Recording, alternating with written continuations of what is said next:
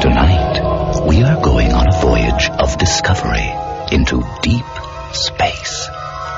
Exploration Commander John Wilhelm Allen is unwittingly to be our guide. We must not disturb him, for it is actually a voyage of rediscovery.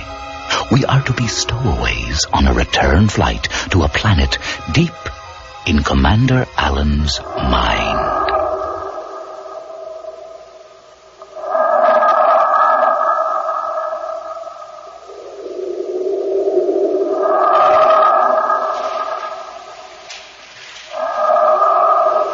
Balance is set, Commodore. Is the defendant ready?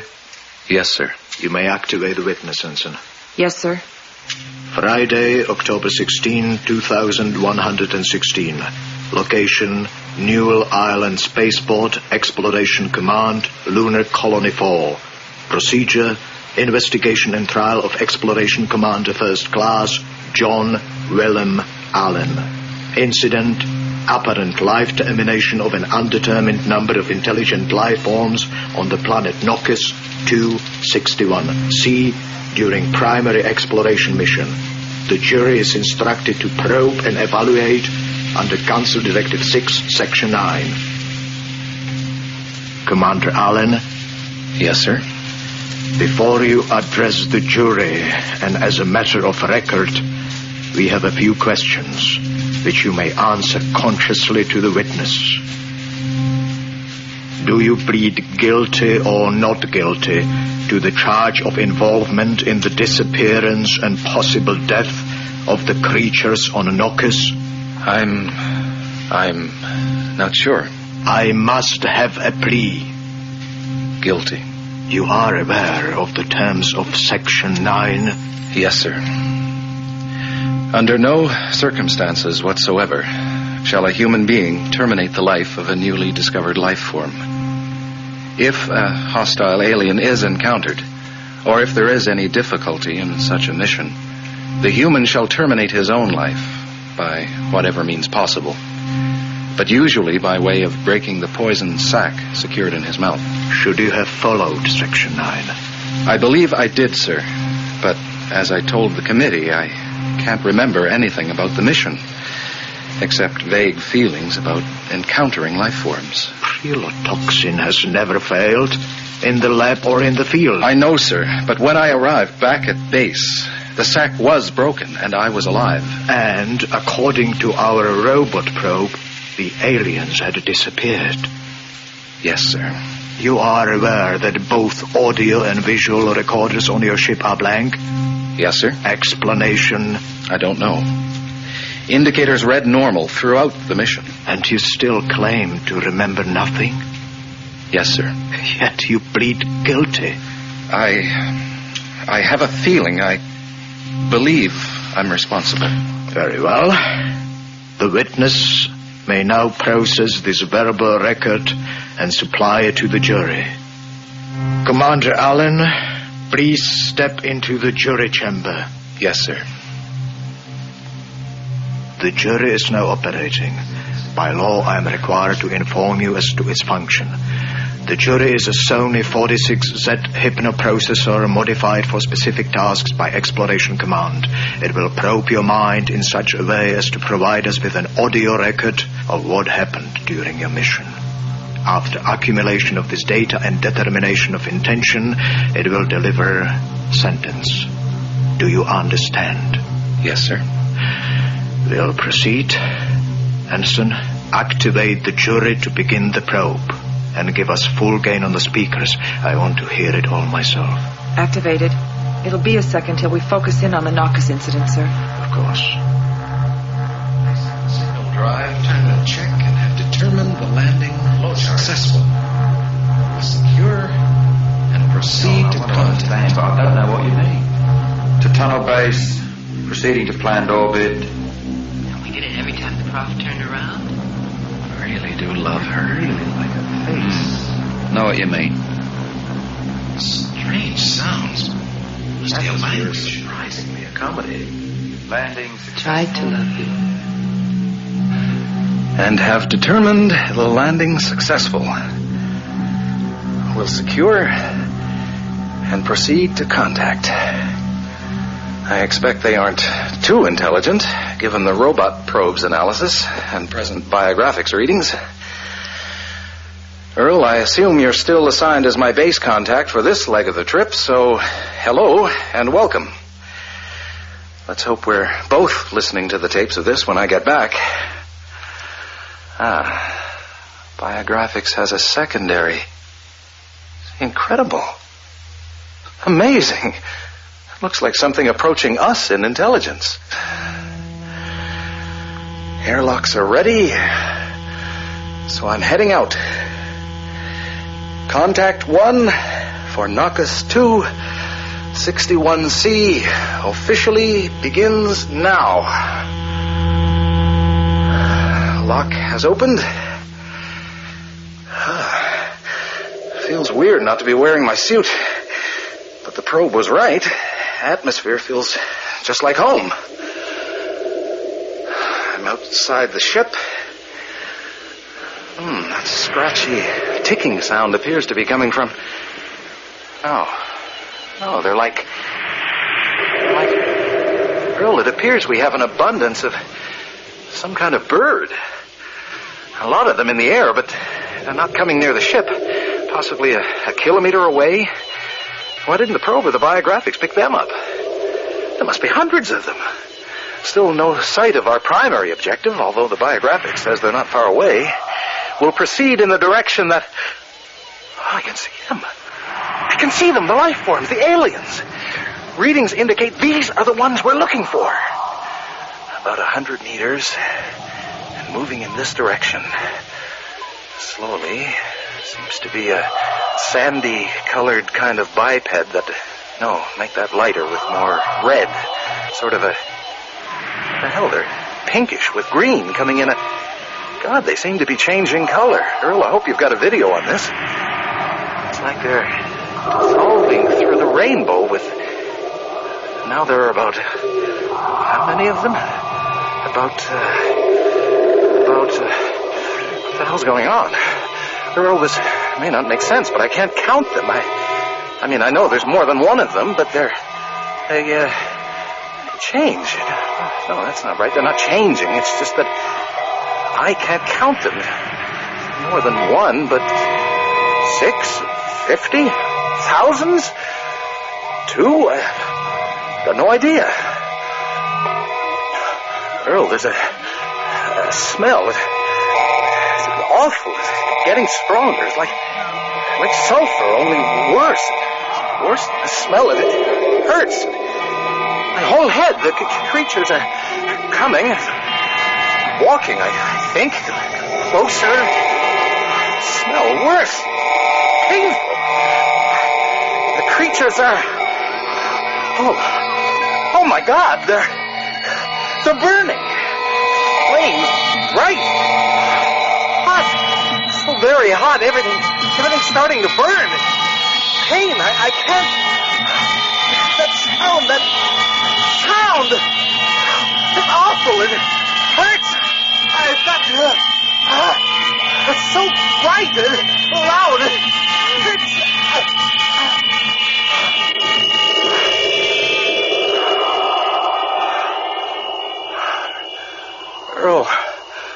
Earl, I'm still here. Everything appears to be back to normal. The creatures are still... Oh, my God! I can't see! I've lost all my vision! I'm blind! Earl, I couldn't bite the capsule. It felt like something terrible had taken hold of me deep inside, but now... The birds, there's something about the birds that I don't understand. Something... Maybe I should know that. Can you hear that? I can feel the sounds as well as hear them. And taste them and see them. Earl, something's wrong. Everything's getting confused. Section 9. Time to bite.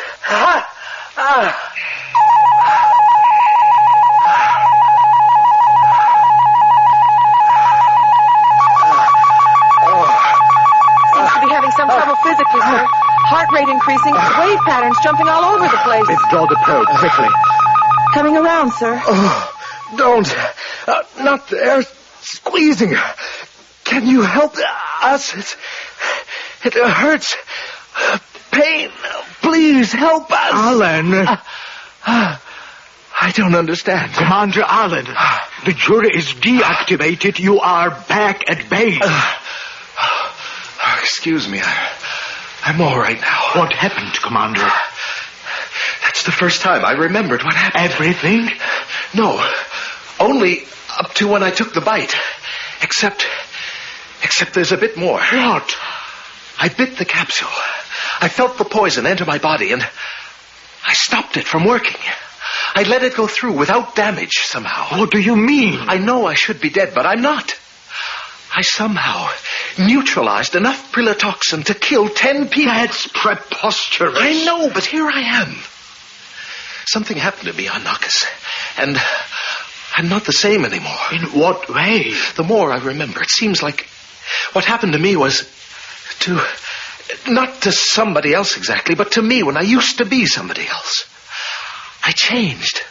The world seems different to me now. But the medical report... Commodore, may we continue the probe? Very well. Ensign, All readings normal again, sir. activate the jury.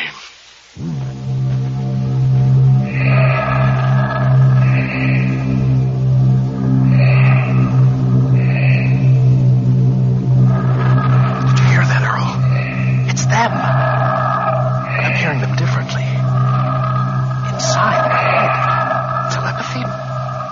Maybe they're trying to talk to me. Feels like I'm being pushed from the inside.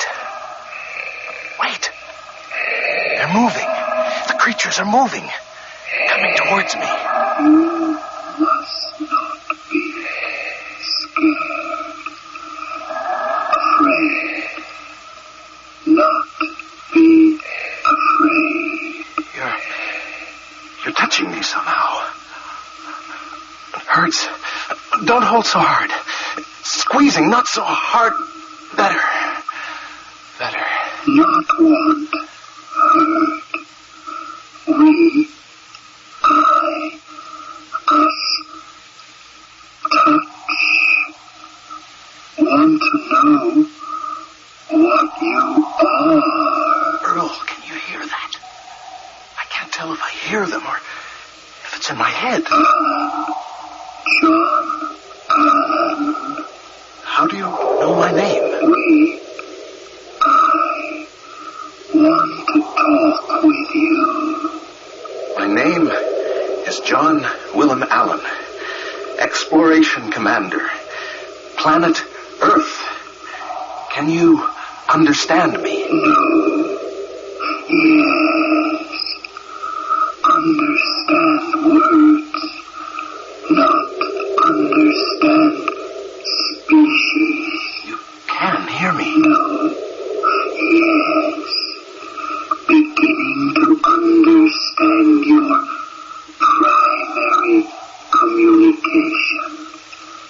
Understanding your language. Wait. doing something to me. Yes. Earth humans communicate differently from us. I have altered your form so we can talk. Explain sight, please. What? Oh, you can't see, so you're telepathic. That is only a preliminary method to communicate. Do you have a name? Name? Difficult. You, Earth, call us, me, Nokian. John, this is very difficult. I need more information. You have memories. We can only learn about you and Earth from them. We need you to help us learn your memories. You want to read my mind? That is approximation. We will join memories. Join together. Fine, but I wonder if you could explain... What are you doing? You're squeezing. Squeezing my head. Stop. Stop, it hurts. You're hurting me. Don't, please. I can't take it. John. Oh, I see. If I just let you come in. Something like that. Thoughts together. Now I understand how you... Oh, no. Oh, my God, I didn't realize. I had no idea. What are you doing now? You're making me remember.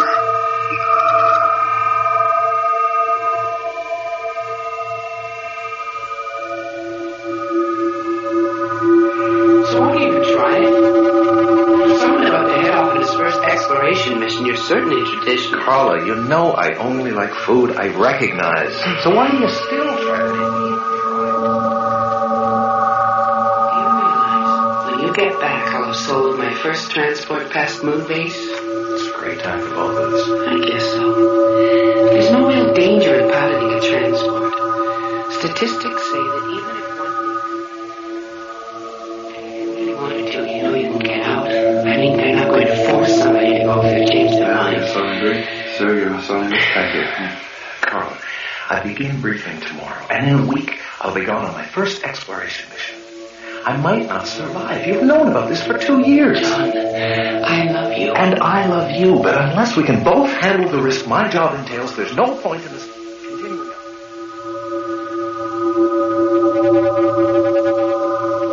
Five senses. Sight, smell, sound, taste, touch.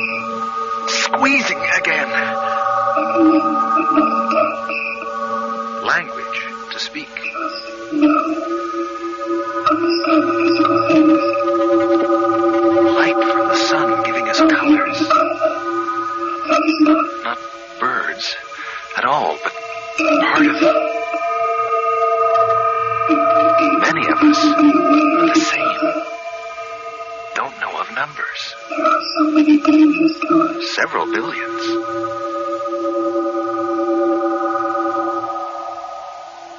John Allen.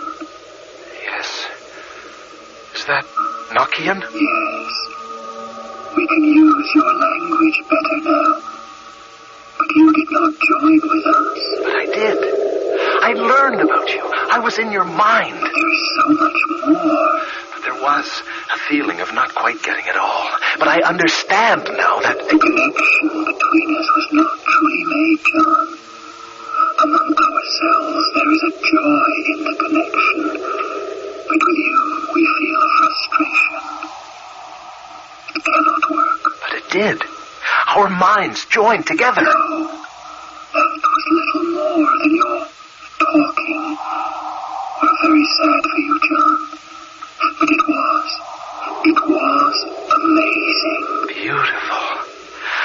learn to understand about your... No. We love you, John, as we love all creatures, for that is how we know them. But you can never feel the same for us.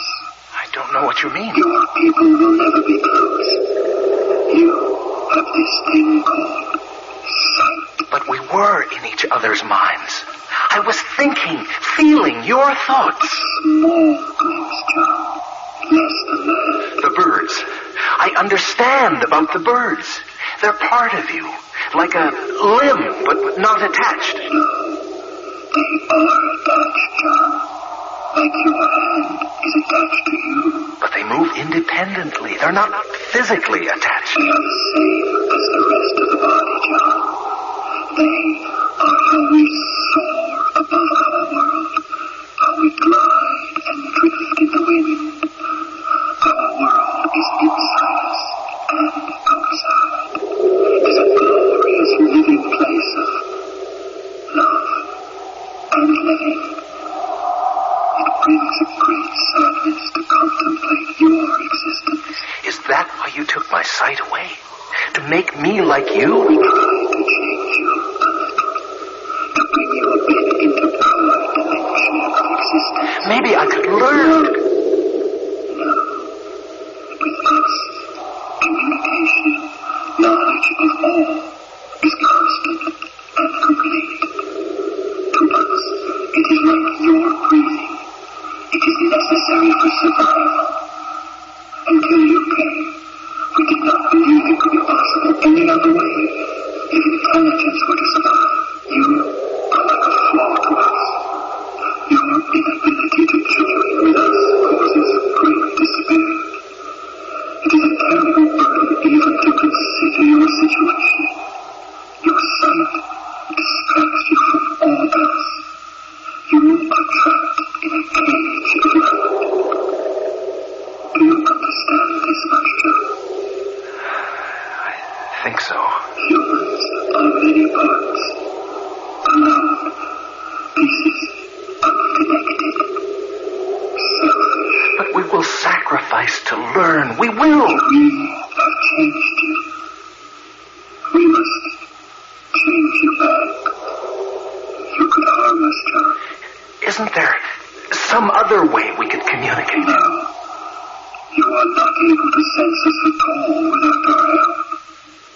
When you arrived, we tried to let you see us, but that didn't work. We don't exist that way. Oh, I am sad to leave you, John, but I must go, and so must you. Our meeting was not meant to be. I will change you back, John. I'm sorry. Wait. I think if we...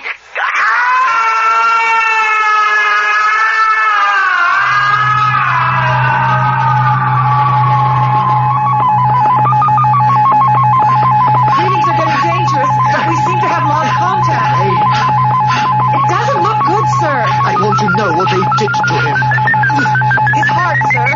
It's... All right. Release the probes. Commander Allen? Commander Allen. I understand now how it hurts. What did they do to you? So painful. So alone. Are you all right? Yes, sir. But when they changed me back, I tried to join with them again. I almost did it. I felt their pain and despair at how alone we are. How we struggle to exist. Alone. They were extremely sad for us. So sad it was causing them harm. Do you remember everything now? Yes. The Nokians made me forget.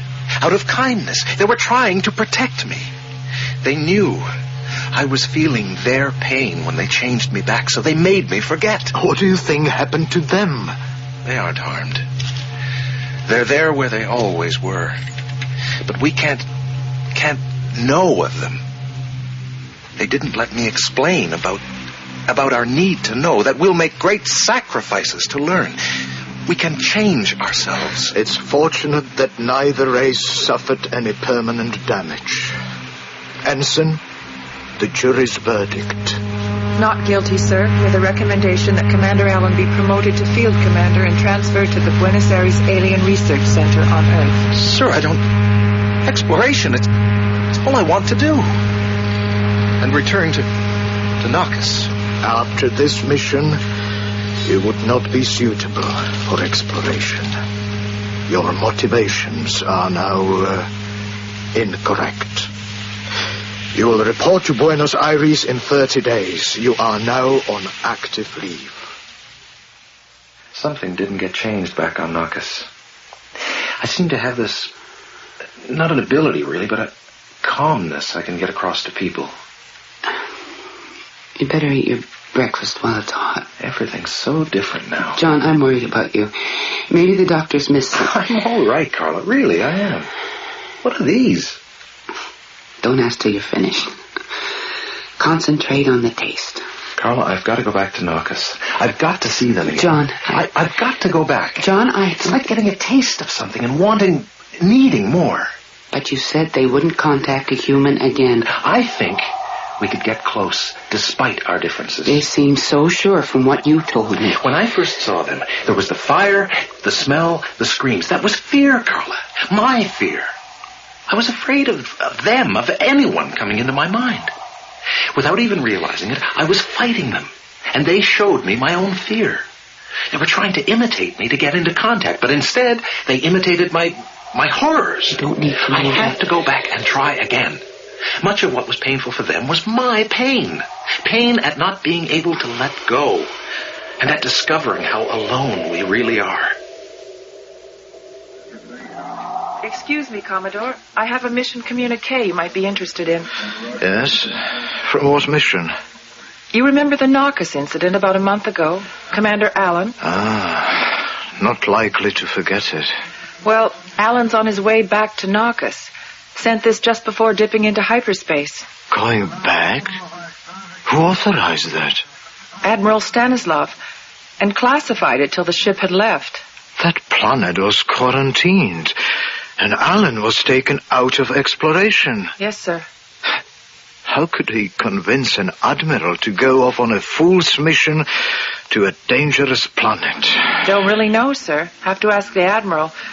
But he must have had a pretty good story. Even got permission to take along his girlfriend. That's completely against regulations. Yes, sir. Well, let's hear what he has to say. Play it back. This is the last message from Naucus Mission 2. I am Carla Reed-Smith, now in command. Commander Allen asked me to explain that the purpose of this mission is to make second contact with the Naucus life forms. He believes he is the only human capable of doing so at this time. However, in order to make himself ready for contact, he will be unable to speak to you. He has had his vocal cords and eardrums rendered ineffective, and he is now removing his eyes. He has convinced me that these radical steps are necessary.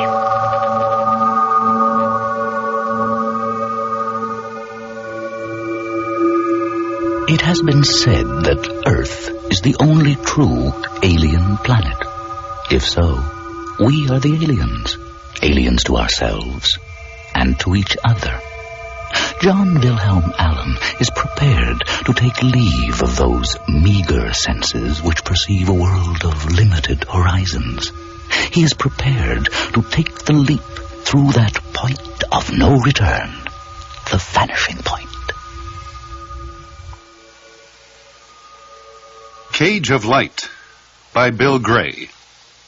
Boyd Norman was heard as Allen, Joseph Scala as Commodore Innes, Meredith Bain Woodward as the technician, Janet Wright as Carla Allen, and William Samples as the Nokian. The sound engineer was Jerry Stanley, with sound effects by Jay Hyrene, and the production assistant was Dagmar Kafanka. Soundscapes were composed and performed by Barry Truax. The series script editor for Vanishing Point is Sandra Rabinovich. The original music theme is by John Roby. And the voice of introduction is David Calderisi. Cage of Light was produced and directed at CBC Vancouver by Don Kowalchuk. The executive producer of Vanishing Point is William Lane. Next week, we present an adaptation of a short story by one of the best-known authors of our time, The Playground, by Ray Bradbury. Next week on Vanishing Point. Until then, I'm Art Cuthbert, wishing you good night.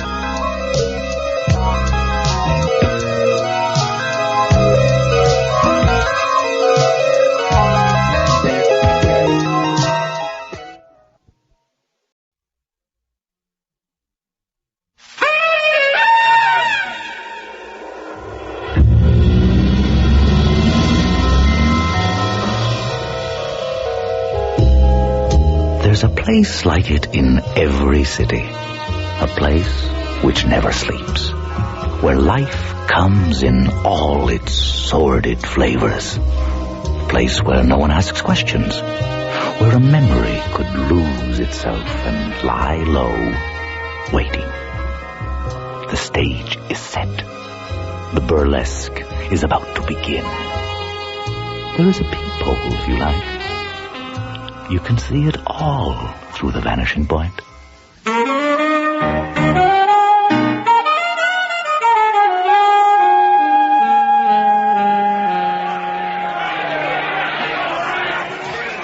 is proletarian bar.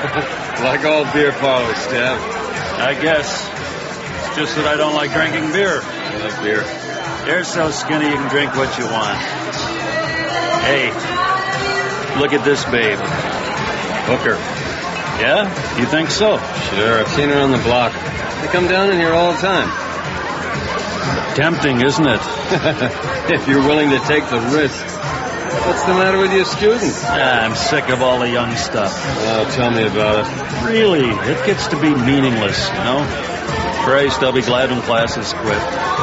How long have we got to go? 2 weeks? 2 weeks and a breather.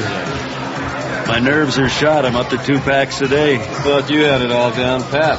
I'll never have it all down pat. Place got the best video screen in town. Most of these rock videos are the same, though. I've heard. Mindless montage. Oh, the professor speaks. Hey, well, they're crap, man. You don't really like them. Sure I do. I told you, I come in here all the time. I can guess why. To hit on a hooker, right? To hell with you, man. Let's go grab a couple more beer.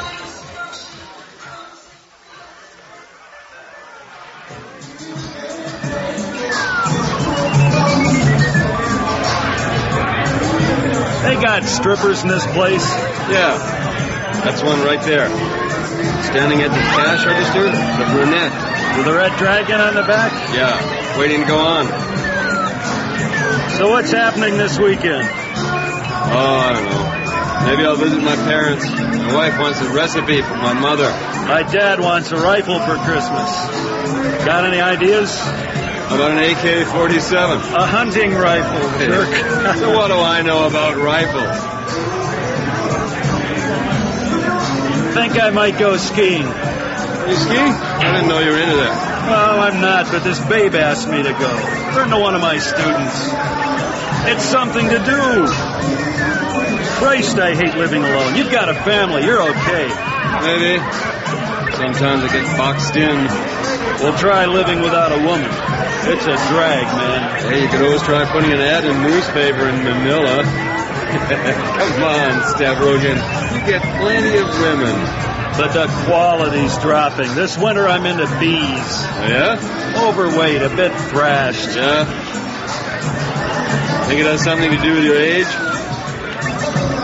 Could be. You know, I just can't get down and do any work. The department's been bugging me to write some articles. But hell, who cares? Hey, look at this guy. Is he really crippled or not? I swear he was limping with the other foot the last time he passed. I like his outfit. What do you suppose he is, a crippled biker? A pimp. Yeah, he's a biker. Look at the tattoo. Oh, he might ride a bike. He's a pimp.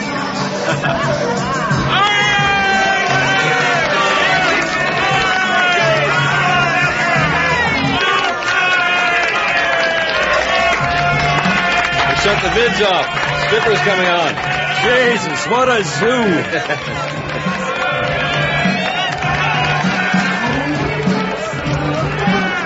I love the way she grabs that pole and slides down it. Yeah. You get some real dogs in here, but this one seems all right. Tall. Are all the bars around the triangle like this? Pretty much. You want to move on? In a minute. Hey, you know something? She looks like Maxine. That's what I thought. Same hair, same eyes, about the same height, maybe a little heavier. Unreal. How long's it been? 5 years. 5 years? I've never gotten over her, you know. No. Well, I thought perhaps you had. You don't speak of her so often. I just lie awake at night and think and... Life's a drag. Isn't it? I mean, isn't it really?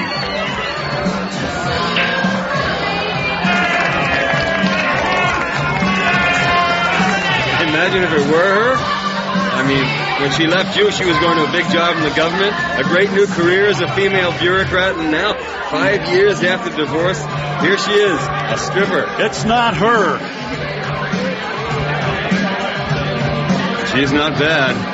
I wouldn't mind. Is this why you come down to the triangle? To watch ladies undress? Not particularly. It's just such an opposite to my normal routine. The university, my family. I like to submerge. Nobody knows who I am down here. Nobody gives a damn. I can be anonymous. Voyeur.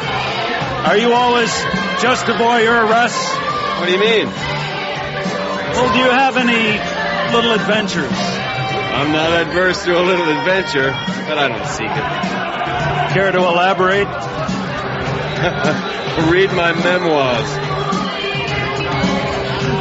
You know, Stavrogan, if you want to keep your world together, never let anyone know where your bodies are buried. I know you. You don't pass up any opportunities. Do you? I'd like more beer. Finish mine. Don't you want to move on? No. Let's watch this one to the end.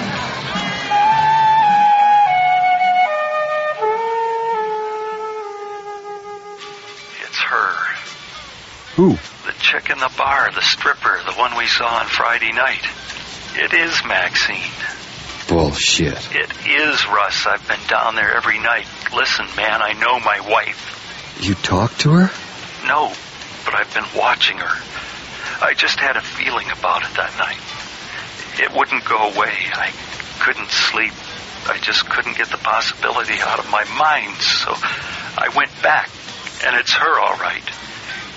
You remember how thin she used to be? Almost anorexia? Now she's filled out, more voluptuous. 5 years on the meat rack. Did she recognize you? Well, I don't think she saw me. I hung back. You're absolutely sure? Oh, Russ, you haven't heard the half of it. I felt like throwing up. She's a hooker, man.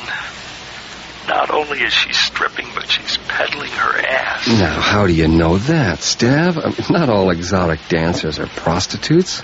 This one is. The goddamn waiter says to me, "How would you like a piece of that?" And I say, "Who wouldn't?" And he says, "You got $100. You can have it." That's what the waiter said. He's putting you on. You think so, eh? I followed her. I saw her soliciting right on the sidewalk on Johnson Street, corner of Johnson and Broad, outside the butcher shop. The block where all the hookers hang out. You actually see her pick anyone up? Oh, yeah. It made me sick, Russ.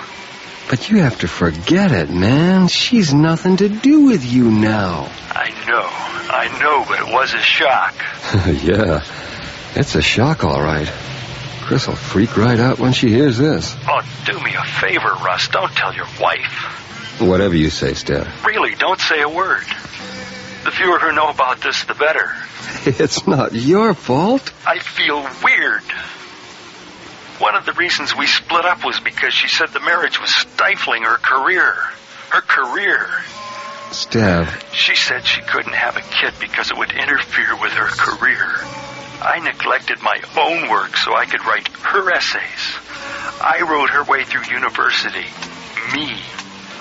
So when she graduates, it's, see you later, Prof. I got plans.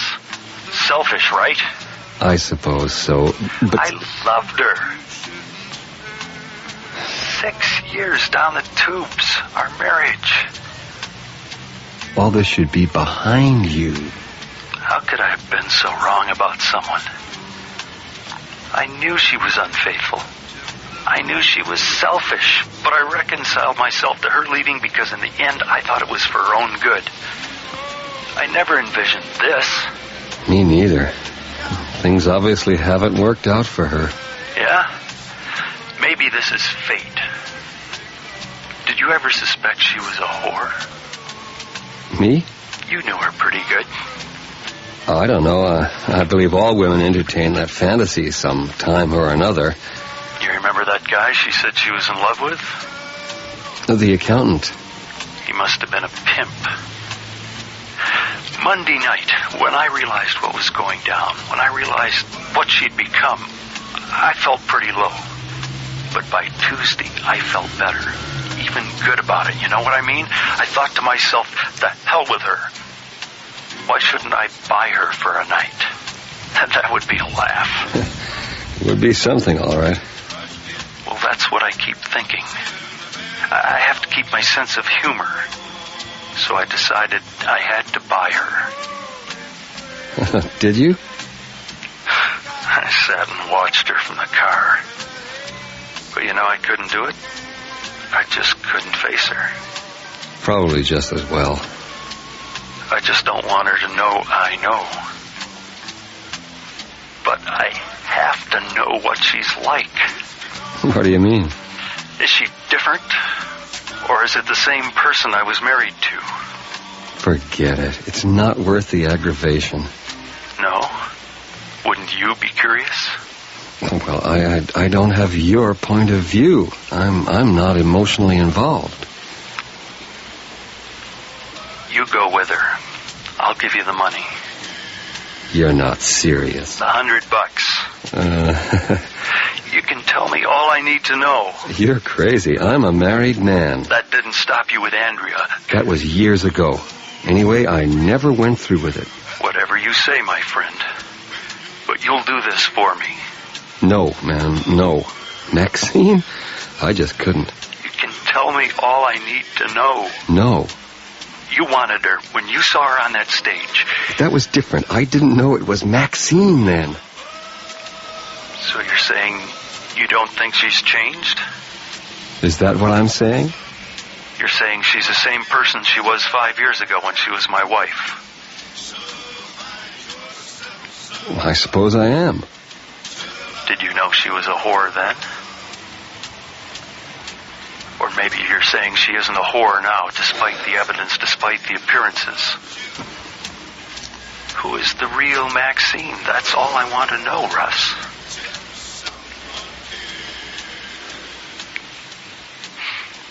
What's it doing outside?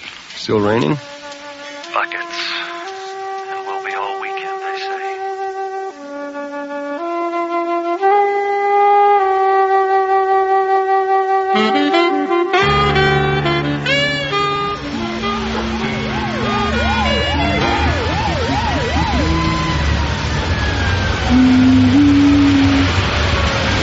So what are you doing? Waiting for a friend. Waiting for a friend, huh? I don't think he's going to show. Let's go talk. Talk? My conversation doesn't come cheap. I'm aware of your needs, Maxie. Where can we go? Well, if you want a drink, we can go across the street. Well, where do you live? What's on your mind? Come on, Maxie. Let's go. Okay. Follow me. There's a place I can use around the corner. Handy. Well, I you look the same. You look great. I do? I'm 34 and fading fast. Change of scenery might help. Here we are.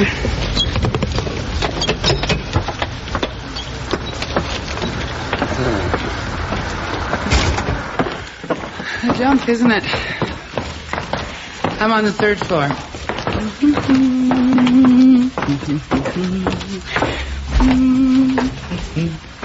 Who was that at the door? Just a guy. Is he really crippled or is that stick a weapon? Don't worry, you're safe with me. I believe I saw him selling dope in the bar the other night. Ah, so I did see you there. Jesus, Maxie, where are you? At the top. You gotta go all the way. Will I get mugged now or later? Come in, Russ. Great view of the street. I always dreamed of having a place like this. Right down in the ruined core of the city. Right at the locus of the triangle, where all the street action happens. The triangle. The Golden Triangle. This block is where it all happens. This street and 2 others. All the bars, clubs, terminal cafes. The Golden Triangle. Yeah, that's a good name for it. Beer, whiskey? Whiskey. Thanks. Neat, right? Yeah. Cheers.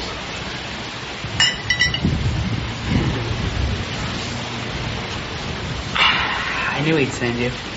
How so? Because he has something to prove. What? Perhaps I came out of my own curiosity. I bet. Won't bother me when you 2 split. Yeah. Yeah, your new incarnation has me mesmerized. You've been with a hooker before. No? I would have thought the convenience of it might appeal to you. No hassles. Men appreciate that. That can be hassles. Oh, here. $100, isn't it? You what me? Interesting. You never did before. It's different now. Sure. No hassles. So what is it, Maxie? Hard luck story? Or is it adventure? In the existential sense? Or is it pure horniness? Well... It's the last refuge of unskilled labor. Well, maybe, but you're not unskilled. What about your business degree? I'm a master of bugger all. You had a good job in the government, didn't you? A policy analyst with one of the ministries? Or am I thinking of someone else? Someone else? Well, what about the person who gave a $50 stuffed dog to my daughter a few Christmases ago? That was you, wasn't it? Someone else. So, how is Stav? Does he still eat liver and onions? I don't know. Does he? It was a secret vice. I couldn't stand it. I've never seen him at it. All he does is smoke. Still in love with you. Still? He's a fool. You blew his mind. He thinks you're the reason. The reason? Yes, he thinks you and I had an affair. How could he get that idea? From Christine. My wife told him that? I thought you knew. This is his money, isn't it?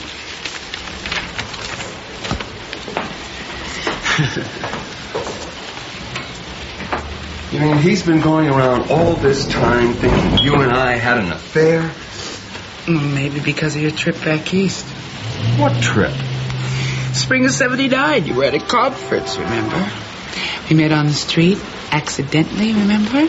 I was back visiting my parents. We had a few drinks, that's all. It was an innocent encounter. Stavrogan believes. He never said anything. Because he blamed me. There's no such thing as innocence. You're very slow, boy. Because I take my clothes off in a pub, I'm a prostitute, right? I'm only going by what Stav told me. He said you were hooking. You are, aren't you? What do you think? I don't know. I just assume. Oh. What are you then, an undercover cop? Or is this some on-the-job research for the ministry? And what were you doing On the street. I told you, waiting for a friend. Oh. Disappointed. Another drink? Yeah. I like to dance. I've always liked to dance. Stav never danced. So I fell out of the habit when we were together. What's that? Just the neon flashing. Oh, it is? It's the cops. There must be an accident. Don't worry about it. Sit down. Tell me what you've been up to. Well, there's something going on down there. A fight.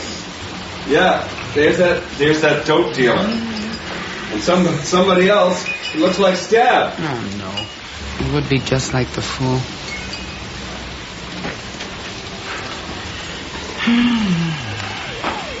Never stops. Life in the triangle. Strange us meeting like this. So improbable. Not really. Given the odds, I'd say it was as probable as Pascal's triangle. Triangle, I get. Pascal, I don't. I thought you knew everything about triangles. Math isn't my scene. Too sophisticated for you, huh? You know, I've been trying to cut that sort of thing out of my life. Intellectuality. The thing I liked about you, Russ, the thing I've always liked is that you have a coarse side. Coarse? You take chances. You have imagination. And honestly, imagination was the one thing my life with Steph didn't have. So you're living out a fantasy. If you live it, it's no fantasy. Madonna whore. Me? It's the Madonna whore syndrome. That's what's wrong with Stab. That's what's wrong with all of us. That's so. Save it for the undergrads, Prof. Where is he tonight? Christmas shopping. He's buying a rifle for his old man. Now look here, Maxine. I've always thought of you and Stab as a pair. You belong together. What do you think? What do I think? I think I've got $100 here, so maybe I can get some action. Like what? Like an exotic male dancer. I don't dance. Bullshit. I can make you all dance.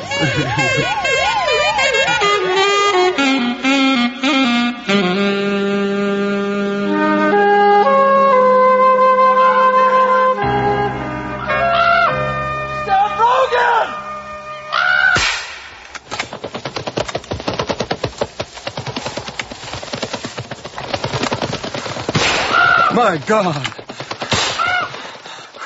Russ. So you found me. What the hell are you doing? Setting the sights. It's throwing to the right.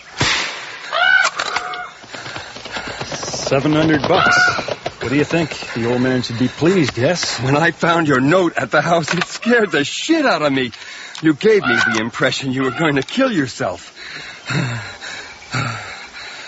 What happened to your eye? I fell. Fell? Where were you last night? I came past about 1. The lights were on, so was the stereo. I knew you were busy. Don't you want to hear? What's the point? For Christ's sake, put that rifle down. I want to talk to you. I think that last shot missed. What's the target? That tree? It's not a tree, man. No, it looks like a tree to me. It's not a tree. She's not what you think, Stav. You're a bastard. It's not her, Stav. It isn't Maxine. It looks like her from a distance. The resemblance is amazing. And from your point of view, I can see how you were deceived. When you get close in, why, anyone can see it isn't her. It isn't her. No. You sure? Absolutely. Listen, you've been living under a misconception. Nothing is or was the way you think it is. I'm your friend, for Christ's sakes. You ever think of murder, Russ? As a habit, no. But the thought has crossed my mind a couple of times. It's in everyone, isn't it? I was listening to the car radio, and there was a news item about this body they found in the park. A woman. Been there 5 years. So they said. Unbelievable. 5 years under some shrubs. They say she was strangled. How the hell would they know that? I don't know. I believe that some guy thinks it's his wife. Really? That's what I heard. She was last seen drinking in one of the bars in the Triangle. Not a friend of yours by any chance? You never know. Look at those lousy ravens up there. I should blast one of them. Bad luck, man. Yeah? I guess I don't need any more of that. Everything used to be so golden. I mean, wasn't it? I'd wake up in the morning, sunlight would be streaming through the blinds. Both of us would be naked in bed, our bodies just golden. Not a lousy care in the world. Except tenure. Yeah, except tenure. So what do you say we get out of here, eh? I mean, you look like you walked into a side of beef. Well, I did, actually. Hey, forget about it. Hey, listen, I know this joint in the Triangle that has excellent liver and onions on the menu. You into that? Liver and onions?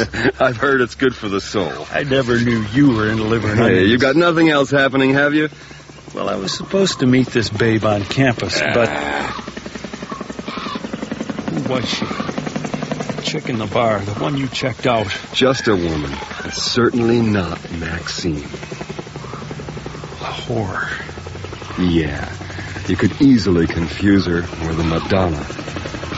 Distance deceives, Stab. Doesn't it? Let's go. The Golden Triangle, eh? Okay. Good. Who knows? We might run into some golden bodies, yes?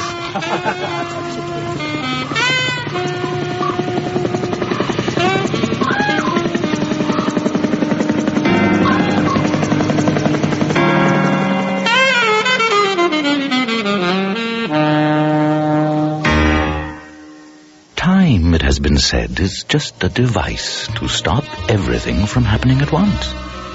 An innocent encounter in the past? Or shall we just say an innocent encounter once upon a time?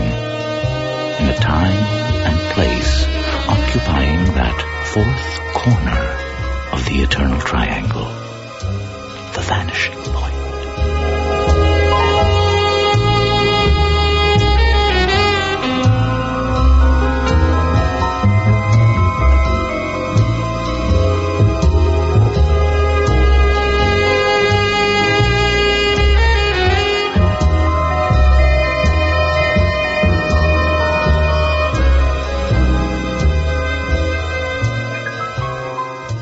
The Golden Triangle by Lawrence Russell. Ty Haller was heard as Stav, Tom Heaton as Russ, and Janet Wright as Maxine.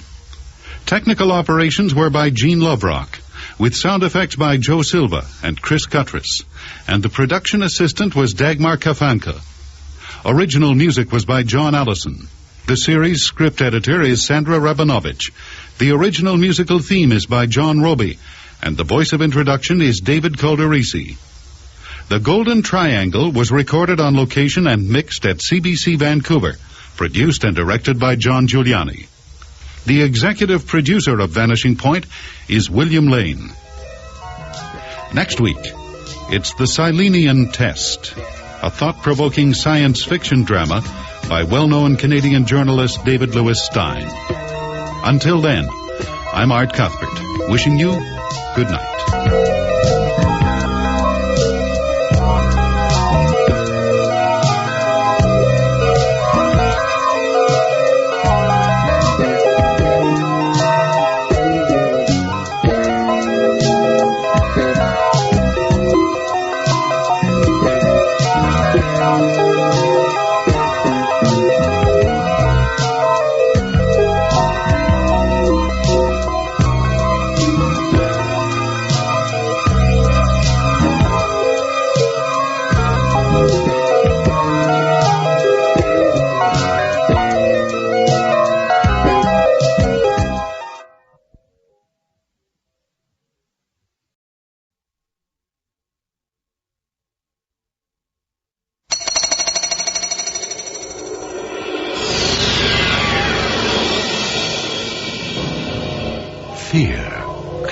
drive a person to great lengths. Curiosity can drive a person still further. Harry Price is ready to go the distance. He's ready for the big trip to the billion worlds. But even such an extraordinary trip must begin with that first step through the vanishing point.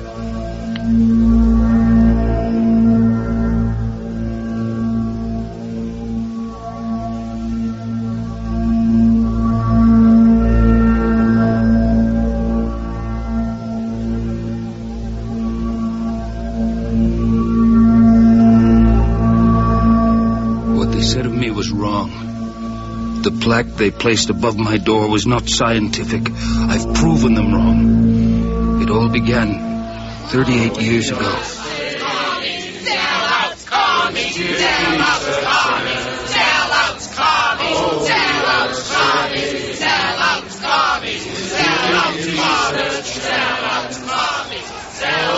I was chairman of the Citizens for Peace. We were trying to keep trucks from leaving a factory that made parts for nuclear missiles, but the crazies from the right had come too.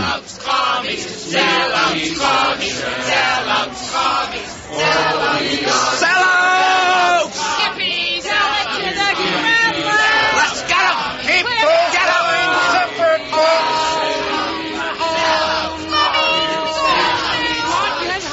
Well, don't let them get you, folks. Remember, we're non-violent. You must leave the gate now! You are trespassing on private property! I'm sorry, but we have to stay here. You are all subject to arrest! We shall not Okay, now let's get on! Get back, you people! We're helping you! Please, get back! Get out of here! Don't be serious! Daddy alone! Let go of me, kid! Hey, he's just a child. We're non-violent. You are all subject to arrest. Disperse. We're on your side.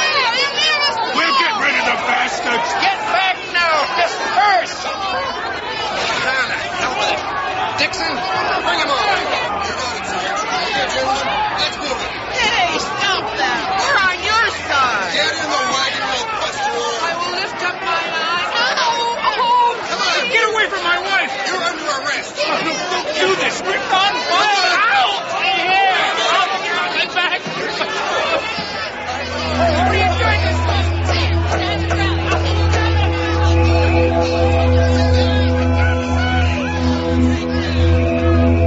It is time to communicate with them. They are not human. We shall see. Communicate with them. Now.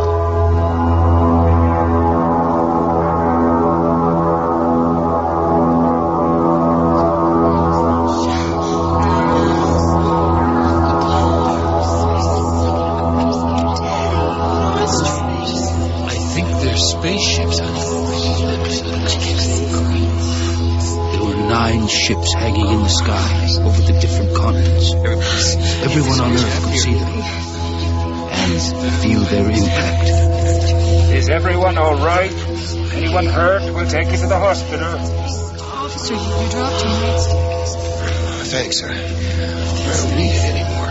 I can't remember what I got so mad about. I can see people dancing. Me too.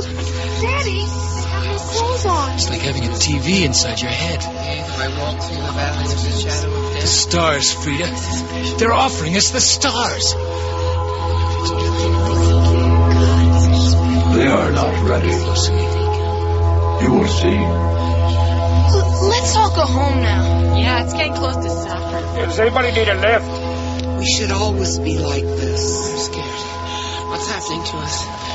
Harry, pray with me. I've never been a believer, Frida. I will lift up mine eyes unto the hills from whence cometh my help. My help cometh from the Lord. Daddy, where do they come from?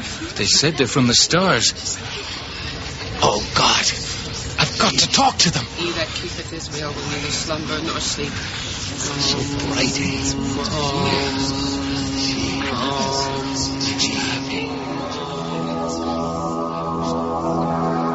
We knew they were watching us. But after that first incredible moment when they spoke telepathically to the world, there were no more communications from the spaceships. They just hung there in the sky, pointing down. People began to be afraid, and the leaders of the world gave way to panic.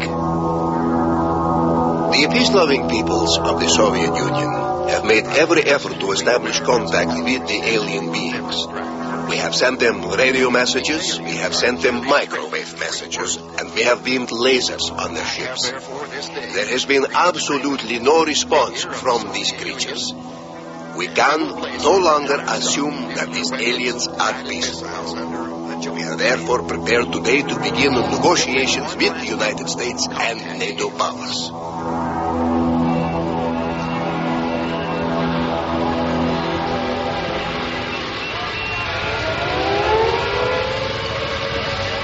All citizens will proceed at once to public and private bomb shelters. Go to public and private bomb shelters and remain there until the all-clear sound. Harry, come back to the house, please. No. You have no right to do this to me. They're crazy. I know, but you can't stop them. Harry, think of the children. I'm bearing witness, Frida. I don't want you to die, Harry. Please, please come down to the shelter with me. They know, Frida. Whoever they are, whatever they are, they know everything that's happening here. I can feel it. And somebody has to stand up so they can see. Somebody has to say, look, I'm not part of the madness. I want to learn from you. All right, Harry. Om Namah Shivaya. Om Namah Frida, Shivaya. go back to the shelter. If you're staying out here, I'm staying out here. No, Frida, no, damn you. Let me go. It's so beautiful. It's so stupid. Harry. Look at them all. There must be 100,000 missiles up there, the whole Earth arsenal. Oh, my God. The Lord is my shepherd, I shall not want. He maketh me to lie down in green pastures. Frida, open your eyes. It's fantastic. He restoreth my soul. He leadeth me in the paths of righteousness. Frida, look. Harry, what's happening? They turned them aside. A force field, something God knows. They turned all the missiles aside. They're heading for the moon. That's how they're going to get us. Blow up the moon. Wreck our gravity. Oh, dear God. No, that's not what's happening. The people in those ships. Oh, it's unbelievable. All those missiles. They brought them all together, made them all explode. Can you imagine the power those aliens must have? Fallout. That's how they're doing it. They'll cover the whole Earth with fallout. Get a hold of yourself. Please come. Run for the shelter, Harry, please. Let go of me, Frida. There won't be any fallout. It all happened thousands of miles out there. What do they want? They said they would bring us peace. Harry, pray with me just this once. All right. Our Father, who art in heaven, hallowed be thy name. Give us this day our daily bread. Stars, Frida. And forgive us our trespasses, as we forgive those who trespass against us. And lead us not into temptation.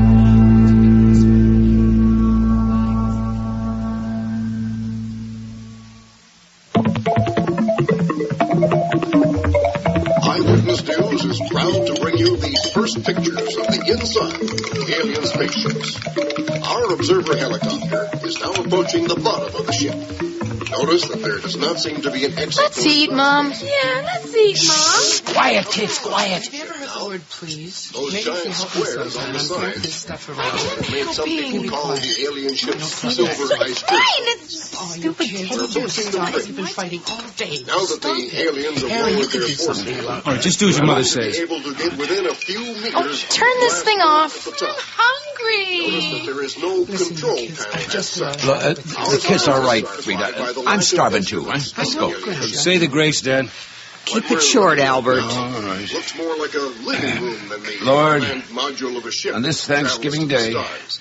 we give thanks for our Only manifold device blessings. visible to us We is thank that thee for our large health purple and the crystal good in fortune the of our center the family. ship where the aliens Thank stand. thee for the abundance of the earth. Notice the And we thank thee Cut for the all... turkey, Grandpa. Scientists believe that the aliens do We not even have skull thank bones thee as for we know small them. boys This with allows tapeworms in their brains to stomachs. grow much larger. Grandpa, we'll play Space Invaders would after someone supper. please turn that thing off? Board our helicopter. Thanksgiving, could we all relax, please? Don't hear much of your anti-nukers these days, Harry.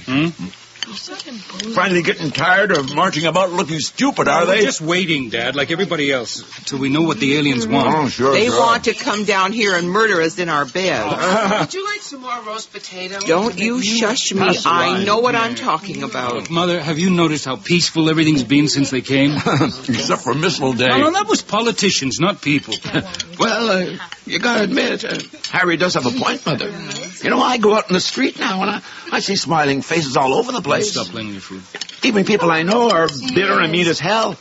They say hello to me like I'm an old pal. They're just trying to trick us. Any We more ought to gravy? bomb them again. I heard on the news that there hasn't been a violent crime, not even a purse snatching since the aliens came. I'm ready for dessert, Grandpa. We're having chocolate cake, Grandpa. Yeah, for me. Good. You finished your She dropped half of it. All right. Now, quiet down. Do not be afraid. What's that? Who spoke? No one did, Mother. It's telepathy. We are from the planet Silene. We have come to test you. I can see pictures inside my head. Me too. Flowers and funny little animals. They're so funny. They'd better not do anything inside my head. I'm an old woman. The time has come to perform our mission. I believe in God, the maker and creator of the universe. We will select among you certain people to be tested. If they pass our test, we will open up to you the way to universal peace. We will take you to the stars. What do you mean? Don't go. We bring you goodwill from all the billion worlds of the galaxy. They are waiting for you. I hope they try me. I'll tell them what I think of them.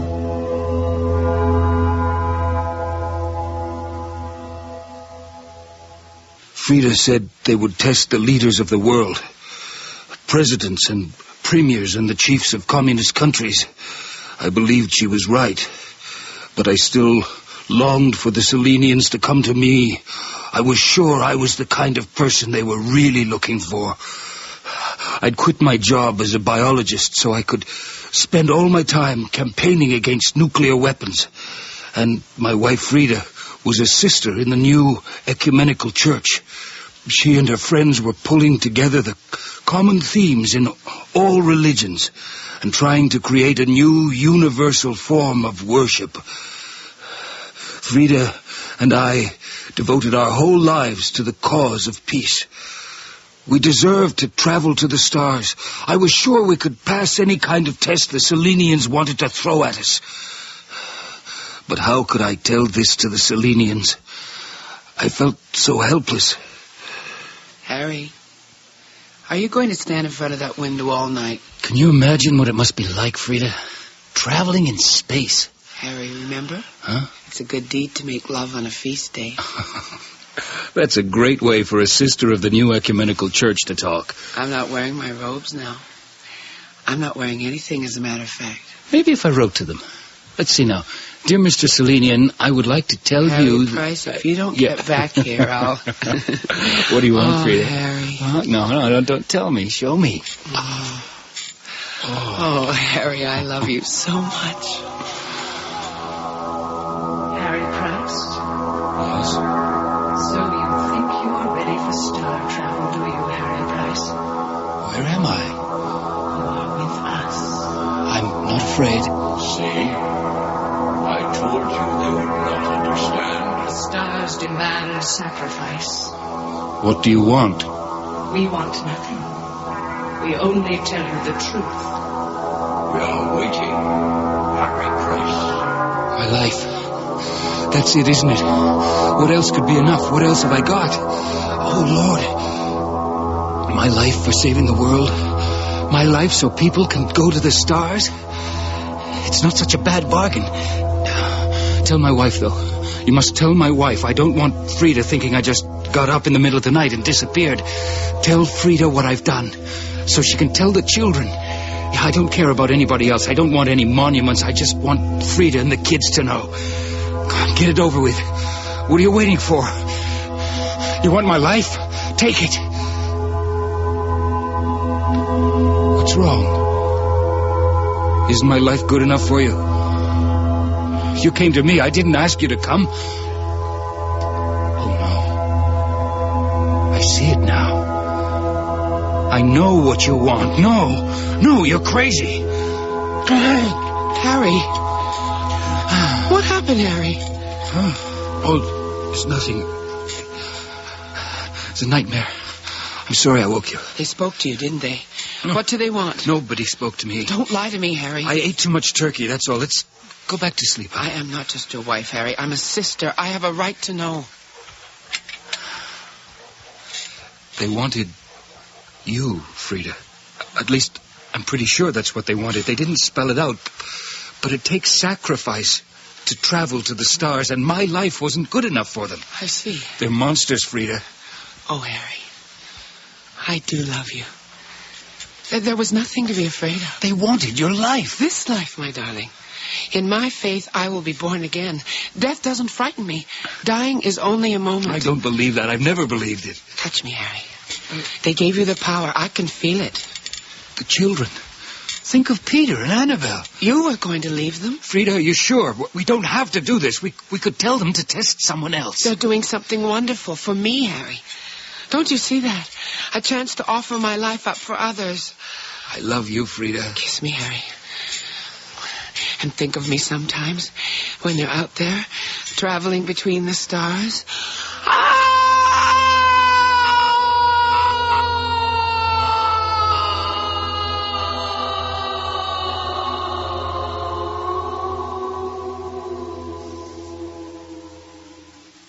She's gone.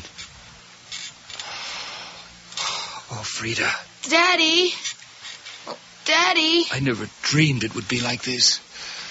Daddy, I heard Mommy cry. Was I having a dream? No, Peter, it wasn't a dream. Well, where's Mommy? Oh, my son. When's Mommy coming back? Soon, Peter. Soon. Someone called from the church. You go back to bed now. Get some sleep.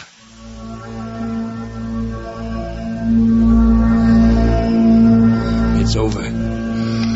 I've done what you asked. We ask nothing. We are only messengers. The stars demand sacrifice. What did you sacrifice? More than you can ever know. Show me the stars. I've paid your price, you bastards. You owe me. I did what you wanted. I gave you everything. No, you can't leave me. Oh, dear God. I didn't give you everything, did I? There's one thing left. You're not human. You're monsters. Daddy. Daddy. No, wait. Daddy, can I get in with you? Sure, honey. When's Mommy coming back? Soon, Annabelle. You'll be seeing Mommy very soon. Get some sleep now. Can we go to the zoo? Sure. We'll see the new giraffe. I want to see the tigers. We'll see them all, honey. Go to sleep now. Frida. What should I do, Frida? Your death wasn't enough. And God help me, I can understand. They didn't say anything, but I know the way they think now. I've still got the children, you see. It won't be so hard to raise them alone. I can make so much love in this house, the children will grow up thinking I've been such a wonderful father. I might even marry again. It seems crazy now, impossible, but it could happen. If they'd taken me, I wouldn't want you to be alone. I'd want you to marry again. Frida, I'm sending the children to you. They're all I have left to give. The final sacrifice. 3 lives for the stars. 3 lives to bring peace to the world. I don't know. I don't know what else to do.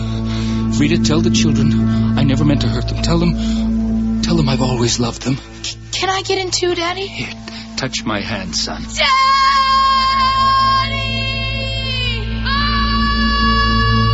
Dear God. Daddy? What's wrong, Daddy? Touch me, Annabelle. It's all right. I'm scared. Now take my hand, Annabelle. No, don't hurt me, Daddy. Please don't hurt me. Daddy! No.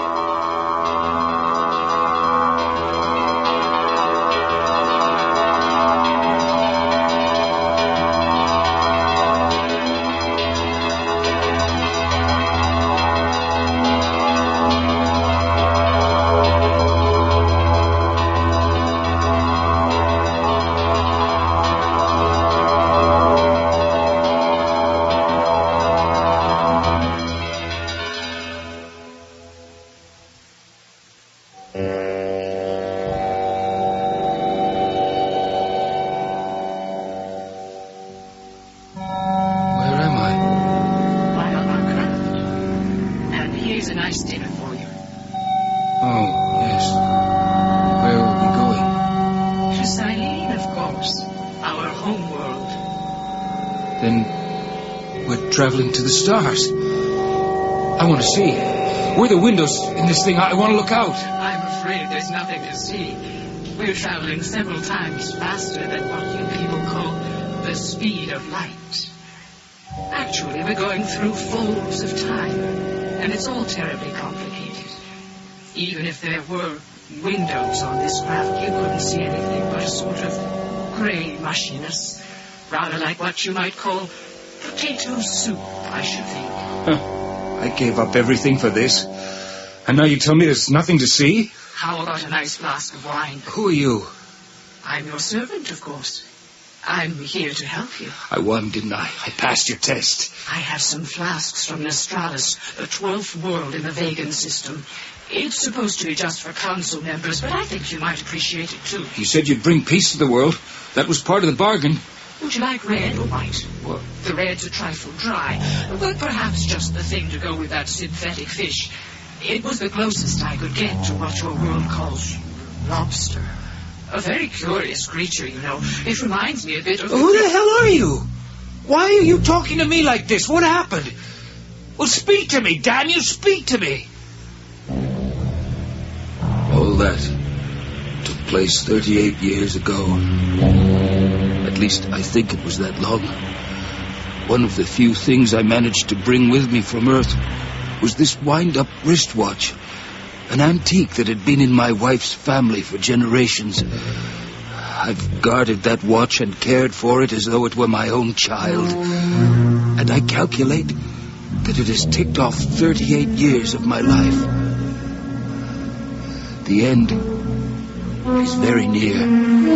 The Selenians are treating me for 2 diseases, which on Earth I think would have been called diabetes and obesity. 30 years of living in one room have taken their toll. I shall be joining Frida and the children very soon. All that I have to leave behind me is this journal and my dictionary of English and Selenian. The dictionary has been the labor of a lifetime, and I'm going to leave a letter asking the Selenians to pass it on to the next human beings they encounter. If they ever again bring anyone from Earth to this dim, grey little planet.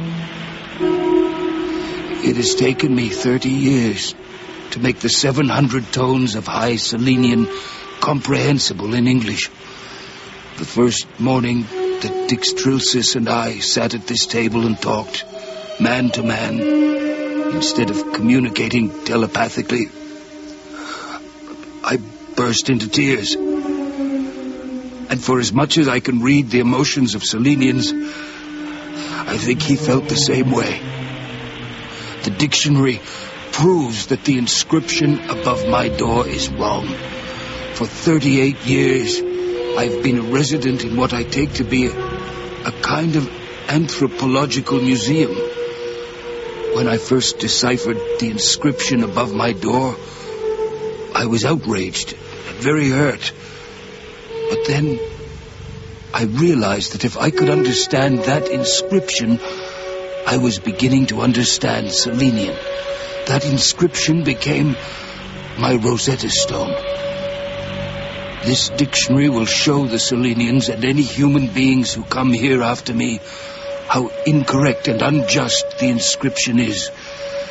It says, temporary exhibit, planet Earth, category, scientist, middle range, species, subhuman.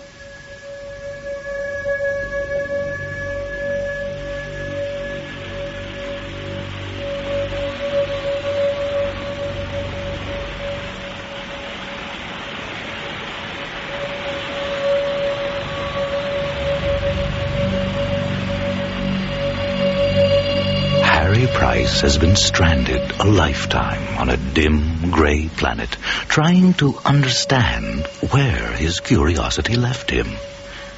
He won't have to wait too much longer. Mercifully, Human disease has followed him through that tear in the fold of time, through the vanishing point.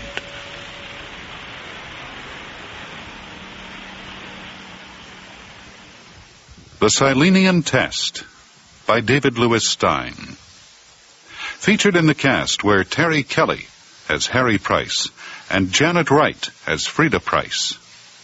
The two children, Annabelle and Peter, were played by Patricia Goldsmith and Sean Clements, and the grandparents by Gloria Harris and Joseph Golland. Politicians, newscasters, and policemen were played by Norm Groman. Technical operations were by Jerry Stanley, with sound effects by Joe Silva, and the computer-synthesized soundscape was by Barry Truax. The series' musical theme for Vanishing Point is by John Roby. The series' script editor is Sandra Rabinovich, and the voice of introduction is David Calderisi. The Silenian Test was produced and directed in Vancouver by Don Kowalchuk. The executive producer of Vanishing Point is William Lane. Next week on Vanishing Point, a production from our CBC Halifax studios, Teenage Catalog Model, by novelist and radio dramatist Kent Thompson, is a detective story with a distinctive difference. The production by Sudsy Clark features Joseph Rutten and Bill Carr. That's Teenage Catalog Model by Kent Thompson, next Friday night at this same time. Vanishing Point has been on the air for 10 weeks now, and the team of people who put this show together every week are eager to hear from our listeners about it. We want to know how you think the series is going, which plays you've enjoyed the most, and which you've liked the least, too. You can send your comments to Vanishing Point, CBC Radio Drama, Box 500, Station A, Toronto, Ontario, M5W 1E6. We're also pleased to announce that a selection of 8 productions from the Vanishing Point series will be available on audio cassette starting January 15th on the CBC Enterprises label. Cage of Light by Bill Gray, Death and the Compass, adapted from the story by Borges, The Playground, adapted from the story by Ray Bradbury, Disappearance by David Hellwig, Quickening by Judith Thompson, and The Testing of Stanley Teagarden by Tim Wynne Jones, as well as 2 more productions yet to be aired on the series, How Love Came to Professor Gildy, adapted from the story by Robert S. Hitchens, and The Blue Devil by Charles Tidler. Look for these 4 new cassettes at your local dealer early in the new year. Until next week, I'm Art Cuthbert, wishing you good night.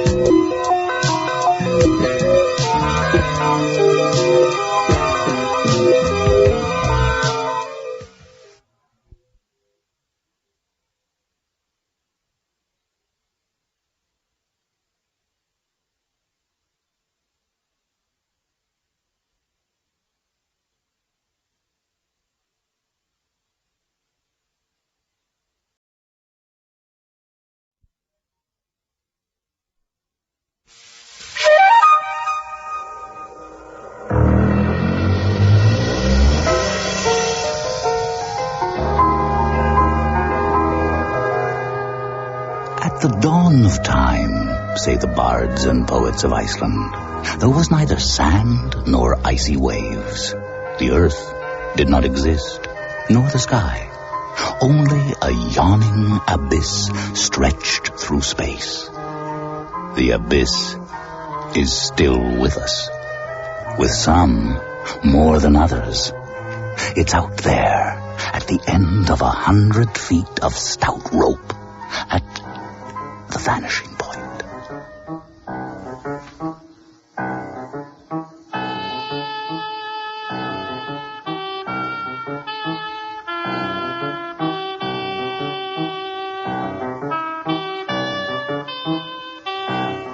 My name's W.D. Volgerdson.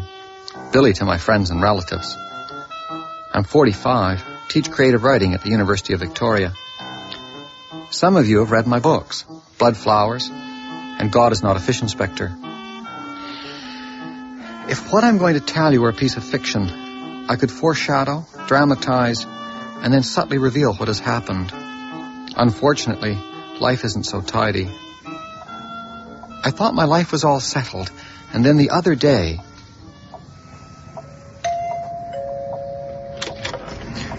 Special delivery for W.D. Volgerdson. That's my dad. Who was it? Mailman. Special delivery from Iceland. Dear Professor Volgerdson, my mother, Sigrid Johnson. Dad, what's the matter? I think I'd better sit down. Sigga's dead. Who's Sigga? I was 27 then. 1966. I rode my bike out to see Einar. There Sigga was, in a wide-brimmed hat, a white dress, and no shoes.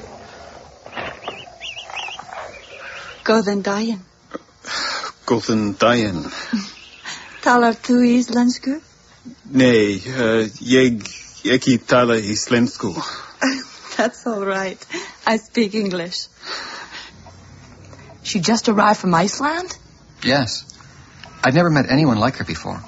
20 years old. So beautiful it nearly broke my heart looking at her. I went out to the farm every day.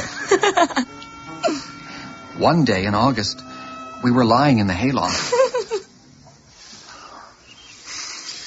Sigga, if you want, we can get married before school starts. No. After? No. I've already rented Axel's cabin on beside the river. Living there will be nice. You'll live with me, but you won't marry me. If we get married, you'll want a family. Can you not have children? Not sons. It's just some of your Icelandic superstition. Don't mock me. Then marry me. I can't. Do you want to? Yes. Do you love me? Yes. Is there someone back in Iceland? No. There I am known as the Ice Maiden. I had promised myself to care for no one. Then you appeared with your one pant leg held in place with a bicycle clip. This is madness. If only it were not.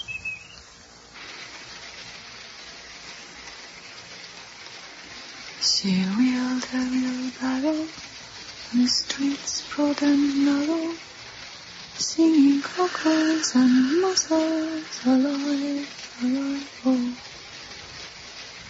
alive. Bill, what's the matter? You've been brooding ever since you came home from school. The principal had a talk with me today. Some parents have complained about our living together. The good Lutherans are concerned for our souls. How kind. He thinks we should get married. My mother asked me not to marry. You agreed? She was on her deathbed. Did she tell you why? No. Did you ask? Not her. Others? Yes. And? There are things. Hearing them won't destroy me. In Iceland, time isn't like in Canada. Here there's no past. People don't know the names of their great-grandparents, where they came from. It's a new country. In Iceland, 1,000 years is like last year. They talk of people in the sagas as if they were neighbors living down the street. I understand that. Do you? Do you understand then how peculiar it is that no one knows how my father or my great-grandfather died? Have you asked? It wasn't allowed. And that was that. Or should have been. I had Sigga. But not being able to marry her was like a sore tooth.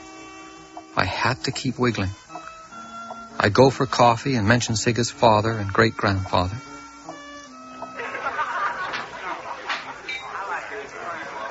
Oh, yeah, Torderson. Went through the ice. Never found his body. No, Orly, that's not what I heard. Ran away, off to the States. Oh, no, never went to States. Orly, I'm going to... No. Yes, it's true. Drowned in the ice. Gunnar Thordarson? Oh, don't know anything about him. Now, his grandson, Vardy Anderson, him I know about. He taught school at Hekla, and then in Winnipeg. Boarded with the Bell family. They're all dead. I felt like I was collecting the bits and pieces of a shattered stained glass window. It was as if the window had been broken a long time ago and people had taken away fragments for souvenirs.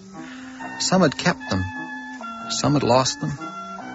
Others mixed them up with pieces from other windows.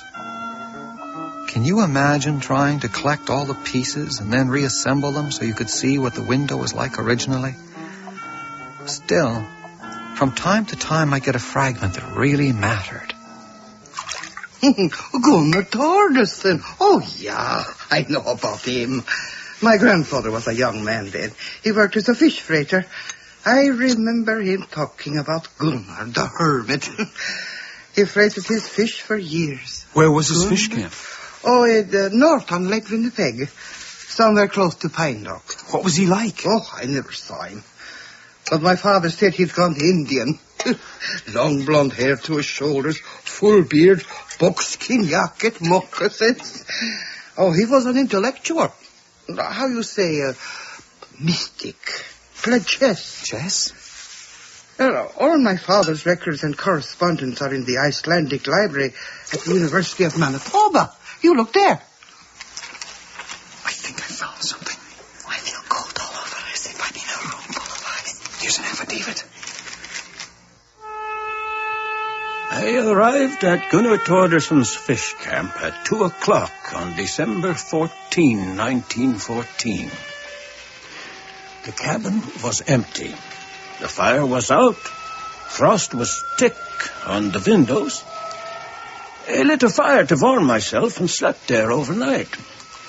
In the morning, I noticed on the table a note which said, "Today, I go to the farthest depth." There had been a storm raging for the last 3 days.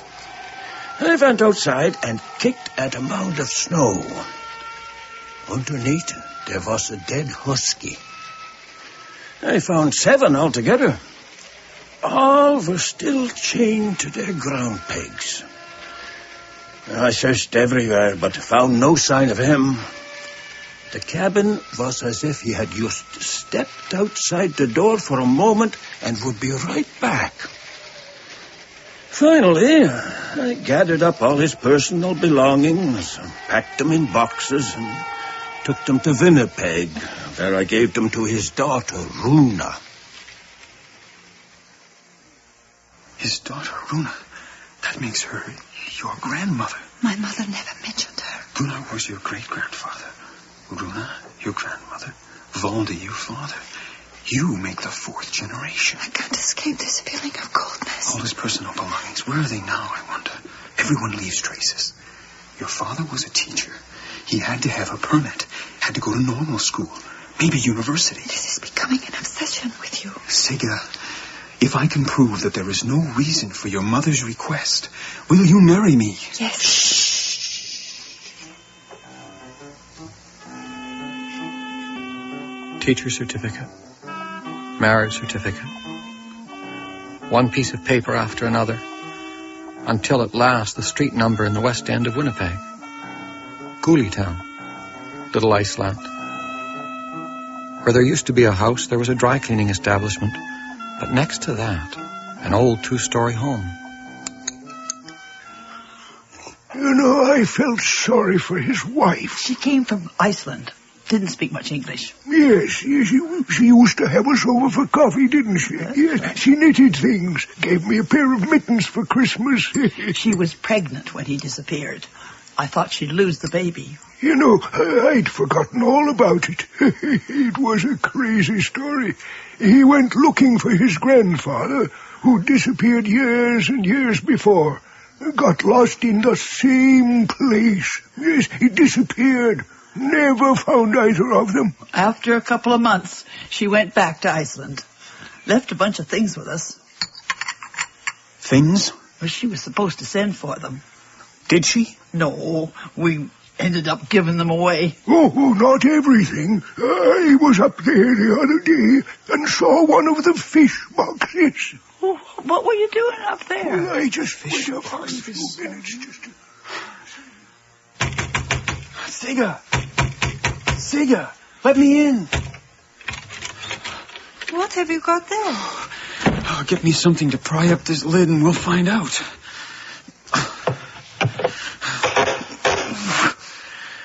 Papers, scribblers, drawings. Whose are they? Give me that scribbler.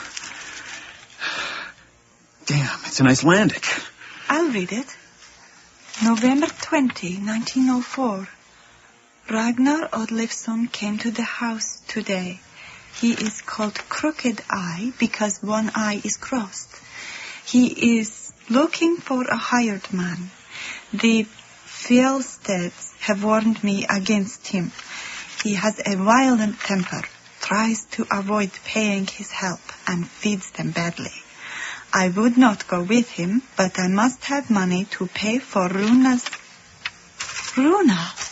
Bill, these are my great-grandfather's papers. Keep reading. November 22. The weather is very bad. We have been traveling for 3 days, taking refuge in stopping places. They give us a hot meal, but once on the road, we eat bread and smoked fish, which we keep inside our jackets, so it won't freeze. From before dawn until after dusk, we run beside the horse and sleigh. After we left Mikli, there was nothing but snow. We saw no one, no homes, no animals. It was as if the world had died. Then the snow made me blind. Oddleifsson cursed me and tied a rope around my waist. He tied the rope to the sleigh, and for 2 days I ran behind, unable to see, not knowing where we were going. Sometimes I fell and was dragged. Once, when I could not get to my feet, Oddleifsson beat me with his whip. I will not forgive him for that.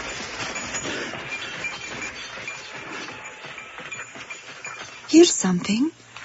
March 2, 1905. Oddleifsson died today. A week ago, he put an ice chisel through his foot. Instead of cleaning the cut, he packed it with horseshit. His foot turned purple. I dragged his body outside. Since I cannot bury it, I have hauled the body onto the roof.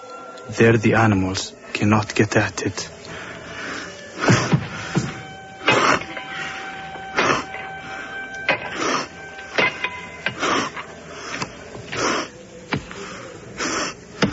Each day, I will hack out some frozen earth until I have a grave, and then I will bury him.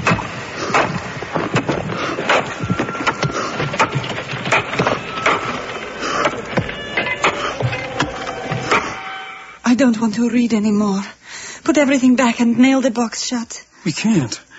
It's got answers to our questions. Pandora's box. No. Yes, it's like I can see dark things swarming out of it. Things we should have left locked up.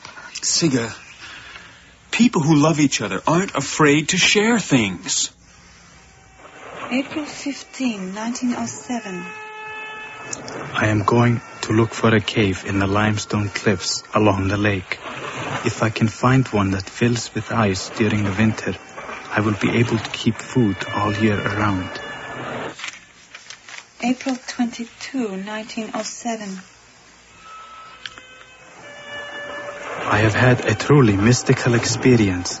For days I searched for a cave but found nothing suitable. Then I became ill with a high fever. It was like I was half asleep and half awake for days, unable to tell reality and fantasy apart. Then the fever broke and I slept soundly. During this sleep, I saw the entrance to a cave. I could see the cliff in great detail, as though it were magnified. I watched myself scrutinize the cliff, checking and rechecking all the cracks, then stopped before a place where the rock was covered with moss. I stood and stared at the dark indentation. When I woke, I remembered the dream clearly, but I was still weak with fever and did not go out for another 3 days. Each night, the dream returned. When at last I was strong enough to go outside, I rowed my boat along the shore.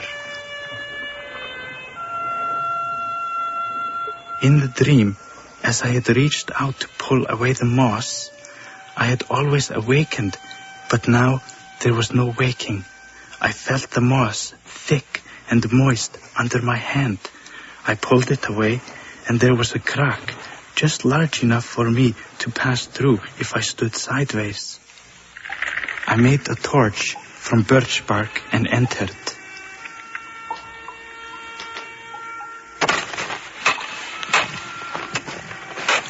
With a gaff, I tested the ice-covered walls and floor.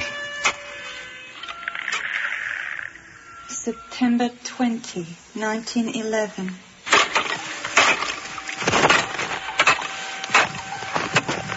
Today, I smashed through a curtain of ice at the rear of the cave. My axe revealed a narrow entrance to a still larger cave. November 25, 1911. During the past 2 months, I have discovered a series of caves, a labyrinth in honeycomb which underlies a surface that looks, from outside, impervious, solid, real. Although it supports infinite trees, marshes, animals, its solidity is only an illusion. It has altered my whole concept of reality. Did you find anything more for 1911? No, there are only 2 more pieces. One is a letter to his daughter. Dear Runa, each and every cave is different. Each is filled with wonders. In some, there are marvelous colors. In others, underground streams. The furthest cave, where I write this, by lamplight, has a pool in it with fish. The fish are small, like what the fishermen call mud puppies, and they have no eyes. Sometimes, when I realize how far I have traveled, how alone I am, I shake with fear, but I cannot stop. As much as I have learned the secrets of the earth, I have learned more about myself. There is also this for December 14, 1914. That date? I've seen it somewhere before. It was the date on the note which the freighter found.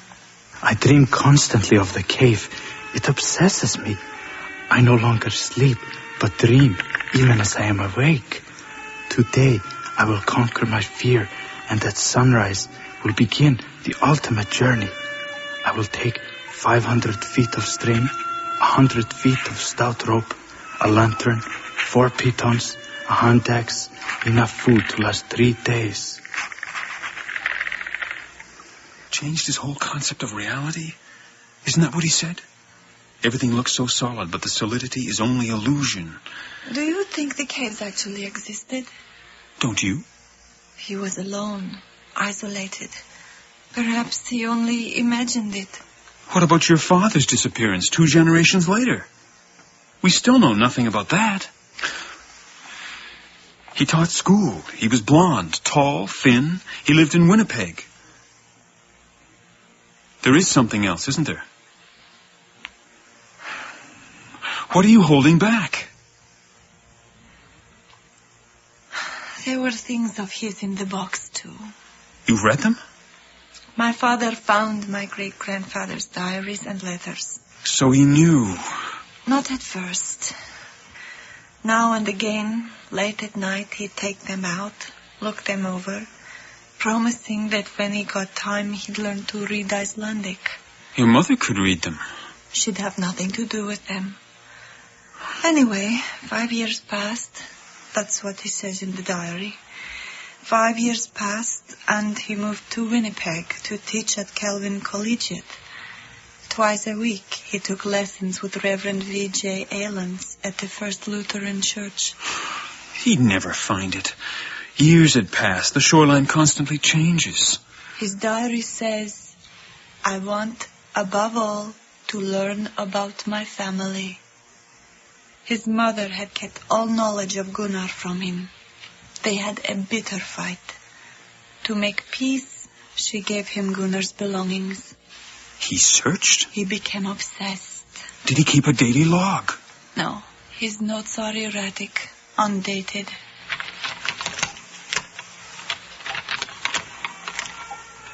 Today, I found Gunnar's camp. All that remains is a log cabin overgrown with raspberry canes and moose maple.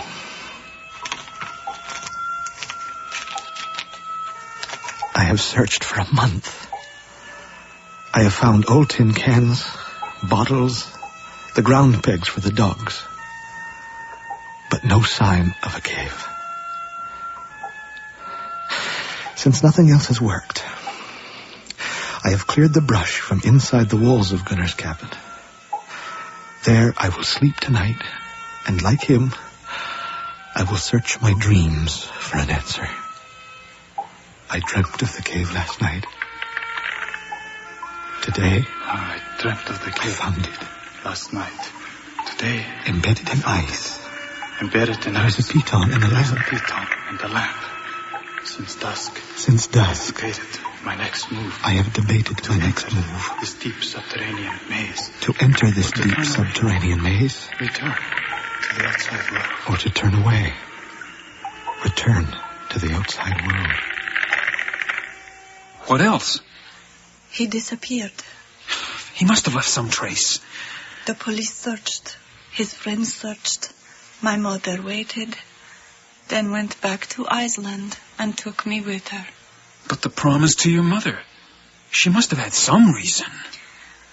Gunnar was a philosopher, a mystic. He wrote a thesis.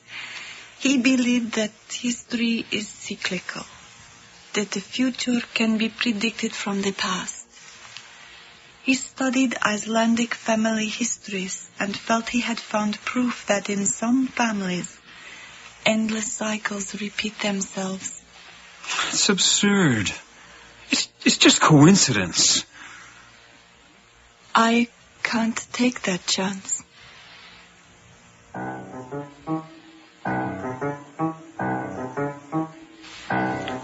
That was 20 years ago.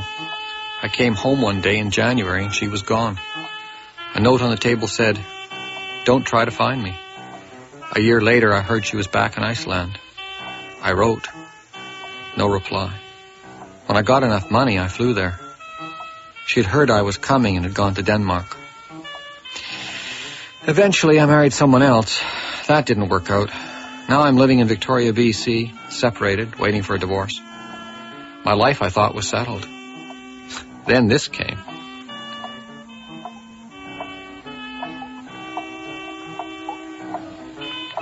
It's a letter from a young man called Ragnar Williamson. He's 19 years old. He tells me Sigga is dead. Cancer. He claims to be my son. He says he is coming to meet me. He wants, above all, to learn about his family.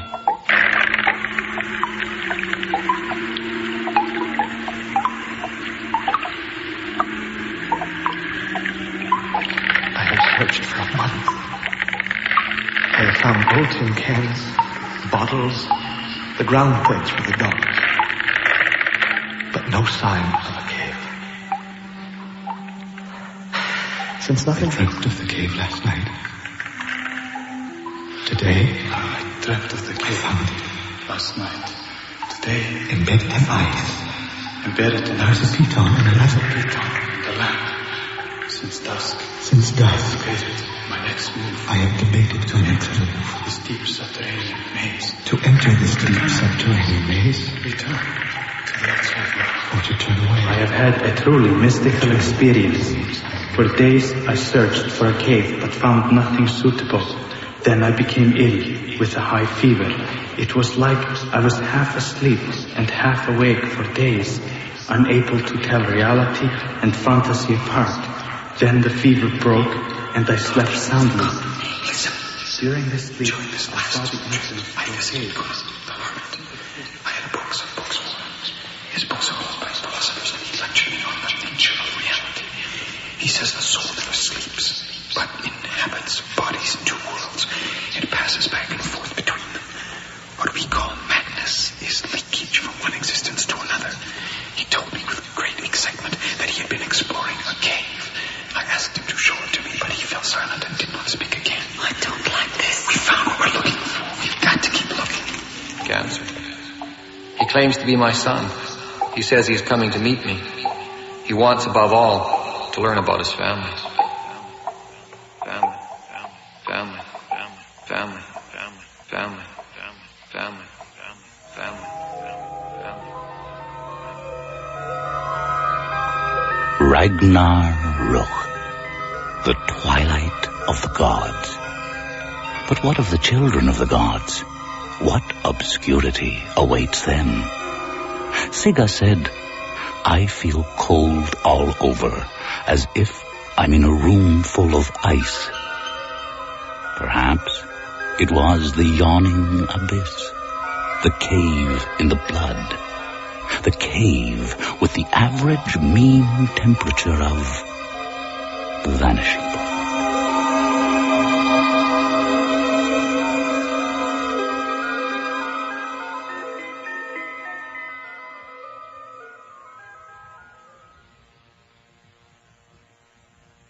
The Cave by W.D. Valgardson.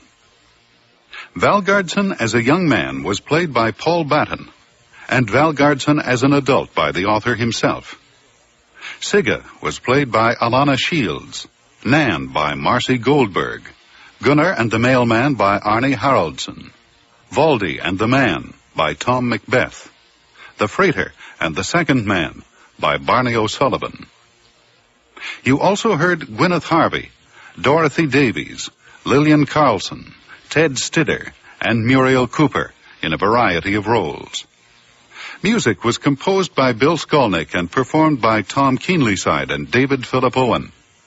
Technical producer was Gene Loverock, with sound effects by Jay Hyrene, and the production assistant was Dagmar Kafanka. The series script editor is Sandra Rabinovich, and the voice of introduction is David Calderisi. The Cave was produced and directed at CBC Vancouver by John Giuliani. The executive producer of Vanishing Point is William Lane. Until next week, I'm Art Cuthbert, wishing you good night and a happy new year.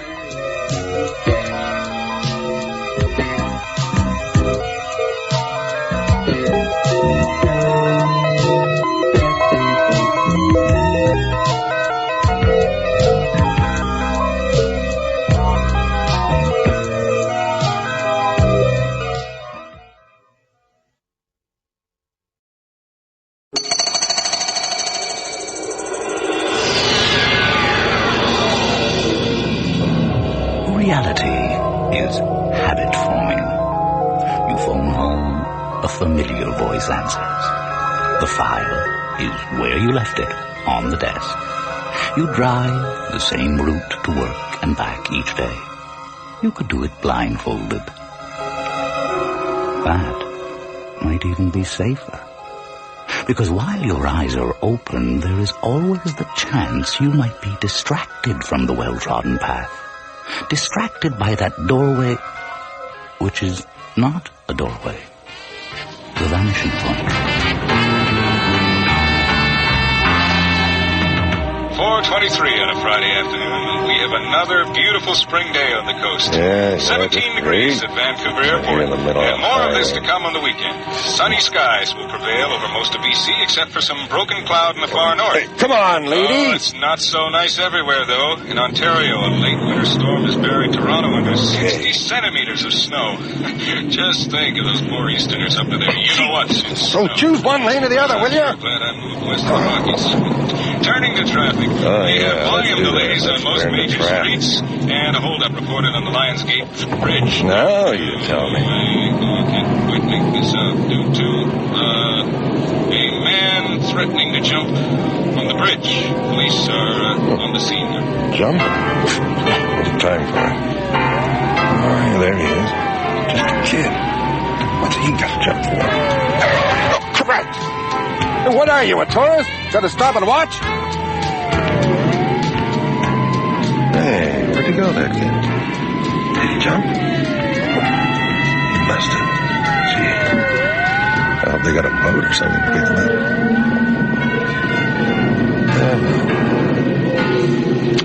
Drink. That's what I want. Nice big gin tonic. Fresh lime. Sit out in the yard. Relax.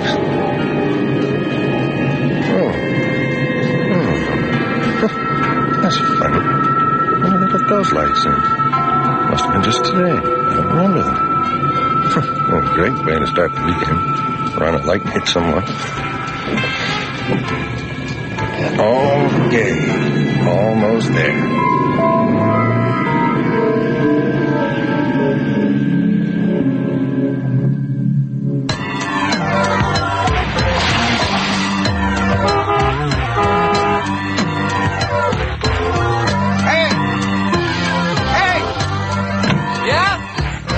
Turn that down. What? The music. Oh, okay. What's up? Is that your car? Yeah, well, it's my dad's. Well, would you mind moving it? There's plenty of room on the street. Why should I move it? I'd like to get into the driveway. I live here. Huh?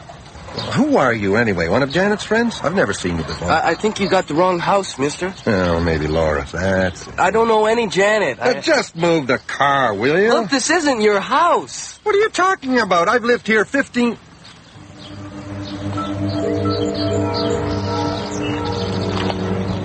What, am I on the wrong street or something? Where's... Are you feeling all right? Yeah, just... No. This is it. Church. You look sort of... House. Where's my car?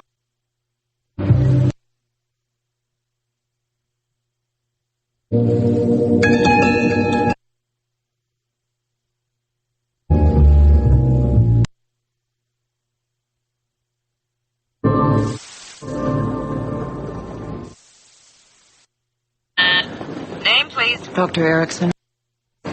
Doctor, come in.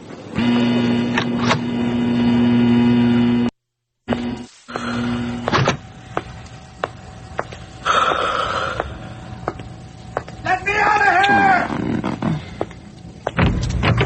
Hey, here she is. Sleeping Beauty. Yes, it's me. Hi, Jamie. Hello, Mary. Good morning, Doctor. You look a little rough around the edges. Not a great night? At 4 a.m., this is what you get. Was it you that called me in? Should have known. Hey, you're on the list. Everyone else is in Hawaii. Uh-huh. I've got a whole floor to look after. I can't spend all night in the cell. I wish you'd stop calling. A joke. Yes, all right, okay. So, what do you have for me, Dr. McRae? Who do you have? Where the hell are you? Well, it's a man.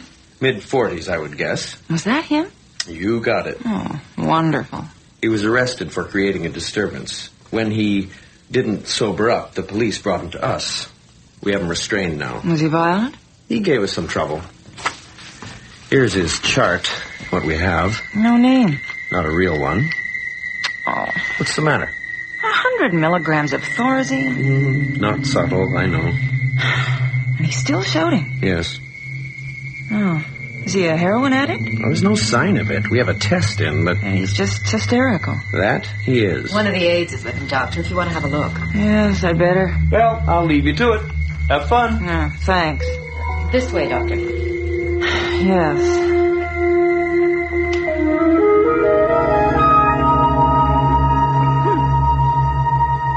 Danny! Yeah, right here. I just went for some coffee. I asked you not to leave him. I was just gone a second. Really? Hi, Doc. You going in? Yes. Maybe you'd give me a minute on my own. Sure.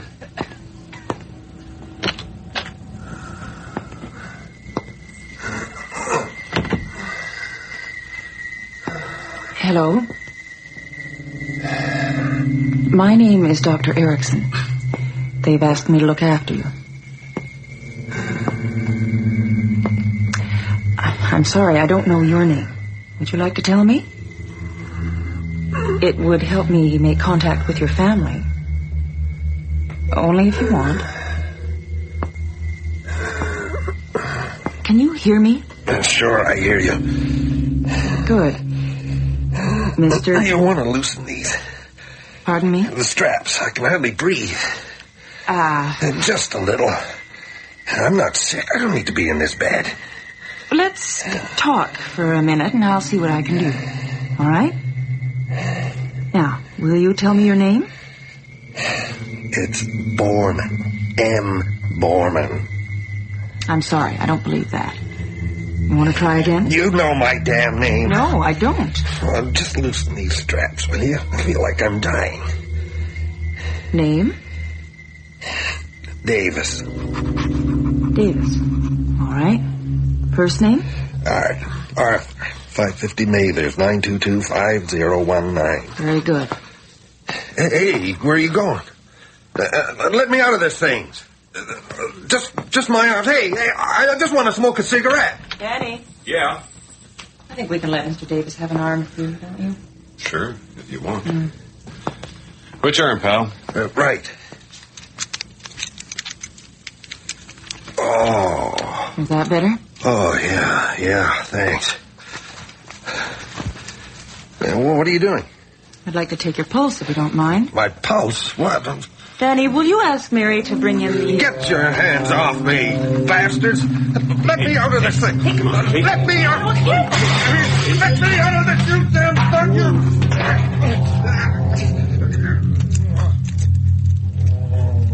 What happened? Haldol, 3 cc's. All right.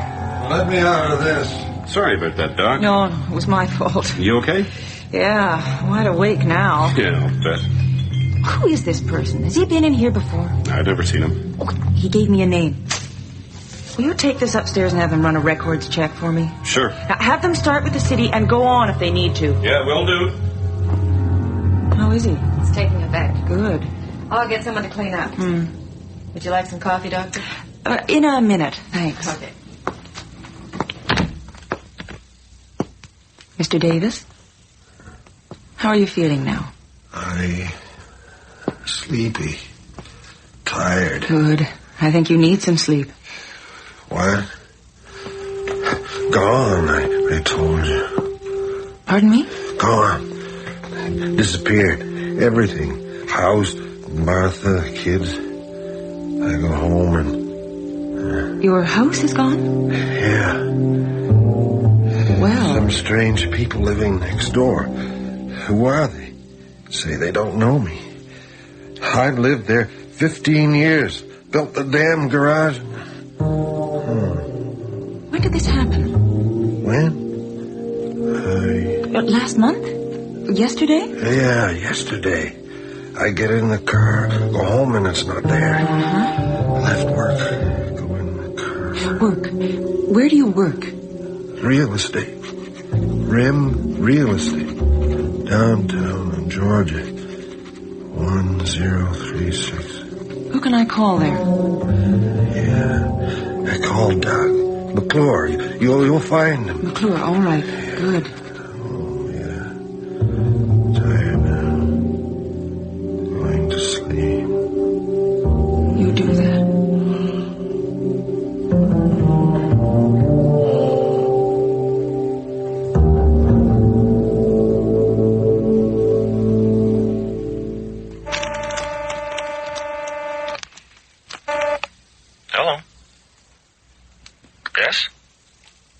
Anyone there? Jamie?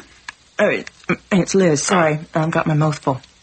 You called me? Yeah, where are you? I'm just at my office having some lunch. Oh, okay. Well, I've got some information for you with reference to last night's arrival. Oh, good. Maybe.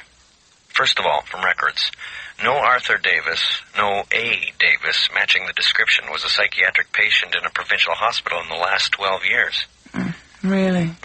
We could go back further, but those records aren't on computer, and the staff won't be pleased. No, it's probably not necessary. Also, the police came around and gave me their end of the story. Oh, yes? They picked him up in West Van, apparently. He was trying to force his way into a house. No one in the house had ever seen him before. This was on Mather's Avenue? Yeah, that's right. He claims he lives there. Well, he doesn't. Not only that, but the car he drove up in was stolen from a parking lot yesterday afternoon. I see. So, quite the character you've got here. Any idea what's wrong with him? Not yet. Any instructions? How do you mean? Well, medication or... Jamie, I haven't even seen the man when he wasn't drugged to the eyeballs. Give me a chance. Give him a chance. Okay. See you later. I'll be in.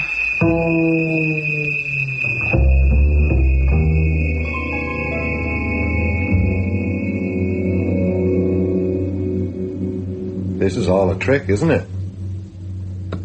Pardon? The whole thing. I know how you did it, too. The scotch in my office. You put some drug in the bottle. I thought it tasted funny. You hypnotized me, made me think I was driving. I did all this? You and your comrades, sure. To what end? Because you're KGB or CIA. You're trying to brainwash me, turn me into your agent. What an idea. It's true, isn't it? I've read about these things. Mr. Davis, do you know where you are? The psychiatric ward at Vancouver General Hospital. Sure, that's where you do these things, just like in Russia. I see. And why did we pick you? How should I know? You've got your reasons. I assure you, none of this is true. Then what am I doing here? We assume you're suffering a psychotic attack. You were arrested for assault, and since you've been here, you've displayed bizarre and aggressive behavior and consistently lied as to your identity.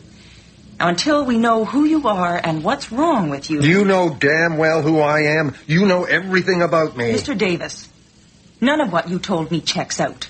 You don't live at 550 Mather's. There is no Rim Realty, no Doug McClure who knows you. No medical records, no birth certificate, no driver's license, nothing. Either everything you've told me is a lie, or you don't exist. Which is it? Well? Here. Give me the telephone. Why? Just give it to me. All right. This is the trick, isn't it? There's one of your people on the other end. Do you really think we have the budget?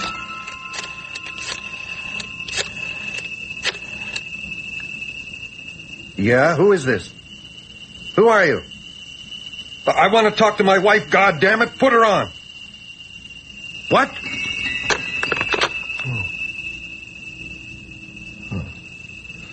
It might have been a wrong number. Do you want to try again? Mr. Davis? No, damn you! What are you trying to do to me? Where are they? Where did you take them? Who? My wife, my kids. They were there waiting for me. Now it's gone. They're gone. Everything. Oh, my God.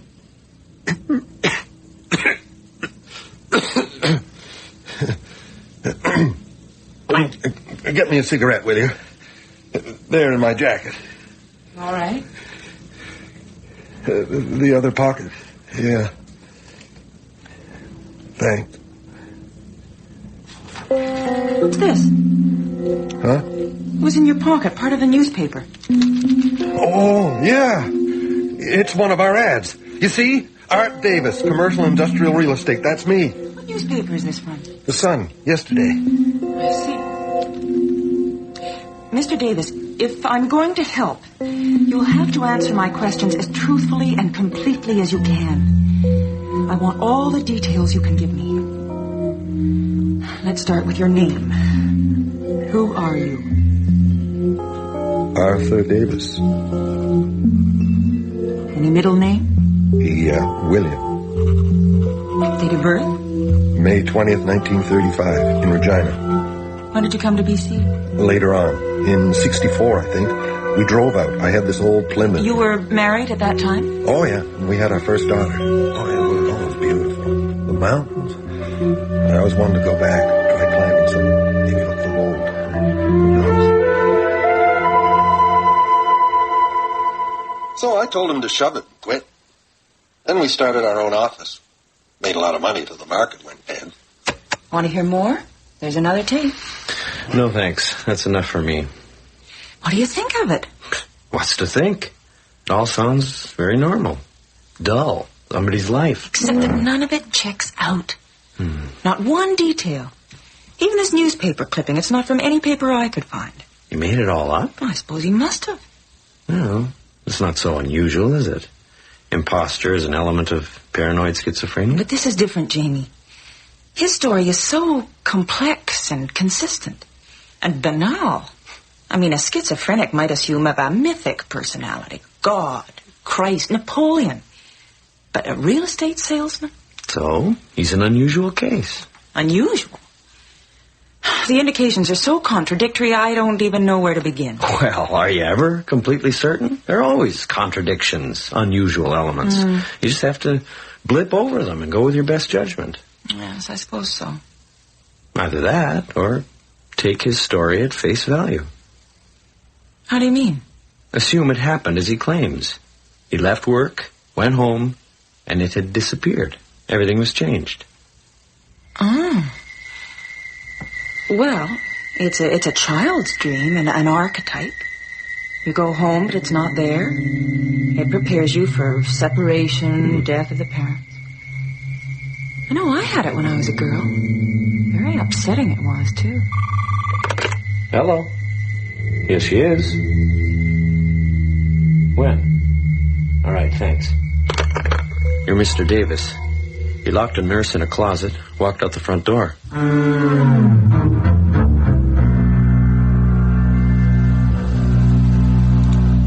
Lorraine, why don't ya? Singing in the... Just singing in the... What a glorious... Hey, watch it. You want to drown me? Idiot! Yeah, wet. Pretty wet.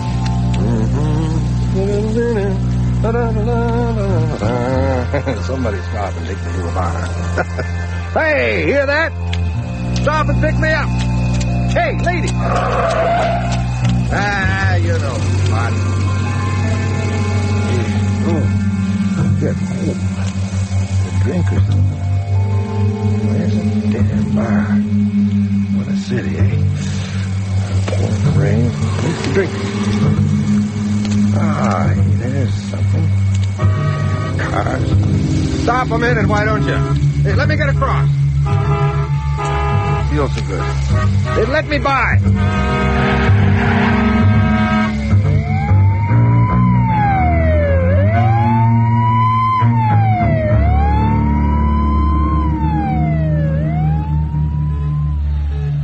Mr. Davis? Hello? Can you hear me? What? Arthur? No, it's Dr. Erickson. Who? Oh. Do you remember me? Oh, sure. Where did you say? Where? You were back in the hospital. Oh, yeah. You were lucky to be anywhere alive. Am I? What happened? You were struck by a car. Apparently, you were walking down the middle of Georgia Street. You don't remember? Yeah, I guess so. The street, the cars. Yes. You know, Doc, it's funny. What is? I think I figured it out. That afternoon when everything happened. I remember now. I left the office, went out the door, and started to go to the elevator. Then I passed the stairs and I thought, I need the exercise, I'll walk down, so I did. Yes?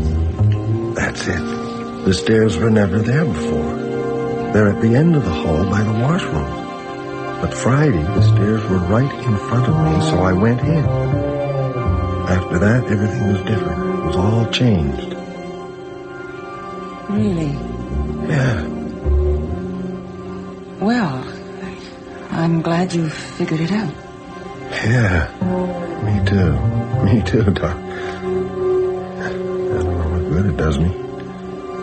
I can't find the stairs again if the whole building's gone. Maybe it's a start. Could be. Could be.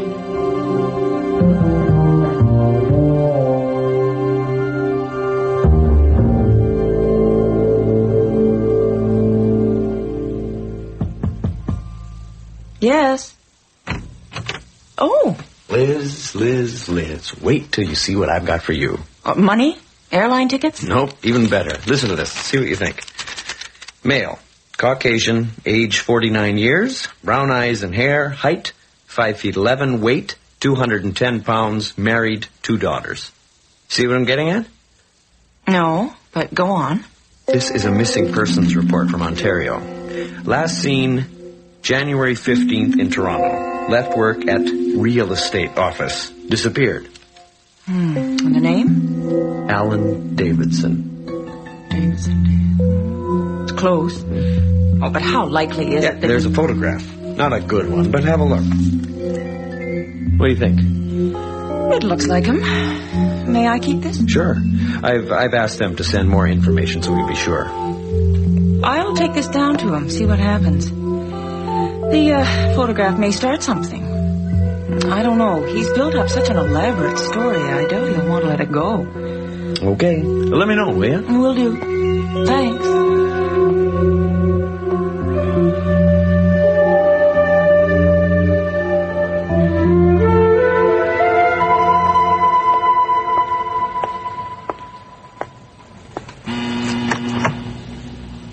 Hello? Oh, Dr. Erickson. Hi. Good morning. Hi, Mary. How's it going? I'm fine, thanks. You? About the same. Quiet night? Yes. Do you have business here today, Doctor? Oh, just checking in. I'll talk to you later. All right. Hi, Danny. Hey, Dr. Liz, long time no see. Oh, sure. It must be 6 or 7 hours, eh? What? Just joking. Oh, yeah. You looking for someone, Doc? Yes, my patient. Did you move him? Your patient, who's that? Mr. Davis, or whatever his name is. Davis, eh? Geez, I don't think I know him. He just come in? No. What do you mean you don't know him? You were here the night he arrived. He knocked over the table. Yeah? I don't remember. Is this a joke? What have you done with him? I don't know what you mean, Doctor. Maybe you should ask Mary. She'll know. Come on. What in the world? Hey, Mary, do we have someone called Davis? Mr. Davis? Yes. Davis? No, there's no one by that name. John Doe, then. You know who I mean. I visited him last night, for God's sake. Have you lost him since then? Last night? You must be mistaken, Doctor. I was on duty. I don't remember. Your name isn't in the logbook. What are you talking about? I've been in here every day since... What? I haven't seen you in several weeks, Doctor. Weeks? Me neither, Doc. Not since that kid last month. This is unbelievable. Jamie's put you up to this, hasn't he, Dr. McCrae? We'll get him on the phone. I don't think it's very funny. Well, call him. Dr. McCrae's on holiday in Hawaii. He was in my office an hour ago. I don't think that's possible. Well, possible or not, he was there. He gave me a missing persons report on our Mr. Davis. Look, I've got it right here. Here. Is it just night paper?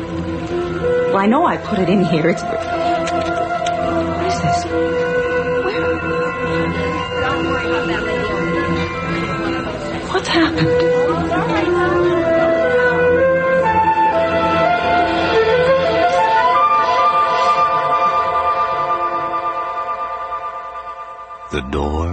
closes behind you and is no longer there. It is difficult to say if you are locked up or locked out. But either way, there can be no return once you have stepped through the vanishing point.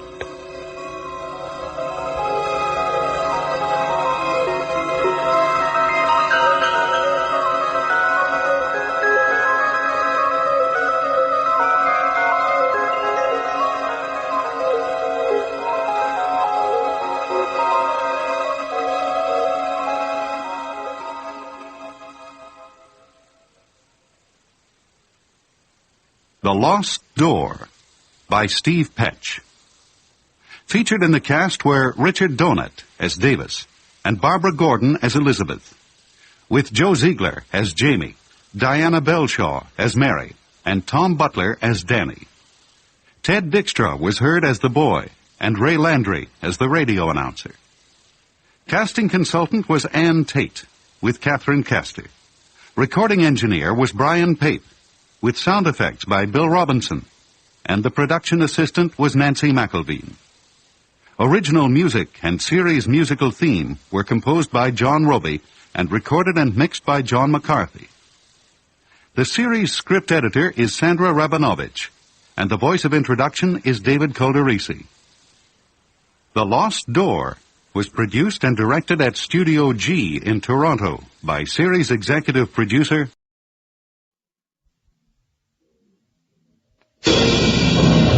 Reality is habit forming. You phone home, a familiar voice answers. The file is where you left it, on the desk. You drive the same route to work and back each day. You could do it blindfolded. That might even be safer. Because while your eyes are open, there is always the chance you might be distracted from the well-trodden path. Distracted by that doorway, which is not a doorway. The vanishing point. 4:23 on a Friday afternoon. We have another beautiful spring day on the coast. 17 degrees at Vancouver Airport. And more of this to come on the weekend. Sunny skies will prevail over most of BC, except for some broken cloud in the far north. Hey, come on, lady. Oh, it's not so nice everywhere, though. In Ontario, a late winter storm has buried Toronto under 60 centimeters of snow. Just think of those poor Easterners up to there. You know what? So choose one lane or the other, will you? Glad I moved west of the Rockies. Turning to traffic. Oh, yeah, volume delays on most major streets, and a holdup reported on the Lionsgate Bridge. Now you tell me. I can't quite make this out due to a man threatening to jump from the bridge. Police are on the scene now. Jump? What's the time for it? Oh, yeah, there he is. Just a kid. What's he got to jump for? Oh, Christ! What are you, a tourist? Gotta stop and watch? Hey, where'd he go, that kid? Did he jump? He must have. Gee. I hope they got a boat or something to pick him up. Oh. Drink. That's what I want. Nice, big gin tonic. Fresh lime. Sit out in the yard. Relax.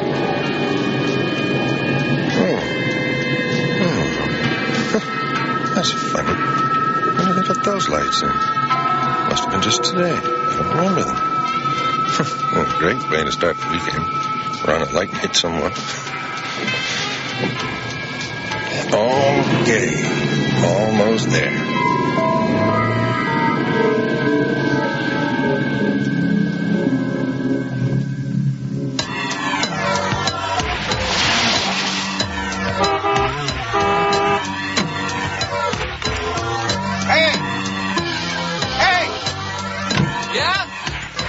Turn that down. What? The music. Oh, okay. What's up? Is that your car?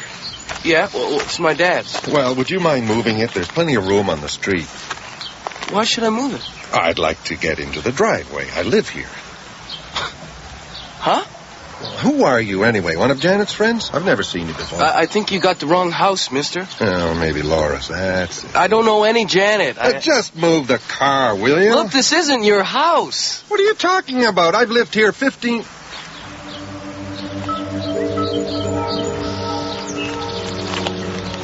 What, am I on the wrong street or something? Where's... Are you feeling all right? Yeah, just a minute. No. This is it. There's Jack's place. The church. You look sort of funny. So where's my house? Where's my goddamn house?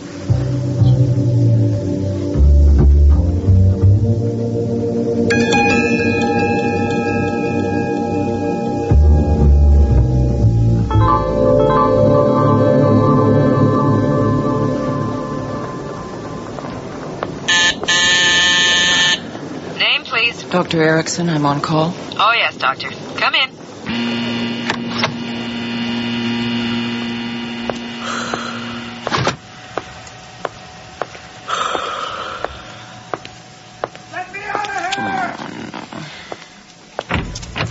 Hey, here she is. Sleeping Beauty. Yes, it's me. Hi, Jamie. Hello, Mary. Good morning, Doctor. You look a little rough around the edges. Not a great night. At 4 a.m., this is what you get. Was it you that called me in? Yeah, I should have known. Hey, you're on the list. Everyone else is in Hawaii. I've got a whole floor to look after. I can't spend all night in the cell. I wish you'd stop calling. A joke. Yes, all right, okay. So, what do you have for me, Dr. McRae? Who do you have? Well, it's a man. Mid-40s, I would guess. Was that him? You got it. Oh, wonderful. He was arrested for creating a disturbance. When he didn't sober up, the police brought him to us. We have him restrained now. Was he violent? He gave us some trouble. Here's his chart, what we have. No name. Not a real one. Oh. What's the matter? 100 milligrams of Thorazine. Not subtle, I know. And he's still shouting. Yes. Oh. Is he a heroin addict? Well, there's no sign of it. We have a test in, but... And he's just hysterical. That he is. One of the aides is with him, Doctor, if you want to have a look. Yes, I'd better. Well, I'll leave you to it. Have fun. Thanks. This way, Doctor. Yes.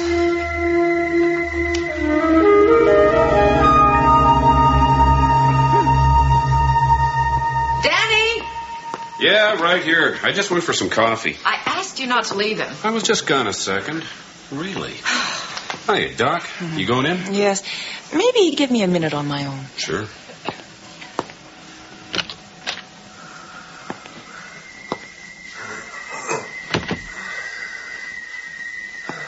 Hello.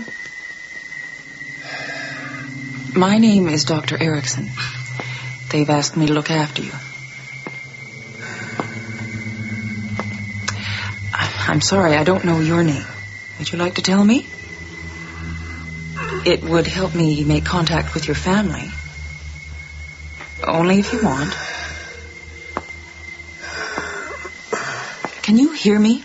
Sure, I hear you. Good. Mister... You want to loosen these? Pardon me? The straps. I can hardly breathe. Just a little. I'm not sick. I don't need to be in this bed. Let's talk for a minute, and I'll see what I can do. All right? Now, will you tell me your name? It's Borman. M. Borman. I'm sorry, I don't believe that. You want to try again? You know my damn name. No, I don't. Well, just loosen these straps, will you? I feel like I'm dying. Name? Davis. Davis. All right. First name? Art. Arthur. 550 Mathers, 922-5019. Very good. Hey, where are you going? Let me out of this thing. Just my arms. Hey, I just want to smoke a cigarette. Danny? Yeah? I think we can let Mr. Davis have an arm free, don't you? Sure, if you want. Which arm, pal? Right. Oh. Is that better? Oh, yeah, thanks. Well, what are you doing?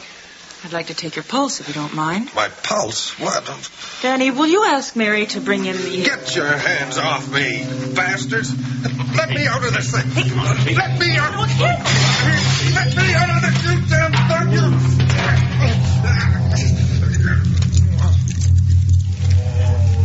What happened? Haldol, 3 cc's. All right.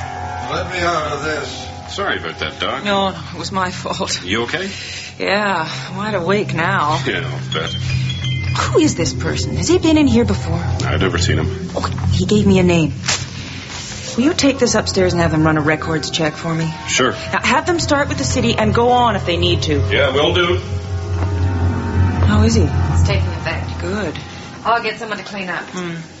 Would you like some coffee, Doctor? In a minute, thanks. Okay. Mr. Davis? How are you feeling now? Sleepy.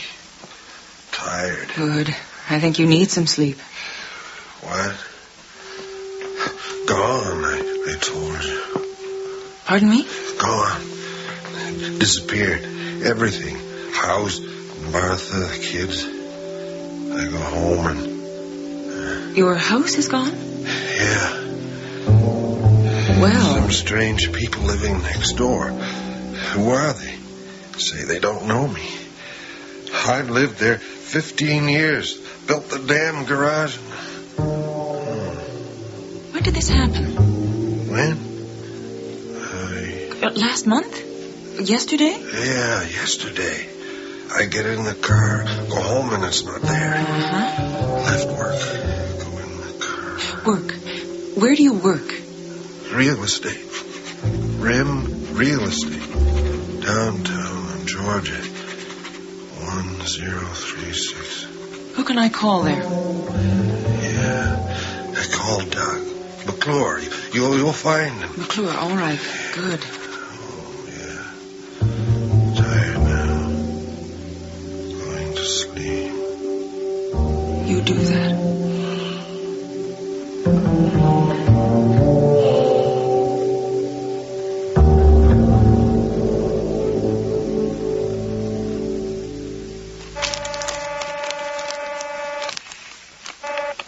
Hello.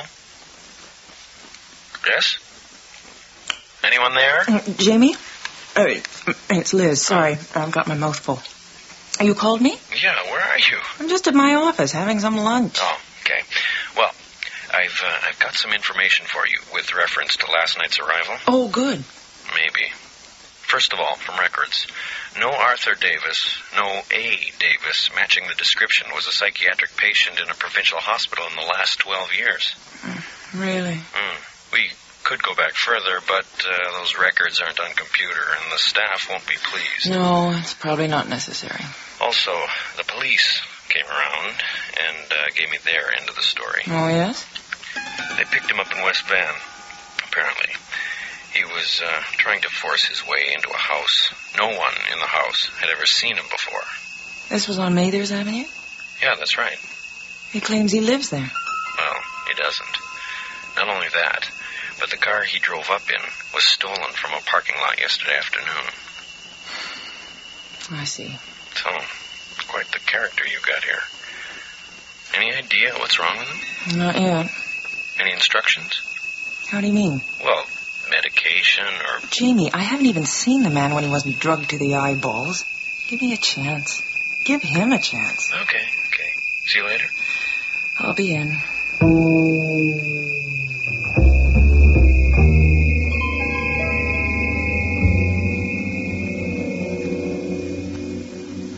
This is all a trick, isn't it? Pardon? The whole thing. I know how you did it, too. The scotch in my office. You put some drug in the bottle. I thought it tasted funny. You hypnotized me, made me think I was driving. I did all this? You and your comrades, sure. To what end? Because you're KGB or CIA. You're trying to brainwash me, turn me into your agent. What an idea. It's true, isn't it? I've read about these things. Mr. Davis, do you know where you are? The psychiatric ward at Vancouver General Hospital. Sure, that's where you do these things, just like in Russia. I see. And why did we pick you? How should I know? You've got your reasons. I assure you, none of this is true. Then what am I doing here?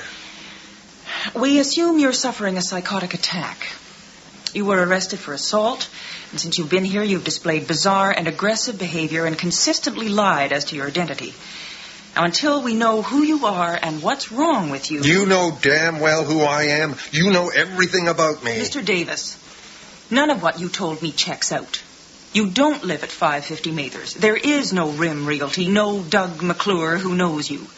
No medical records, no birth certificate, no driver's license, nothing. Either everything you've told me is a lie, or you don't exist. Which is it? Well? Give me the telephone. Why? Just give it to me. All right. This is a trick, isn't it? There's one of your people on the other end. Do you really think we have the budget?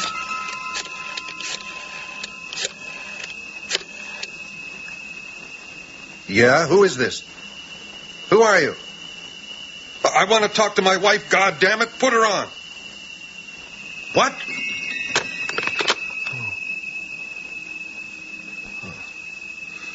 It might have been a wrong number. Do you want to try again? Mr. Davis? No, damn you. What are you trying to do to me? Where are they? Where did you take them? Who? My wife, my kids. They were there waiting for me. Now it's gone. They're gone. Everything. Oh, my God.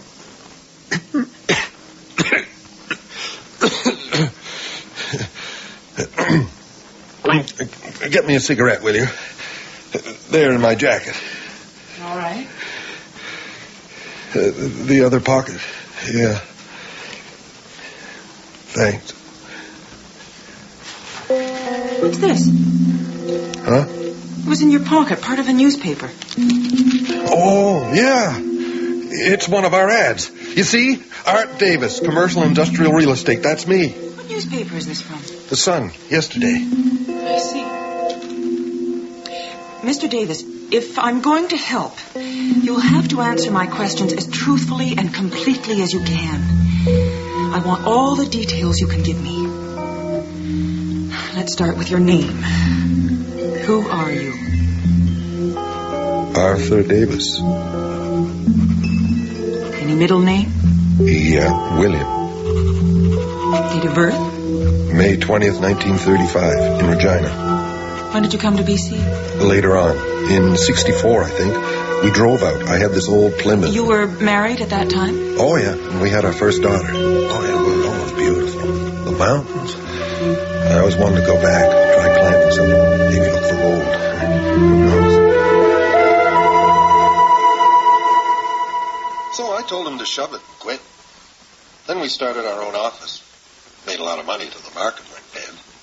Want to hear more? There's another tape. No, thanks. That's enough for me. What do you think of it? What's to think? It all sounds very normal. Dull. Somebody's life. Except that none of it checks out. Not one detail. Even this newspaper clipping, it's not from any paper I could find.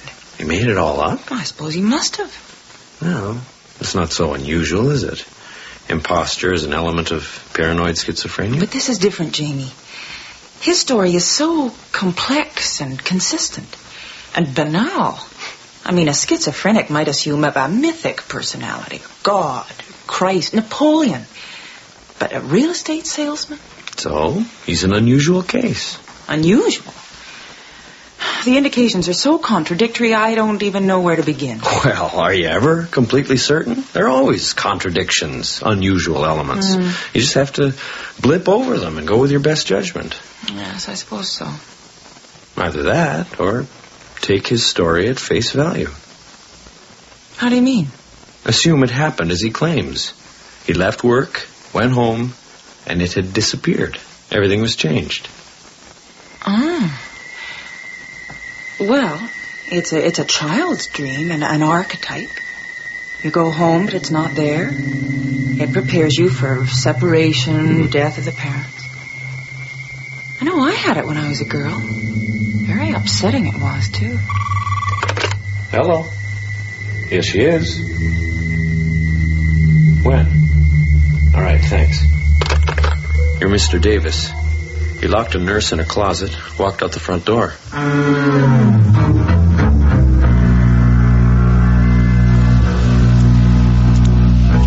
rain, why don't ya? Singing, just singing. What a glorious... Hey, watch it. You want to drown me? Idiot! Yeah, wet. Pretty wet.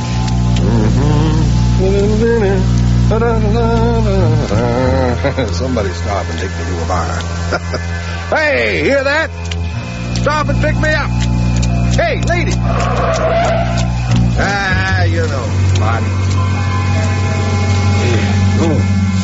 Get cold. A drink or something. Where's the damn bar? What a city, eh? Pouring rain, no place to drink. Hey, there's something. Cars. Stop a minute, why don't you? Hey, let me get across. Feels so good. Hey, let me by.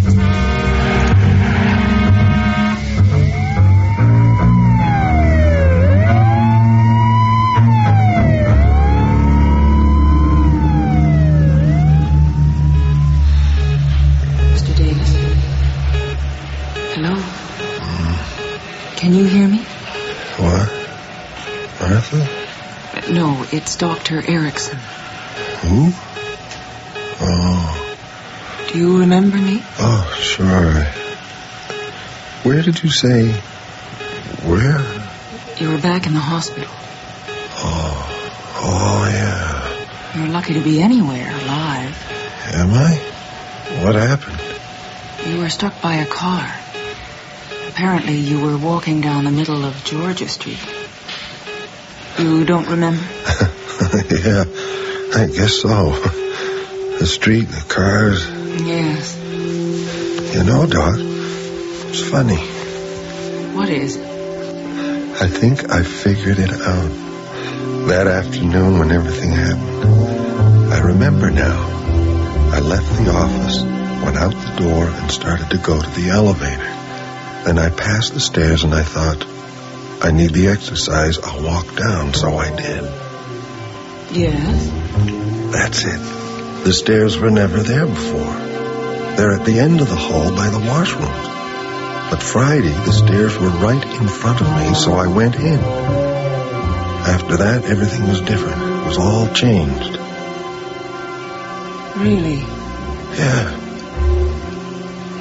Well, I'm glad you figured it out. Yeah, me too. Me too, Doc. I don't know what good it does me. I can't find the stairs again if the whole building's gone. Maybe it's a start. Could be.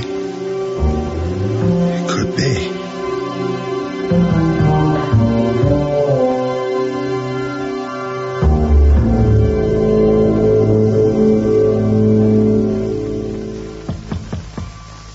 Yes. Oh. Liz. Wait till you see what I've got for you. Money? Airline tickets? Nope, even better. Listen to this. See what you think. Male, Caucasian, age 49 years, brown eyes and hair, height, 5'11", weight, 210 pounds, married, 2 daughters. See what I'm getting at? No, but go on. This is a missing persons report from Ontario. Last seen January 15th in Toronto. Left work at real estate office. Disappeared. And the name? Alan Davidson. Davidson. It's close. Oh, but how likely is it that... There's a photograph. Not a good one, but have a look. What do you think? It looks like him.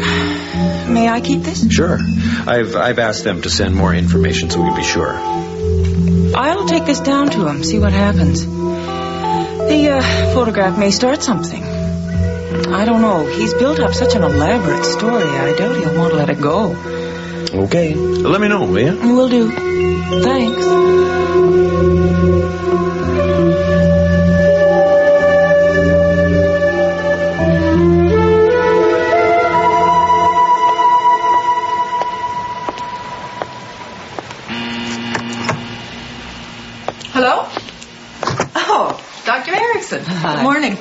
Hi, Mary. How's it going? I'm fine, thanks. You? Oh, about the same. Quiet night? Yes. You have business here today, Doctor? Oh, just checking in. I'll talk to you later. Oh, all right. Hi, Danny. Hey, Dr. Liz, long time no see. Oh, sure. It must be 6 or 7 hours, eh? What? Just joking. Oh, yeah. You looking for someone, Doc?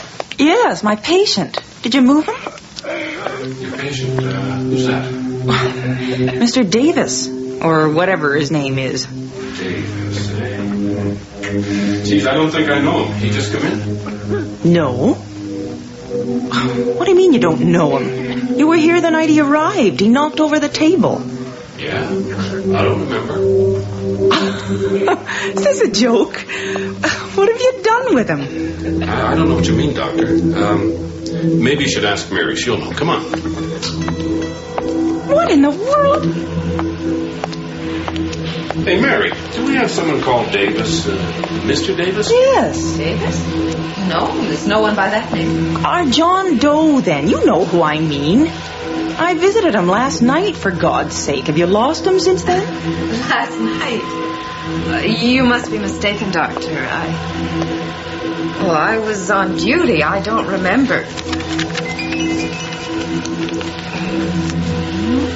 Your name isn't in the logbook. What are you talking about? I've been in here every day since... What? I haven't seen you in several weeks, Doctor. Weeks? Me neither, Doc. Not since that kid last month. This is unbelievable. Jamie's put you up to this, hasn't he, Dr. McCrae? We'll get him on the phone. I don't think it's very funny. Well, call him. Dr. McCrae's on holiday in Hawaii. He was in my office an hour ago. I don't think that's possible. Well, possible or not, he was there. He gave me a missing persons report on our Mr. Davis. I've got it right here. Here. This is just my paper. Well, I know I put it in here. It's... What is this? Where? Don't worry about that lady over there. What's happened?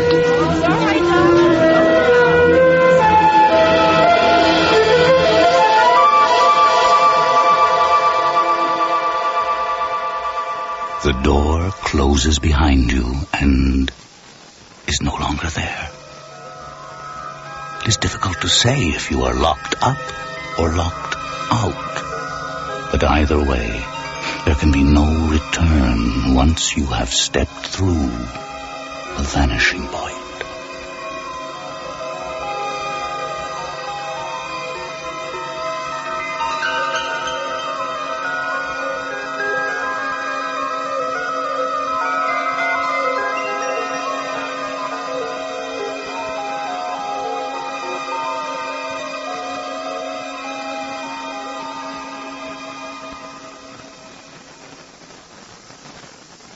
The Lost Door by Steve Petch.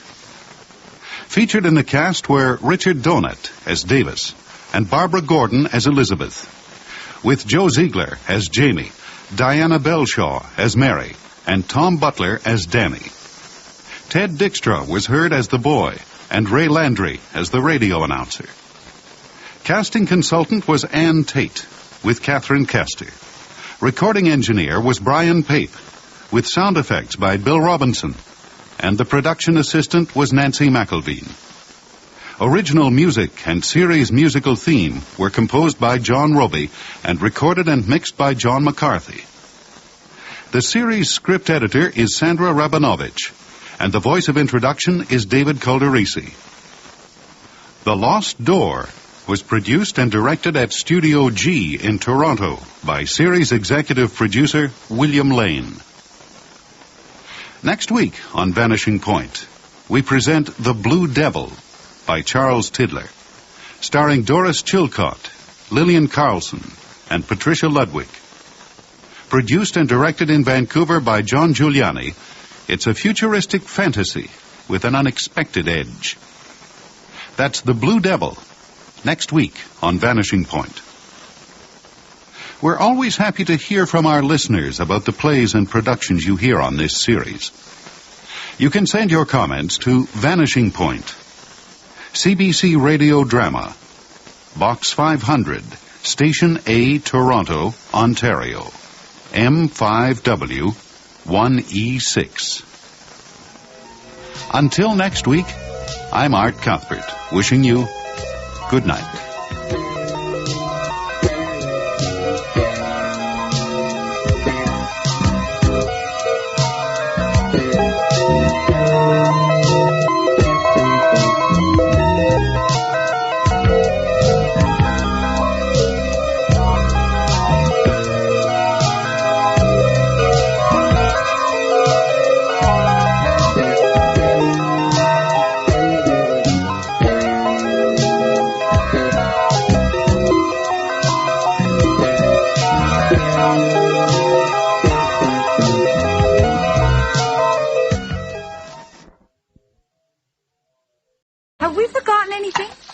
Get all this in, Ruth.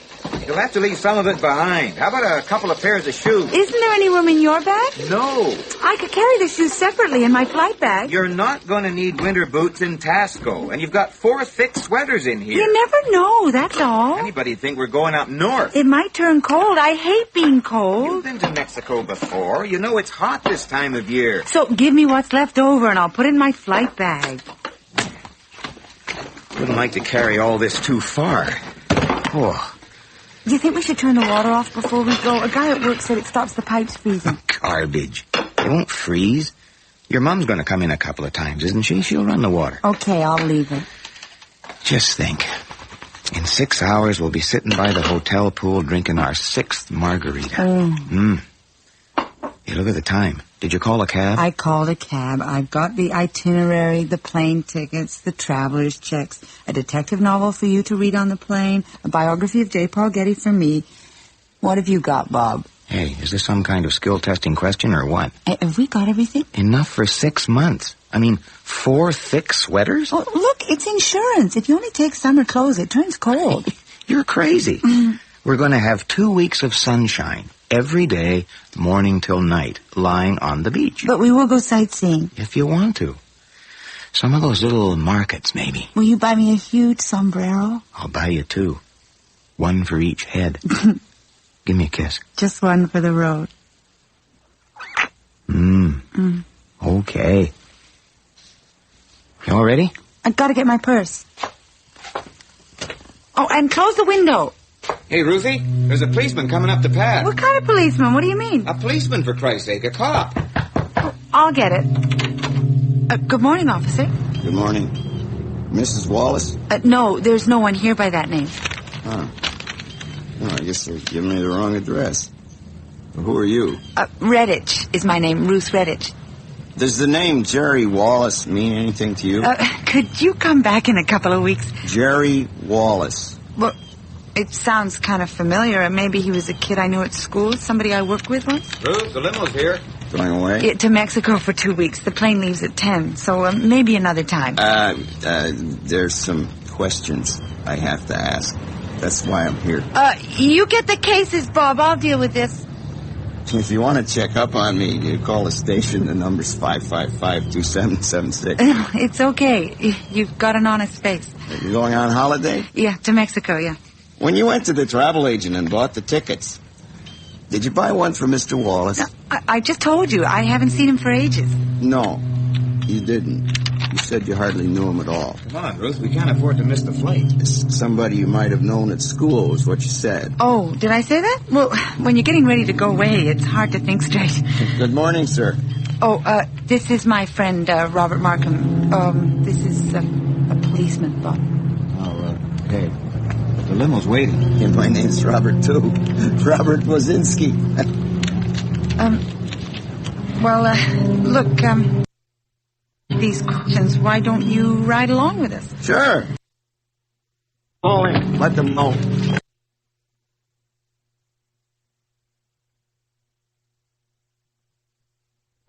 Go. 3 with these people. Might be gone all day. I'll keep in touch. You ask him. Sir?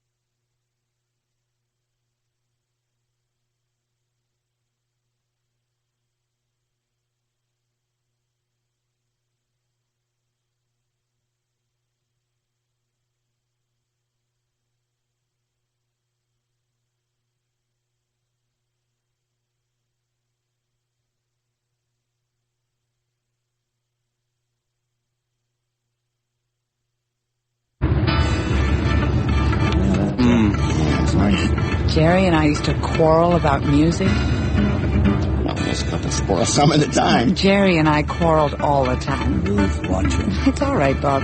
Even on our first date. Where'd you meet? Do you know, he was the only guy I ever picked up in a bar. It's not something I'm in the habit of.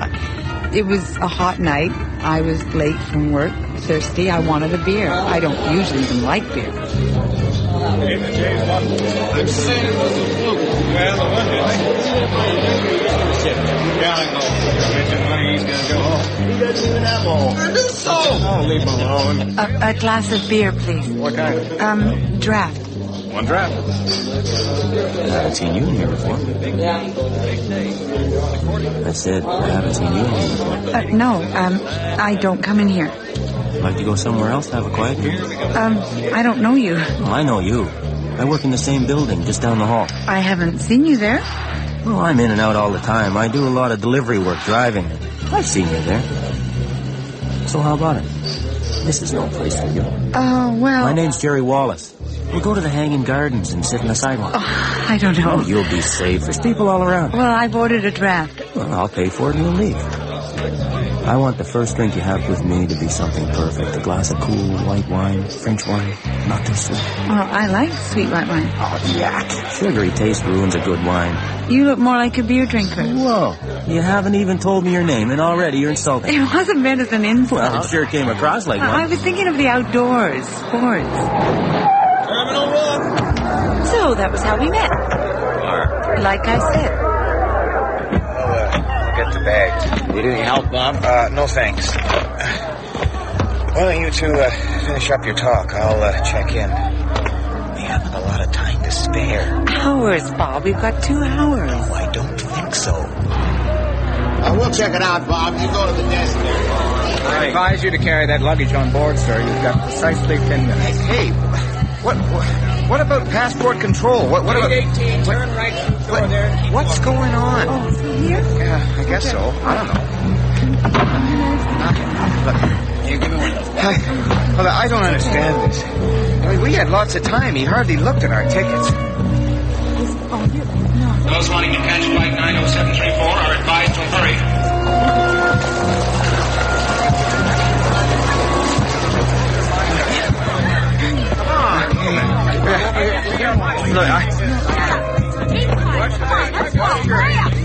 This way, ladies and gentlemen. All passengers this way. As you sit down, fasten. Make sure your seatbelts are fastened. You there, sir. Carrying that luggage? Securely on the station from the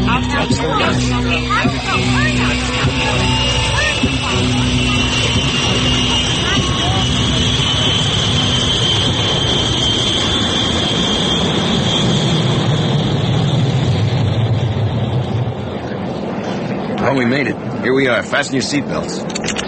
How did he get on the plane? Did he have a ticket? He's only riding along. Once we get to Tasco, he'll turn around and come back. You read your book, Bob. I'll tell him what he wants to know. Okay. How much did you know about Mr. Wallace when you married him? My mother made inquiries. Did she ever? She talked to his mailman, his dry cleaner, his neighbors. You've got to be kidding. She asked enough questions for a dozen royal commissions. Mr. Wallace, she said to him finally when she was tired of wading through packs of lies, just what is your background? Kind of dull gray, he replied. That's later. She decided he had hidden depths and arranged our wedding. And every November you went to the cabin hunting with him. Oh, I don't hunt. I just went along. It was what women did in those days. Well, we're only talking 10 years, not the Dark Ages. It was a way of thinking, you know. Your husband works like a dog year in, year out. You did marry him then? Oh, yes. Didn't I tell you that? So it's only fair he enjoys his time off. So you did have good times. We always argued from the minute we left home. Ruth, I'm going to freeze to death without my long underwear. From day one we argued. He'd say, it's snowing out, and I'd have to tell him, it's not snow, it's freezing rain. So, it's a great day for our trip, Ruthie. It would be, Jerry, if we were going south like sane people do, but north, hunting moose for Christ's sake. You know, I'm only happy in the bush, Ruthie. I like stalking those huge creatures, waiting for them to spot me. Oh, yeah, you're the one with the gun. You kill him before he knocks you down. I've got to get him before he gets too close. Yeah, and tramples all over your soft, hairless body. When I get back to the cabin, we'll make love. It'll be like old times. When he talked about old times, he really meant his youth, when he'd gone screwing around all over the place like a jackrabbit. And he couldn't even remember their names. He would have liked to think they remembered him. He half expected cards from them on his birthday. There never were any. That's kind of sad. So every November, the same thing. 2 weeks in that lousy, godforsaken cabin. You forgot my long underwear, Ruth. I could freeze out there. I regard that as an act of aggression. Oh, are you on a peace mission? What about the moose? You think they like you coming into their nice, quiet places, stalking around, shooting them, carrying them back on top of the station wagon? They love it, Ruthie. Oh. They have ways of signaling to each other. They know I'm here now. I mean, not me personally by name, but one of us. It's a great game to them. Yeah, getting killed. The hunt. And if it wasn't me, it'd be someone else. If it wasn't me, it'd be someone else.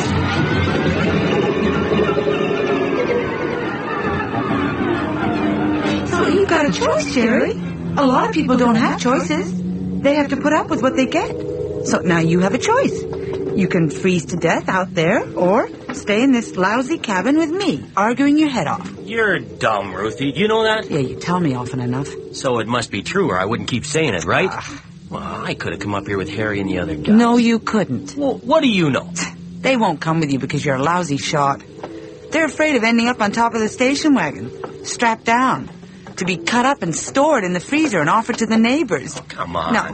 Hey, have a slice of old Charlie. It goes well with barbecue sauce. You're lying. Shut up. Jeez, I hate it when you tell stories. You have to bring me up here.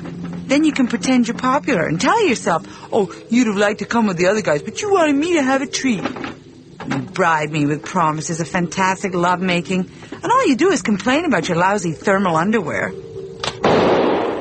Don't do that, you moron! I came up here to shoot. Drive back to the store. Get yourself some underwear. I'll wait here. Maybe I'll just stay in here, have a few beers. Have a little party, just you and me, Ruthie. We have soft drinks. No tequila? Coffee, tea. All the flights to Mexico I've ever been on, there's been tequila, margaritas. Jerry always did exactly what he wanted. That's not a capital offense, Mrs. Wallace. Well, it ought to be.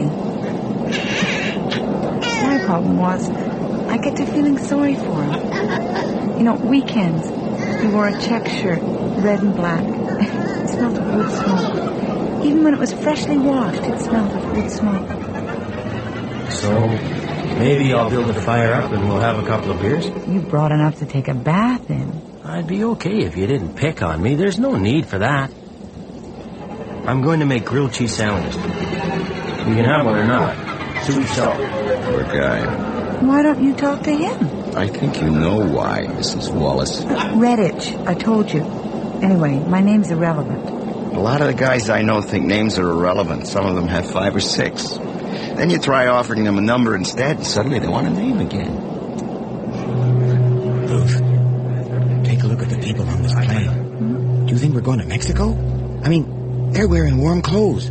Some of them have got parkas with them. It's just to get to and from the airport, Bob. You know that. Still, why isn't there any tequila? There's always tequila on flights to Mexico. Stop fussing. Maybe they changed the rules. Nobody else is complaining. That's because they all know where they're going. Ruth, you know your mother lives near me. My wife's very friendly with her.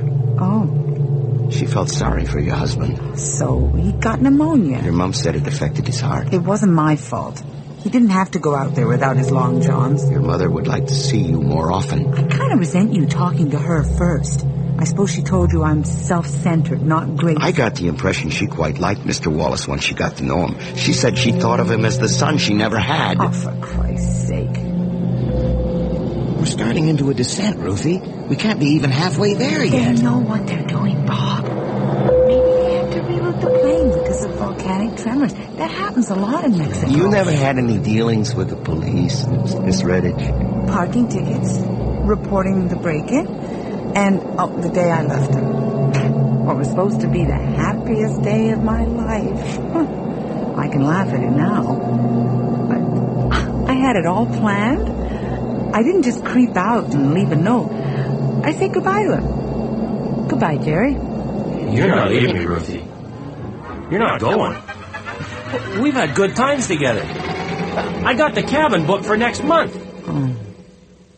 October. The leaves were turning that lovely color. All the chemicals in the air make them brighter, don't they? And I walked out. You're not leaving me, Ruthie. I walked down the street laughing. I wasn't carrying much. I'd sent it all to Mother's a few days before. I'd taken the day off work so I could enjoy it. I made sure he wasn't dressed when I left so I wouldn't be followed. He'd been off work for a year, and he never got up till noon. The doctor told him to rest. Oh, and he did. All the time. It was, Ruthie, get me this. Ruthie, get me that. So, I left. I'll have wine. A bottle of wine, please. No, champagne. Make it champagne. 1 bottle of champagne. Waiter, and some crumbs to feed the squirrels. Do you sell bags of crumbs? I'll have a sandwich then. No filling, just the bread. No filling? You've got to have something in it, or it's not a sandwich.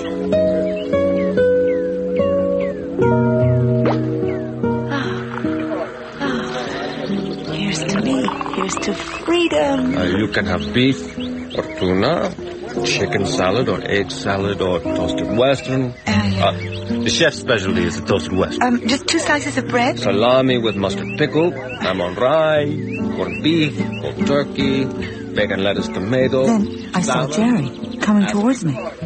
Tom? He pulled his pants on over his pajamas and was running, gasping for breath, but running. I ran.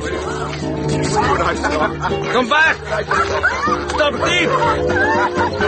Come back! Of course, I didn't mean to steal the champagne. I was taking the bottle with me to drink somewhere else. I meant to go back and pay for it. They all say that. Like about the names being irrelevant. I meant to go back and pay for it. Usually it's too late. It's one of the tragedies, isn't it? I'm not sure what you mean. 7 deadly sins, okay, but 7 tragedies or more? Now, that honest people aren't recognized. The waiter should have known I'd be back. I was out of breath. Jerry was sitting on a park bench clutching his chest, and the waiter came along with a policeman. I hadn't the strength to argue. They took me to the nearest station and charged me with theft. I didn't see any record. Jerry came in. He'd followed us. Told them his wife had been a bit disturbed lately. Paid the waiter, took the champagne away with him, and left me there on the sidewalk, crying. That was my first happy day. You never saw him again? No, I didn't.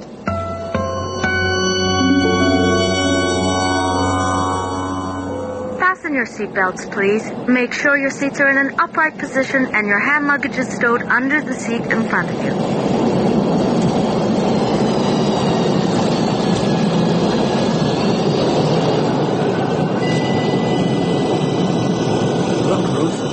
Look out there. Where are we?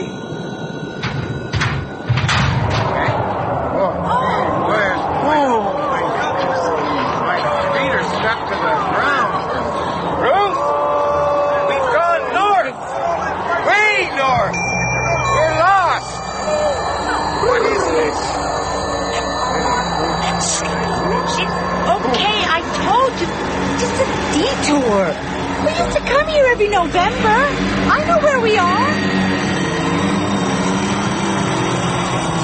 All aboard! I guess the local guys figured we'd need these. Helmets on, everybody. I'm not coming. I am not coming. Don't be a spoiled sport, Bob. It's just a little detour. You'll be lying in the sunshine by dinner time.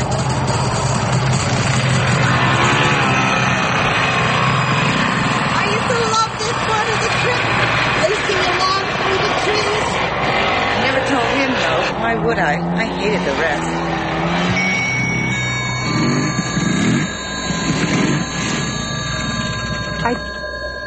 I don't want to go in. I'm cold. I'm tired. It's a good thing you packed those sweaters, Ruth. What? Oh, yes. I haven't got a key. I've got a key, Ruth. I got keys to everything. Come on, come in. Well, you call this roughing it? There's a fridge, water, heat. Did you bring Bob's thermal underwear, Ruth? I'm no good at packing. I have a hard time deciding what to bring and what to leave behind. I wouldn't mind spending a week here myself. How about that cup of coffee? I could use one now. Oh, I guess. Yeah, everything's here. What do you use for milk? Powdered. We always kept powdered here. How long is it since you were last here? Oh, it's got to be 5 years, maybe more. Oh, you seem to know exactly where everything is. Well, I guess I do. You sure it's been 5 years since you were here? I might have been up one other time. Are you trying to make something out of it? Hey, Ruth, the guy's only doing his job.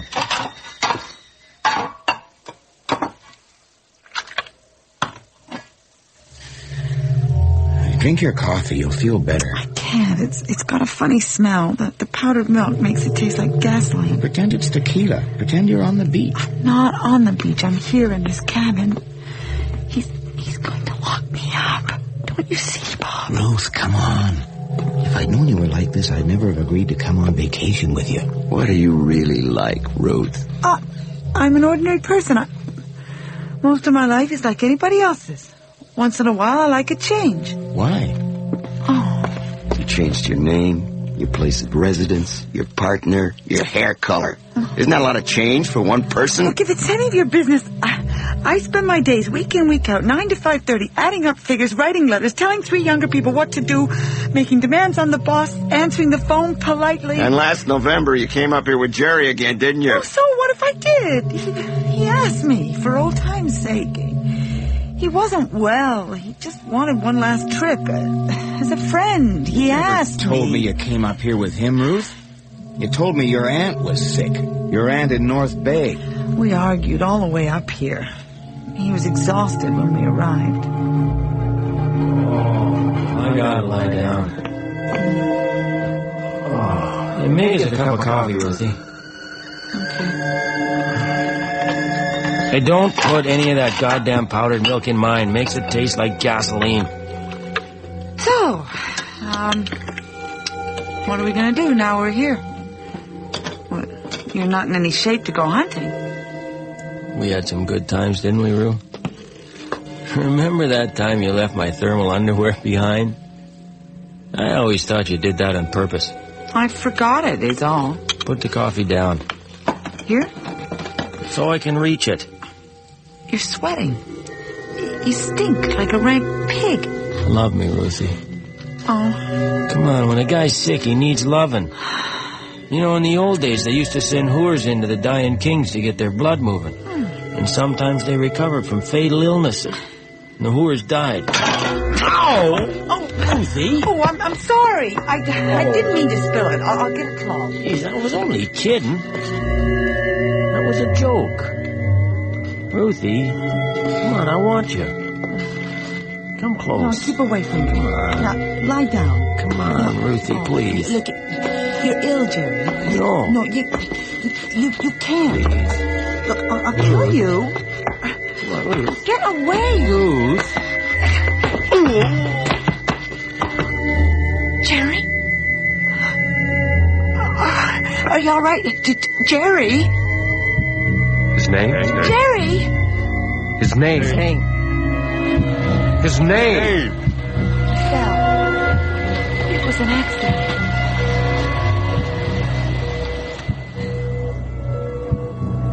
Jerry. Are you Mrs. Wallace? My name's Redditch. I knew him once. At a cabin north of Huntsville. The victim has been identified as Jerry Wallace of Toronto. Passengers has not been make explained. sure your seats are in an upright position and your hand luggage is stowed under the seat in front of you. Hey, Ruthie. There's a policeman coming up the path. Ruthie? Ruth, didn't you hear me? What? There's a policeman coming up the walk. He's carrying a cat. Send him away, Bob. Okay. Open it. I'm Constable Wazinski, ma'am. I found your cat wandering... I didn't mean to kill my husband, officer. What? I only went up north with him for one last trip. He wasn't well. He asked me to go along as a friend.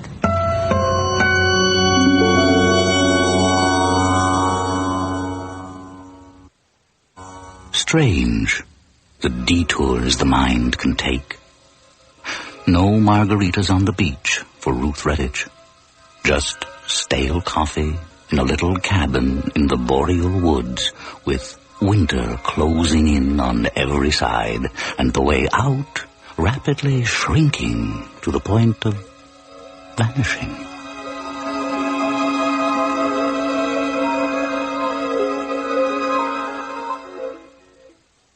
Point of Departure by Rachel Wyatt.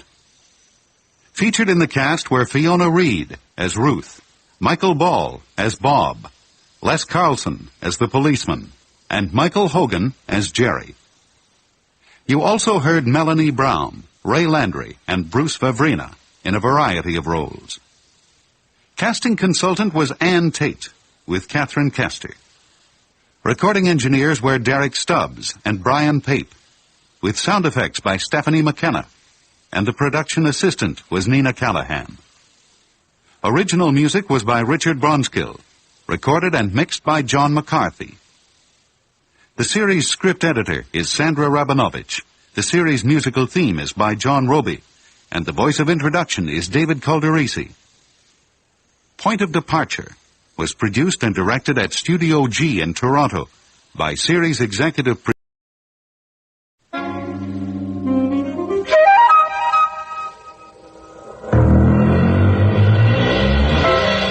What is the worth of a man? Inestimable, you say? Let's see.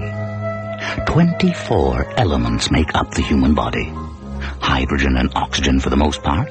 A weight of calcium. Some valuable deposits of sodium and potassium in the nervous system. Precious traces of tin, fluoride, and silicone. With today's prices, you might fetch upwards of $100. Not too high. Of course, some men are worth more than others. Even a small fortune. It's whatever the market can bear at the vanishing point.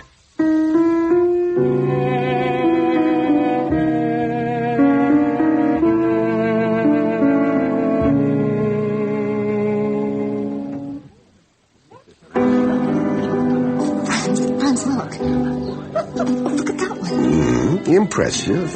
I'd call it masterful. The man has such incredible control. Had, my dear. He is dead, you know. Don't be facetious, darling. Look at the brush strokes. They're bold. Almost arrogant, there, but, you know... But with the glorious talent to back it up. Wouldn't you agree? Jeremy, I'd like you to meet Franz. It's my pleasure. Franz and I met only last night, but he tells me he collects things, so I thought I'd bring him to see the Soutines. This soutine especially. It's my favorite. Which is yours, Jeremy? Well, as owner of this gallery, I'd have to say everyone sold will probably turn out to be one of my favorites. Frankly, Jeremy, I'm hoping Franz may take the hint and buy this one for me as a token of our new friendship. Well, I'm wondering whether soutine is worth it. Oh, you're not serious. At these prices, I certainly am. I have no artistic pretensions, you see. As Sophie said, Jeremy, I collect things of value, but it's their investment value that interests me, not their artistic merit. Isn't that a little gross? Well, at least it's Friday, Sophie. All right, sir, let me meet you on your own ground. I predict that within 5 years, the price of any genuine soutine will have quadrupled. Then why are you selling these? Wouldn't you be better advised to hold on to them? No, it's a fair question, Sophie. I'd love to hold on to them. Unfortunately, my banker doesn't leave me much choice. Oh, bloody hell. What is it, Jeremy? Look for yourself. See what just walked in. The poor man. He looks so down and so lost. Some old bum looking for a handout, I suppose. Well, I'll deal with him in a hurry. Excuse me. You there? What the devil do you think you're doing here? I saw Helmut's painting in the window, and I had to come in and see if he was here. Helmut? Yeah? You're mistaken, old man. This is a vernissage of Soutine's work. That means private, by invitation only. Out. Please, you don't understand. Helmut is what my wife and I used to call him. Just sort of a pet name. Oh, really? Are you telling me you knew Soutine? Yes. Of course, that was many years ago, but he lived with us. He was like family. In fact... All right, enough. Now, will you leave, or do you want me to call the police? Come on, out. No, take your hands off me. I have a right to be here. More right than any of you. My, such passionate conviction. Please let me handle this. No, I'm really curious. Tell me, old fellow, what gives you this right, as you call it? Claims he knew Soutine. It's nonsense. Probably barged in, just looking for a free drink. Oh, that's a lie. He was like a son to me. I mean, he was only a boy, but even then, a genius. How long ago was this? I guess 25, perhaps 30 years ago. This is ridiculous. Please, I don't want to cause any trouble, but there was a certain still life my wife and I both loved. Could I just look around to see if it's here? No, you can't. I want you out of here now. Jeremy, can it do any harm to have him look? Sophie, please. If he knew anything about Soutine, he'd know that he destroyed all his early work before he destroyed himself. A year ago. Oh, no, I can't believe it. This collection is all that's left of Soutine. All done during his last 10 years. No other exists. Excuse me, but there is one other. Mine. So now you're going to tell us you own a genuine Soutine, eh? Yes. I don't suppose you brought it with you by any chance. Yes. What was that you said? Yes. I did bring it with me. It's always with me. The man's obviously mad. Come on, old man. I don't want to hurt you, but I think it's... Let go of me! Get your hands off me! All right. Then I'll show you. I'll show you all. Stop him. He's ripping his clothes off. Why, this could be amusing. Then you dare. Sheriff, where's black? It's not just painted. It's tattooed. Let me see that. It's not possible. Please, old fellow, could you hold still a minute? Well, what do you think? I don't know. I mean, the style is Soutine's, no question about it. But tattooed? How could it be possible? Maybe it was copied from the original. No, I don't think so. Please, old fellow, will you hold still just another moment? I don't feel well. I'm cold. No, it's not a copy. I'm almost certain. The boldness, the immediacy of attack. It would have to be a Soutine, and yet... Look here, it's even signed. Is it Soutine's signature? Well, is it? Yes. Of course it is signature. Who else would sign it? Please, give me back my cloth. Oh, yes, of course. Here, old fellow. I mean, Mr. I'm sorry, you haven't told us your name. But then you never asked it, did you? Seems to me you were too busy showing him the door. What is your name, sir? Drioli. I feel weak. Could I please have a drink? Of course. Oscar, over here. Quickly. He looks like he's starving. Here, drink this. There. That better? Yeah. Mr. Drioli, I hope you'll forgive our little misunderstanding before, but your story seems so absurd. You thought I was a liar. You thought I was a bum. Well, I'm neither. I've been down on my luck lately. Of course. Could I get you anything else? Some food, perhaps? No, thank you. I'm all right. Then perhaps you'll tell us about this remarkable work of art you carry with you, Mr. Drioli. Oh, please, he's still weak, Franz. No, I don't mind. You see, I was a tattooist by trade. In those days, I was one of the best. I'm talking 30 years ago in Paris. Josie and I had this little flat in the Montparnasse. Nothing fancy, but comfortable. Kelmuk came to board with us, but he never seemed to have 2 sous to rub together, let alone pay us board. He wasn't easy to live with. He was quite mad, you know.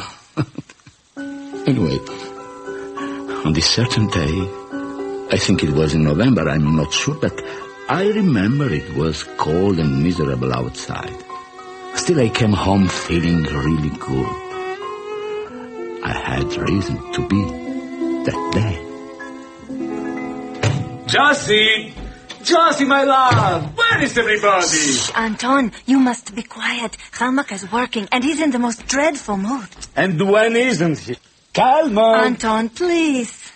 Kalmuk! Ah, there you are, my boy. Come on. What in hell are you shouting about, you fool? Can't you see I'm working? I can see you've been working too hard, that's what. Look here, do you see what I brought home with me? Do you? Wine. 6 bottles. Count them. We are going to celebrate. What in hell have I to celebrate? I haven't sold a goddamn thing in months, and that pig who calls himself my agent. Forget it, Calvin, just for tonight. What has got into you, Anton? I'll tell you what, my love. Today has been such an incredible day. I did 9 tattoos. Would you believe that? 9. So, we're rich. All right, so you're rich. That makes you a rich fool. So what? Oh, no, Carlo. Tonight you can insult me all you want, but it won't matter. Tonight, my children, we 3 are going to get splendidly, gloriously drunk. And we did. Oh, we did. Even Helmut mellowed with it. We had never seen him laugh as he did that night. Excuse me, but why did you give him that name, Helmut? Oh, a little joke. He came from Western Russia, and he had the look of a Helmut, a Tartar. Interesting, I'm sure. But the painting? Well, as it turned out, the 6 bottles weren't enough. We went out for more. And all this time, drunk as I was, this idea had been stirring in my head. Then it is agreed. You divorce Josie and I marry her. Oh, he's not on that again. Why not? He's a fool and I'm a genius and I adore you and... Anything your heart desires. But first, my little Helmut, I want you to do something for me. Boże mój, here it comes. Listen. I want a painting from you. Is that all? Go ahead. Take your pick. No, a special painting. One I can have with me always, wherever I go, whatever happens. A painting of my love, of my Josie. Now you're talking. All right, I'll do it. A nude study of Josie. No, not nude. Absolutely not. Why not? I'll get a canvas right now. No! Helmut, will you listen to me? I want you to paint a picture on my back.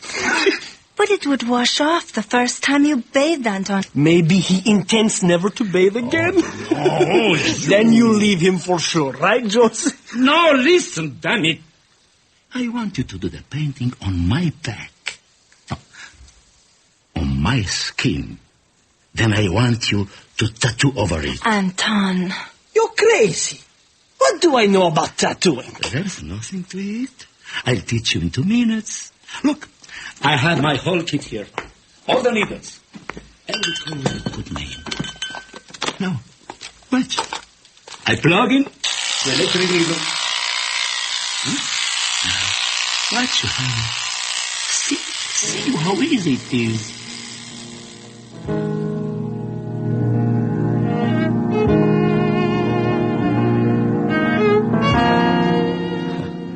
Finally, it was agreed.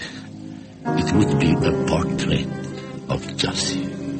Drank as he was, Helmut mastered the needles in no time. His hands were as steady, as masterful as always. And drank as I was filled with joy at the thought that both of the people I loved most in the world would be with me always. What an incredible story. But to disfigure your own body like that? For life? Disfigure? To offer the skin of my back as a canvas to a genius? Madam, I mean no offense, but as beautiful as you are, I would not exchange my skin for yours. What would you exchange it for, Drioli? What? I don't understand. Of course you do. You possess a certain important work of art which happens to be on your skin. Would you consider selling it? Franz, you can't be serious. But it's ridiculous to even... I mean, how could I possibly... suppose an acceptable way could be found, agreeable to both parties. Hold on now. I think that, as the owner of this gallery and of the Soutine collection, I have a certain prior right here. Oh, really? Considering the shabby treatment you gave this man, I should think you would be the last person he would consider selling the painting to. How dare you, sir? May I remind you that you were a guest here, and if it weren't for Sophie, you wouldn't be admitted here at all. The fact is, I am here. The fact is, what we have here is purely and simply a piece of valuable merchandise. Why shouldn't it go to the highest bidder? Franz, don't you think this has gone far enough? Last night I thought you were different. And last night, my dear, I thought you were enjoyable for a few hours at least. Today, I find you a bore. You bastard. Be quiet and stay out of this. Mr. Rioli, can we discuss this privately? I'm sure we can come to some arrangement. What are you going to do? Skin the bugger? That's not funny in the least. I'm sure there's a way. They're doing wonders with plastic surgery these days. Perhaps we could... Skin graft? Oh, come now, Jeremy. Surely you know that at Rioli's age and in his condition, such an operation would kill him. Or wouldn't it matter to you? Look here. I've had quite enough of you. I want you to leave this gallery right now. Do you hear? I intend to. And I intend to take Drioli with me if he'll come. Well, trust me, my friend. What I have to offer... Don't listen to him. He knows nothing about art. Nothing of the value of an early Soutine. I can make you rich, Drioli. Unbelievably rich. Oh, stop it! The painting is not for sale. I'm not for sale. What do you think I am? Something to be bleed over? Like a piece of meat? Oh, leave me alone, both of you. Drioli, wait. Please. Listen to me. Just leave me alone.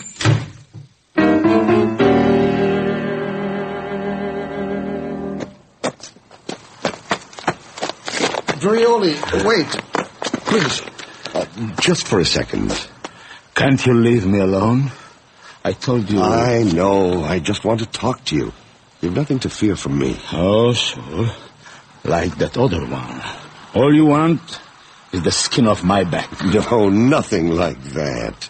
There's another way. Look, couldn't we go somewhere and... Oh, there now, steady, old fellow.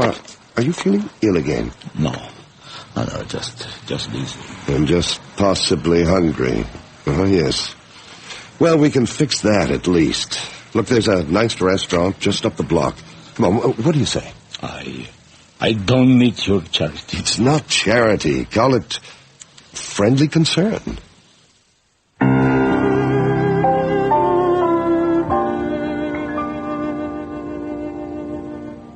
Admit it, Drioli. You weren't just hungry. You were starving. When was the last time you had a decent meal? I don't know.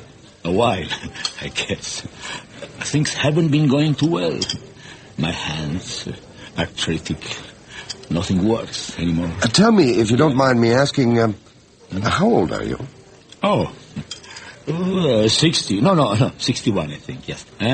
You thought I was a lot older, didn't you? You're not that old. You're still capable of enjoying the good life, aren't you? Are you making fun of me? Not at all. I think you are capable of enjoying the finer things. I can already see you appreciated the marinated duck, the Bordeaux. Here, have some more. Tell me, Drioli, do you like to swim and bask in the sun? Of course. I suppose everyone likes that. But not everyone can have the finest food, the very best wines from the Chateau of Bordeaux. Not everyone can have a cupboard full of the finest custom-made suits, silk shirts. No, but what... what about the company of beautiful women? Your choice, no limit. Stop it! You are making fun of me. Sit down, Drioli. Come on, relax. I was not making fun of you, far from it. You can have all of these things and more.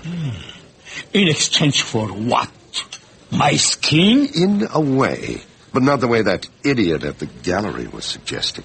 Then, I don't understand. Patience, you will. It's really quite simple. You see, Drioli, I'm a man who likes to acquire things of value, unique things, things that other people would give anything to own. Not necessarily because they mean anything to me aesthetically, but because I love to outbid, or let's admit it, outfox others to acquire them. It's a kind of a game with me, and since I'm already a very rich man, I can afford it. Do you follow? I'm not sure. Never mind. Let's put it this way. You have a thing of great value, a painting, as it happens, which happens to be on your back. Yes. I would like to acquire that painting. Huh? But since I can't very well separate you from it without doing you a lot of damage, I'm willing to take you with the painting. You want to buy me? No, not exactly. What I would like to do is put you on exhibition as a curiosity, if you like. Well, I don't like. You want to make a freak show out of me? A freak show? Not at all. A walking art exhibit, perhaps. But in such a way that you yourself would enjoy beyond measure. This I guarantee. But what? How? All right, listen. Among my most recent acquisitions is a small but very exclusive hotel in Cannes called the Bristol. Only the very rich can afford it, so I try to find, let's say, unusual diversions for them. You, Drioli, would fit the bill perfectly. You mean you'd want me to walk around naked just so that people could stare at me? No more naked than any of them. You'd be on the beach all day in a pair of swimming trunks. Does that sound unpleasant to you? No. I should think not. It's also beautifully simple, don't you see? You spend each day just sunning yourself, while my guests enjoy the rare privilege of seeing what is, in effect, $1 million art exhibit on your back. I can't believe it. I mean, it's all so crazy. Perhaps, but very real. Think of it, Drioli. Think of the rewards, yours for the asking, just as soon as you like, for as long as you live. Just say the word. I don't know. It's all so... Well, look, there's no hurry. Why don't you think it over, Drioli? Take your time. Just think about it.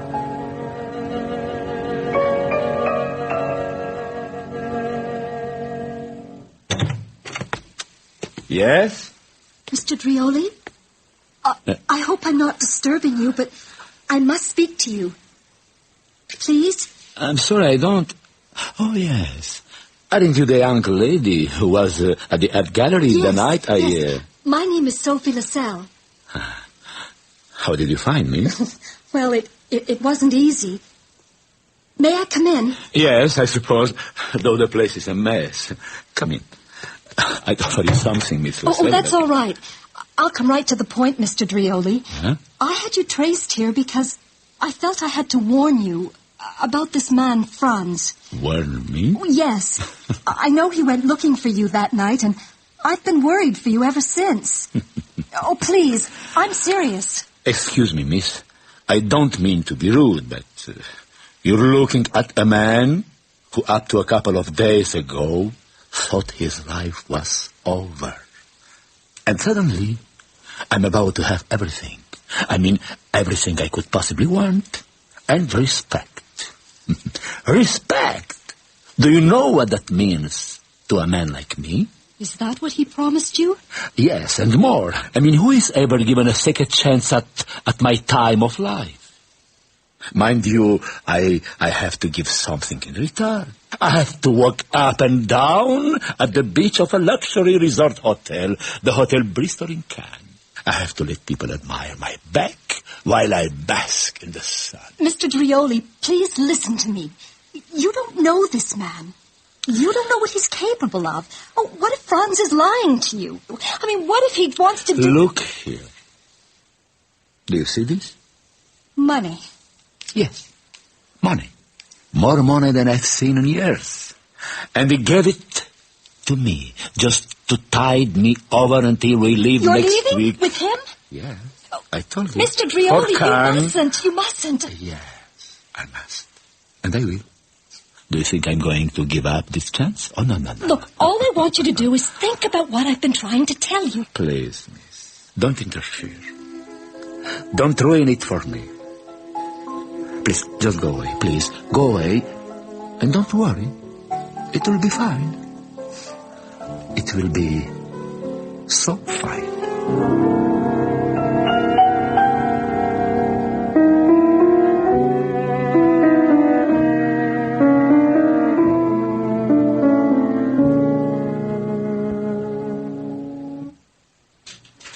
Please sit down, Miss Lassalle.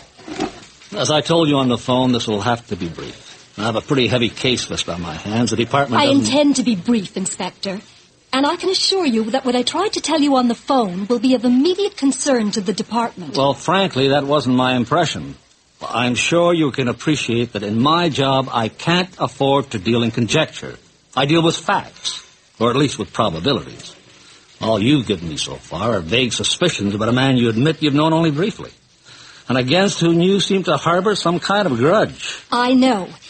That's all I had to go on until an hour ago when I called you again. You mean you've got some new information? More than that. Oh, I'm sick with the thought that I waited almost a month before I contacted you the first time. Now it may be too late. Oh, please, Miss Lassalle. Exactly what is this new information you claim to have? All right. You remember I told you how Franz had promised Drioli to set him up at his resort hotel in Cannes? Yes, I have my notes here. The Hotel Bristol. Yes. Well, I know Cannes pretty well, and I don't know why it never occurred to me earlier to check it out. Check what out? Well, finally it did occur to me the other day, and I contacted a friend who lives in Cannes. And this is what I received from him an hour ago. A cable. And what it says in essence is this.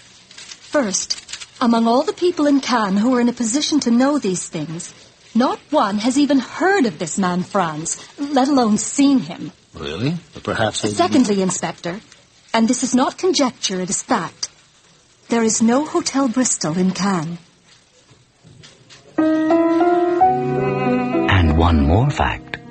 Not more than a few weeks later, a very original picture by Soutine turned up for sale in Buenos Aires. It causes one to wonder, doesn't it? to pray for the old man's health, and to hope fervently that wherever he may be at this moment, he is on a beach, basking in the sun, that he is being paid the respect he desired and so richly deserved, that he has collected an admiring audience beyond the vanishing point. Skin by Roald Dahl. Dramatized for radio by Arthur Samuels. Featured in the cast were Septimius Sever as Drioli, Linda Lawn as Sophie, Neil Shee as Franz, and Terence LaBrosse as Jeremy. You also heard Brian Dooley as Kalmuk, Reva Spear as Josie, and Len Watt as the inspector. Technical operations were by Gilles Laroche, with sound effects by René Lebois, and the production assistant was Jane Lewis. Original music was composed by Alain Payet. The series script editor for Vanishing Point is Sandra Rabinovich. The original musical theme is by John Roby, and the voice of introduction is David Calderisi. Skin was produced and directed in Montreal by John Jessup. The executive producer of Vanishing Point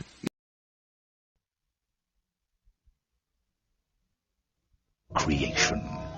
Work is not only a right, but a need. The organic expression of human well-being.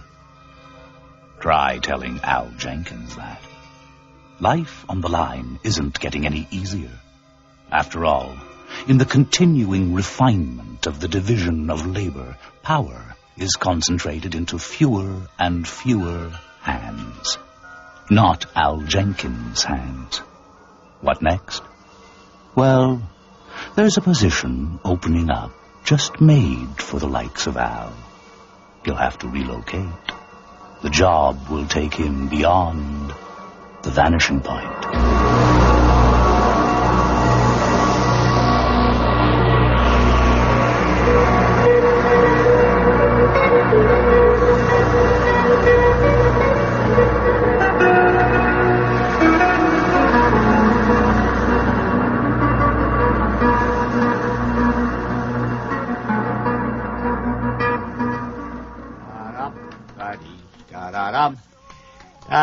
Da-da-da. Ooh, ha.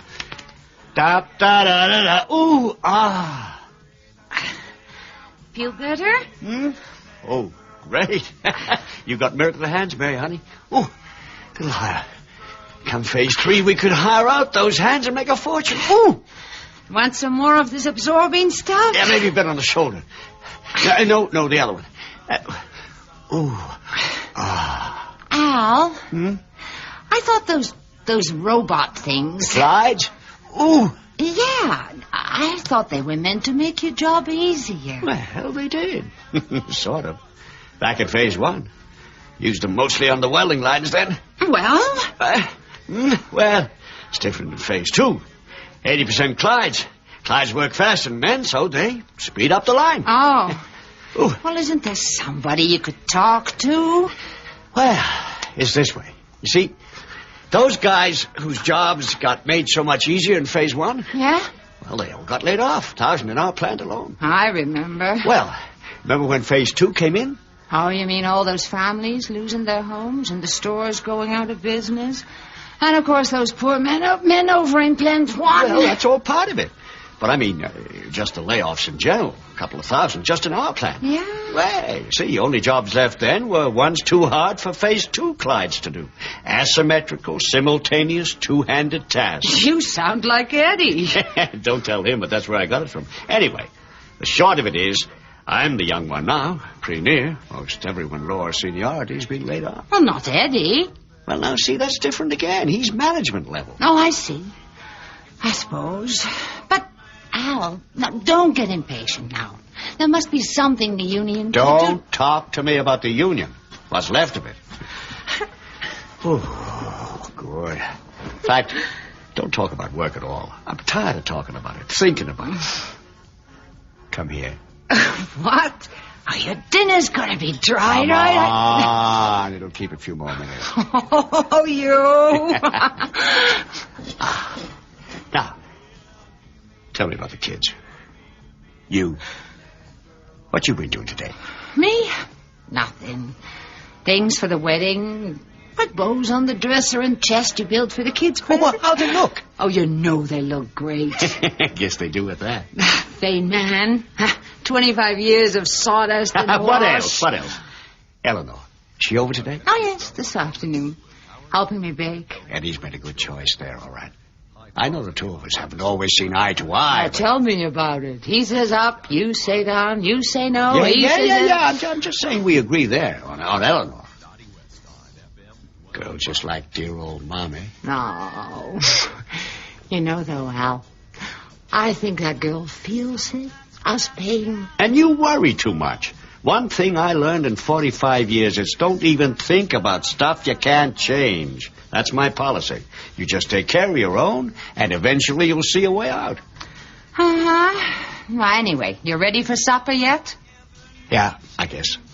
Good. Let's... Oh, no. Don't put those back on. I just remembered.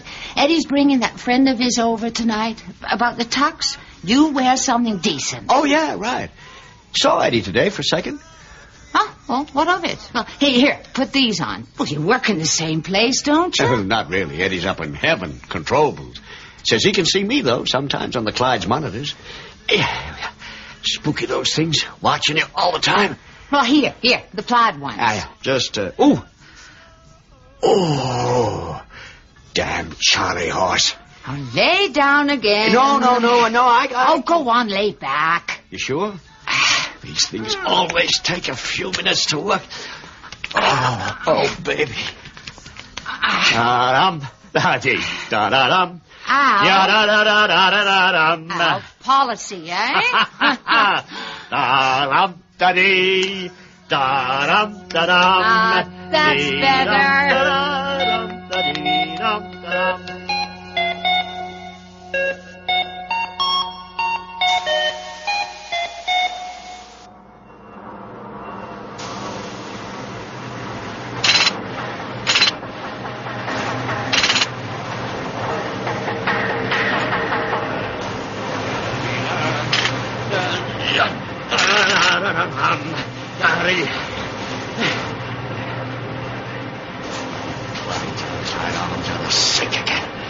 Fifth chassis, the bugger set down crooked today. Little more each time. No brains, no heart, no guts. Hey, foreman! Self-adjusting automaton shit. Foreman! Four-arm-banded tin man. Foreman! What do you want, Jenkins? Look at that chassis. Must be 5-6 degrees off center on the line. Fifth one, just from this morning. Those outside arms on 524 keep twisting out of sync more and more. Yeah. I'll have central programming check it out. If they keep that Clyde's monitor on the job, instead of on me all the time. It ain't enough I gotta do the work. Used to take 2 men to do without having to babysit the tin man, too. The Clyde can meet him. 524 all the time. Just watch your mouth, Jenkins. Graves 3's coming, so watch it. Oh, big talk from the big general foreman. They got doing a foreman's job now. Next, hey, what's eating you? The blood spots on your nice white shirt. What was all that commotion down the line? None of your business. Secrets, huh? Well, the hell with you, then. Where's Mac? My relief. It's past time for my lunch break. He's off. I'm relieving. Here, give me that gun. Oh, glad to. Be back 12:02. What do you mean 12:02? It's 20 minutes. It's 26 for lunch. Back at 12:02 and don't come back at shit. Damn. Yeah, plenty of guys on layoff, you know. Be glad that you're not one of them this time. We'll be getting you that, too.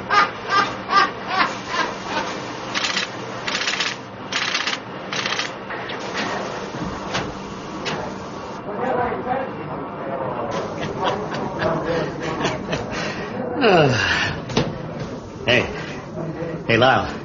Slide that lunchbox down, will you? What the hell are you so happy about? Didn't you hear our lunch break just got cut? No, I know. Can't help it, though. Well, with Eddie's wedding coming and... Well, just take last night. Eddie, he has this friend of his, a tailor, right to the house, just to measure me for a tux. Yeah? Yeah, right in the house. Real professional job. He measured me head to toe. And, well, I don't know, everything. Hey, I just saw St. Pierre. Used to be general foreman. Just saw him actually do some work. First time in 20 years. Oh, you'd have got a kick out of it. Face all red, him tripping over the pneumatic hoses. Yeah, I guess that would have been funny seeing St. Pierre. Still 20 minutes for lunch, not enough time to jam a sandwich down your throat, let alone drink a coffee. Yeah, I know. They got us between a rock and a Clyde. 200 guys doing the work 2,500 used to do.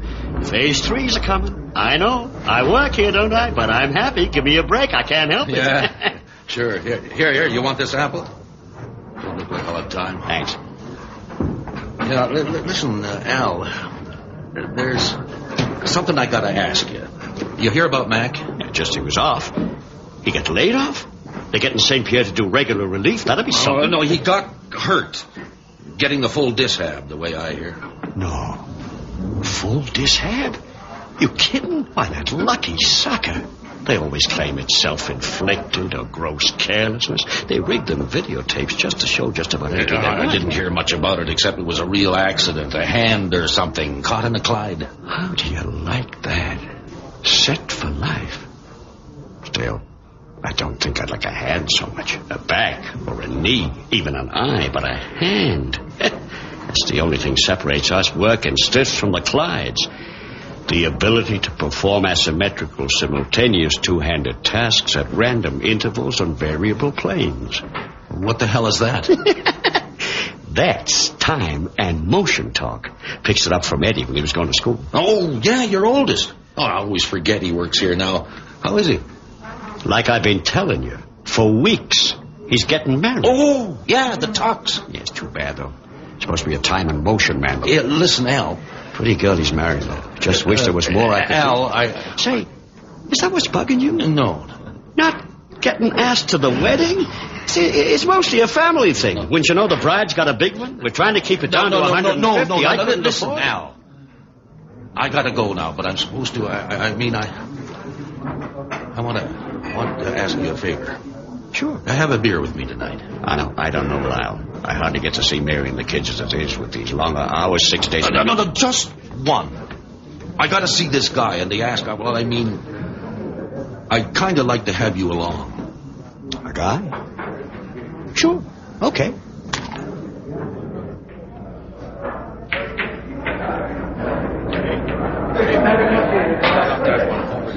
The guy said to sit near the back. Boy, that might be. Hey, waitress, 4 drafts over here. Getting old, I guess. Hardly all. You know, that's a fact. I was thinking today after you mentioned those union socials we used to have. Oh, thanks, baby. Have one for yourself. Remember those? The whole plant turning out. The old-timers, the young guys kicking up their heels a bit, and the guys with families. Yeah. Cheers. Well, phase 3's a coming, like they say. Full automation. Anyways, no use dwelling on it. That's my policy. We're better off than most, right? Not better than Mac. Well, that was a fluke. Real accident. Had to be for them to give him the full dishab. What if I said it wasn't? What? An accident. I mean, just supposing. I hear tell there have been 2-3 other guys on the line that got it last month or so. They're keeping it quiet, guys and the company. Afraid if word got around, it'd be like over in Plant 1, just before Phase 2 came in. Remember that one? Oh, bloody October, they call it over there. Yeah, I remember. Think about it more than I ought, to tell you the truth. Did get a little out of hand, guys jumping on the bandwagon. More like under it.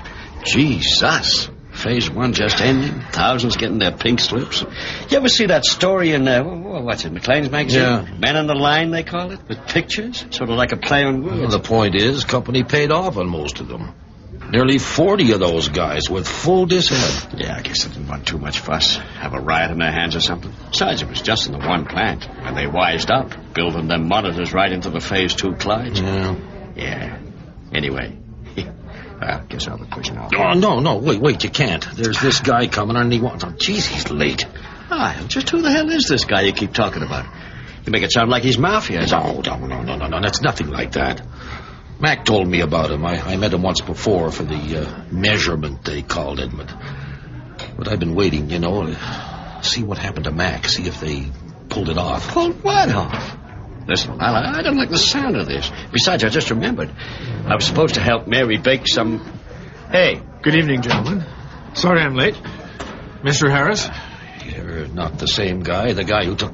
That guy with the tape measure. No, but I'm who you're waiting for. Hey, I know you. You remember me? Yeah, sure. A couple of years ago. You were even over to the house once or twice, practicing with him. Please, Mr. Jenkins. It's better if certain names aren't mentioned here for the moment. Aren't mentioned? What? Mr. Harris. Lyle. First things first, do you have the money? Yeah, I got it right here. 500, right? That's right. You understand, this is purely for expenses. Hey, what goes on here? That's a lot of money. You ever seen this guy before? No, but Mac set me up, worked for Mac. That's all I was... Well, what you talking about? Mac? What's he got to do with nothing? Mac? He has nothing to... I'm sorry. We arranged this poorly. Naturally, you have questions, Mr. Jenkins, but if you could just hold them till we're done with... Lyle? Yeah, I guess. Thanks. Now, Lyle. Where exactly in the plant do you work? 4th position, number 4 line. Chassis inspection. 4th position in the number 4 line. Now, what's your relative position to Clyde? Well, I got 2 on my left, 2 on my right, and 5 across from me. What is the number of the Clyde directly to your right on your side of the line? Well, 413, I think. You think? 413, yeah, that's what it is. Why? What's the difference? What's the difference? What's the difference? Only the difference between a brief, perfect pas de deux and a pratfall. A tiny metallic kiss and the cold clamp... Hey, steady there, a young few perfectly fella. choreographed seconds is all it should take, really, and... What's the difference? One Clyde is not precisely like another Lyle. That's the difference. But this must all have been explained to you. Don't you get it? Yeah, sure, I get it. You don't have to get pissed off. I'm not. It's just... Never mind. 413? Yeah. Good. Now, every day, for the next 3 days, I want you to strike... Stand perfectly erect, perfectly still, for 2 minutes, exactly 1/2 meter from the base of Clyde 413. You've already been measured. You take this position beginning at exactly 11:10 a.m. That's 11:10 to 11:12. You understand? Yeah, except... 2 minutes? A car and a half would go by in that time. That's 7 bolts on each chassis I'd miss. Don't worry about the cars. Try this. During those 2 minutes, envision yourself as part of a grand, elegant clockworks, or as a note in a musical phrase. Yeah, okay. 1/2 meter from the Clyde, 11:10 to 11:12. What if somebody sees? That's my worry. No. I think that's all. You're set. Take it from me, you're one of the lucky ones. We'll do as many more as we can, but who knows how long we can continue. Phase 3's coming, as they say. Yeah, right. Well, thanks. I'll see you. Well, no, I guess I won't, Al. Mr. Jenkins and I would like a word. Here, you go on, Lyle. I'll see you in the morning. Okay. 1/2 meter, 11:10 to 11:12 for 3 days. That's it, my friend. And stand erect. Stand tall. It's nothing to be ashamed of, and nothing to be afraid of. Don't flinch. Have a good life. Yeah. You too. Bye. Phew. Waitress, Scotch rocks. Oh, sorry, anything for you? Yeah, some explanations. And they better be good. I know you. You're one of Eddie's friends, or at least you used to be his friend, and you work for the company. As does Eddie, and you. As my own father did once. Yeah? So what? So, just because I work for the company doesn't mean I always have the same aims as the company. And what are your aims? As I can tell, it's some kind of insurance scam? Mr. Jenkins, do you know what Phase 3 means? Sure. Full automation. Full automation, all plants, everywhere. In its way, it will be quite beautiful. A few talented men orchestrating, coordinating so much sheer motion, synchronization on an unprecedented scale. But there's a price to pay. Full automation for men like you, millions of you, means full, total, unending unemployment. Don't you understand this? Oh, I understand, all right. You rigged phony accidents. Believe me, they're real enough. Mr. Jenkins, your son and I are, well, different from the others we work with. On the one hand, we're able to appreciate the elegance, the harmony, the music, grace, and poetry of the Clydes. I think you're off your nut. While on the other, we appreciate the human tragedy to men like yourself. Good men, though blunted, crushed in the transition. Hey! Please, Mr. Jenkins, this is all very stressful. Let me talk. First of all, I understand how fathers and sons, though they love each other, can sometimes disagree. Almost automatically out of habit. It was like that with me and my own father. Well, maybe you knew him. He was a union steward at one time. Patrick Kelly? Pat Kelly? Big, red-faced guy? Uh-huh. Oh, sure I knew him. Used to help organize union social events, picnics, dances. Used to have more fun at them than anybody. That was him. He's dead now. Ah, gee, that's too bad. I didn't know him that well. But, what does that have to do with... He died a little over a year ago. In a plant accident. Oh, Christ, he wasn't over in Plant 1. One of the ones that... Involved in Bloody October. Yes, he was. They called it suicide. No disability. No insurance money. Nothing. Jeez. My father was an anachronism, Mr. Jenkins. I don't think we ever agreed on a single thing. Unionism, automation, his choice of my career. Still, though, we loved each other. Wanted what was best for each other. And, well, it's pure sentimentality, I know, but every time I look at those monitor screens and see those men past their primes, huffing and sweating, most of them with families, all of them trying to stick it out for just a few more days, a few more weeks, I see my father.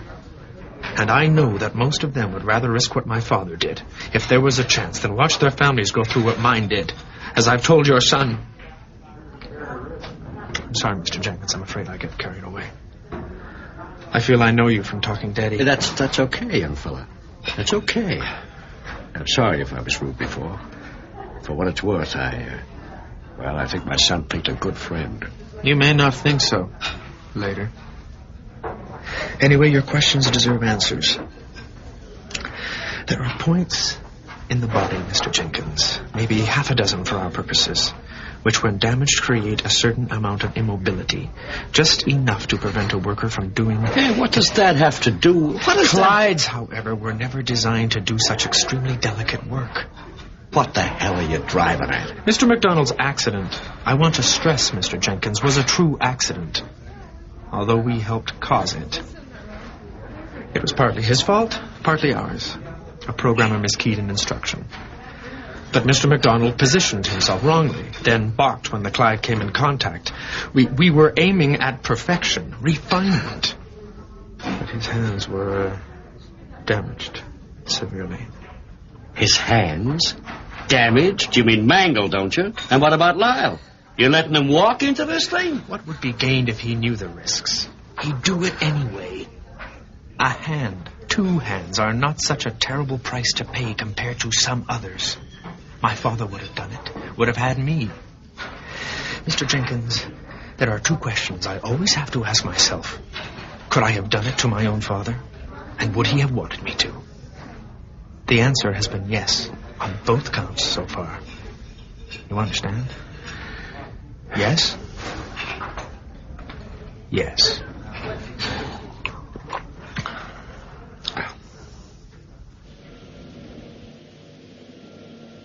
Lyle, hey, wait up. Oh, yeah, you punch in. I'll grab some coffees, meet you at the canteen. No, wait a minute. Look, Lyle, I gotta talk to you about last night. Quiet, you idiot. There's monitors all over the place. You want to blow it? Listen, we gotta stop it. Look, last night I had Mary phone a friend of hers who's a nurse in the company infirmary. Yeah, so what? I had her ask about Mac. He got it, didn't he? I mean, the full dishab? Oh, yeah. He got it. Do you want to know how? No. You want to know what happened? I said no. One of the inside arms on a Clyde jammed. He pushed the stop button and reached in to try. Shut up. Didn't have anything to do with standing any half-meter away. He reached in to try and pull the arm down. The Clyde started again on its own, scissored both of his arms off. Shut up! Hey, take it easy. You don't have to go through with it, you know. I already knew. You already knew? And you met that guy anyway? Oh, that talk about precision. A little pinched nerve, a party-do. Don't take a genius to know these kind of Clydes can't do nothing like that. Leastwise, you can't count on it happening like that. And you're still going through with it? What was it you were saying about hand motions yesterday? I don't know. Asymmetrical, simultaneous, two-handed tasks at random intervals on variable planes. Time and motion talk. I learned it from Eddie. What else? I don't know. No. You said it was the only thing separates us from the Clydes. Well, not anymore. Phase 3's coming. Clydes can do that stuff. I got my family to take care of. They never learned time and motion talk.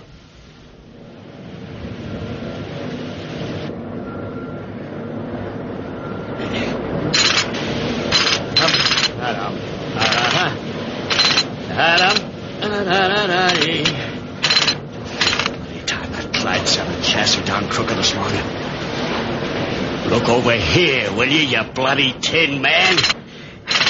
No heart, no brains, no bloody guts. Will you look at me when I'm talking? What's wrong, Jenkins? That 524 acting up again? Nah, that's the problem. Nah. Hey, St. Pierre. I tell you my son got married last Saturday? Yeah? Yeah. Had to keep the wedding pretty small. Couldn't afford to invite everybody we'd like. Mostly family. Yeah, sure. It would be nice to know there was going to be even a few more months' work. Yeah, well, I don't know nothing about that. Shit. Guess it don't matter much. Between you and me, don't be too surprised to see a pink slip tagged in your card tonight. I kind of figured. There'll be rumors flying all week. Thanks. It's okay. Just don't go getting no ideas. I've been watching you all week talking to that 524 Clyde. Like you're a snake or something. If you're bucking for a mental or something, just forget it. Oh, Christ! Another one. I gotta go.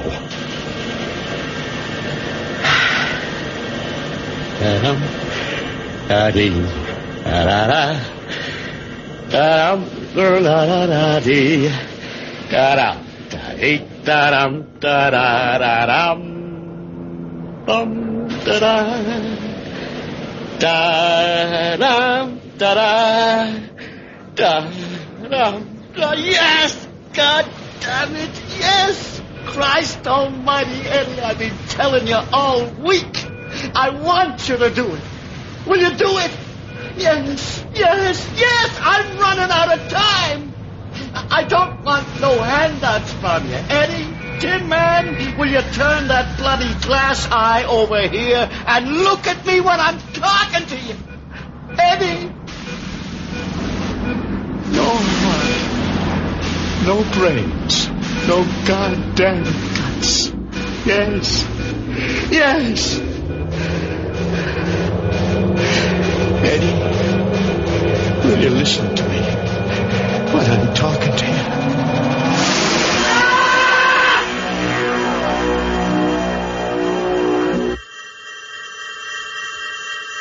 Stand erect. Stand tall. Don't flinch. It's just a little dance. The dance of the transition.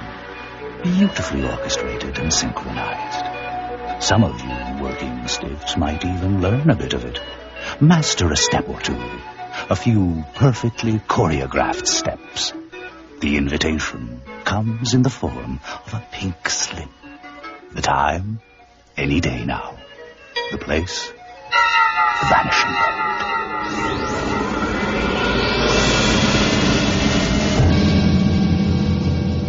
Phase 3 by Brad Birmingham, starring Sean Mulcahy as Al Jenkins.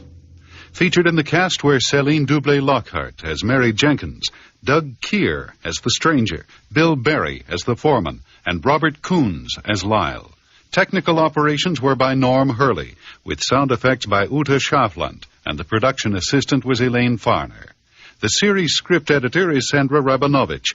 The original musical theme is by John Roby, and the voice of introduction is David Calderisi.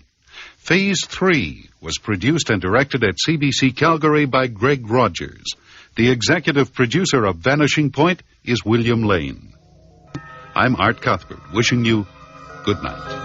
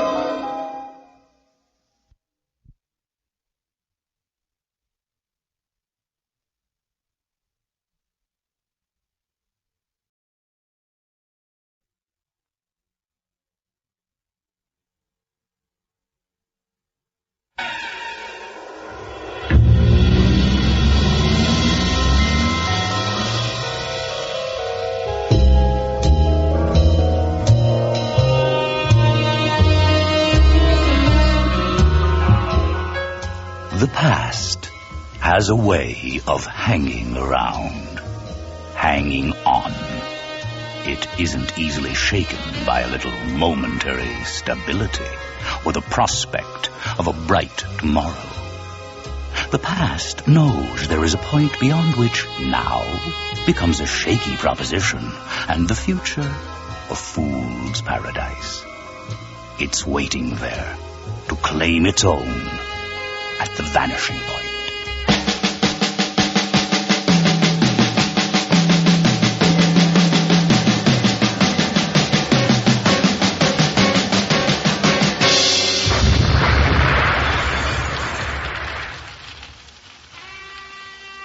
I get angry slowly. It doesn't last a damn. You're like my mother. Laugh when you have to and get out of the way when you can't. But I didn't mean to hurt anyone. I was sick. Oh, yes. I know most of us get up in the morning and go to work not feeling very good. There are other ways to be sick and other cures, or lack of them.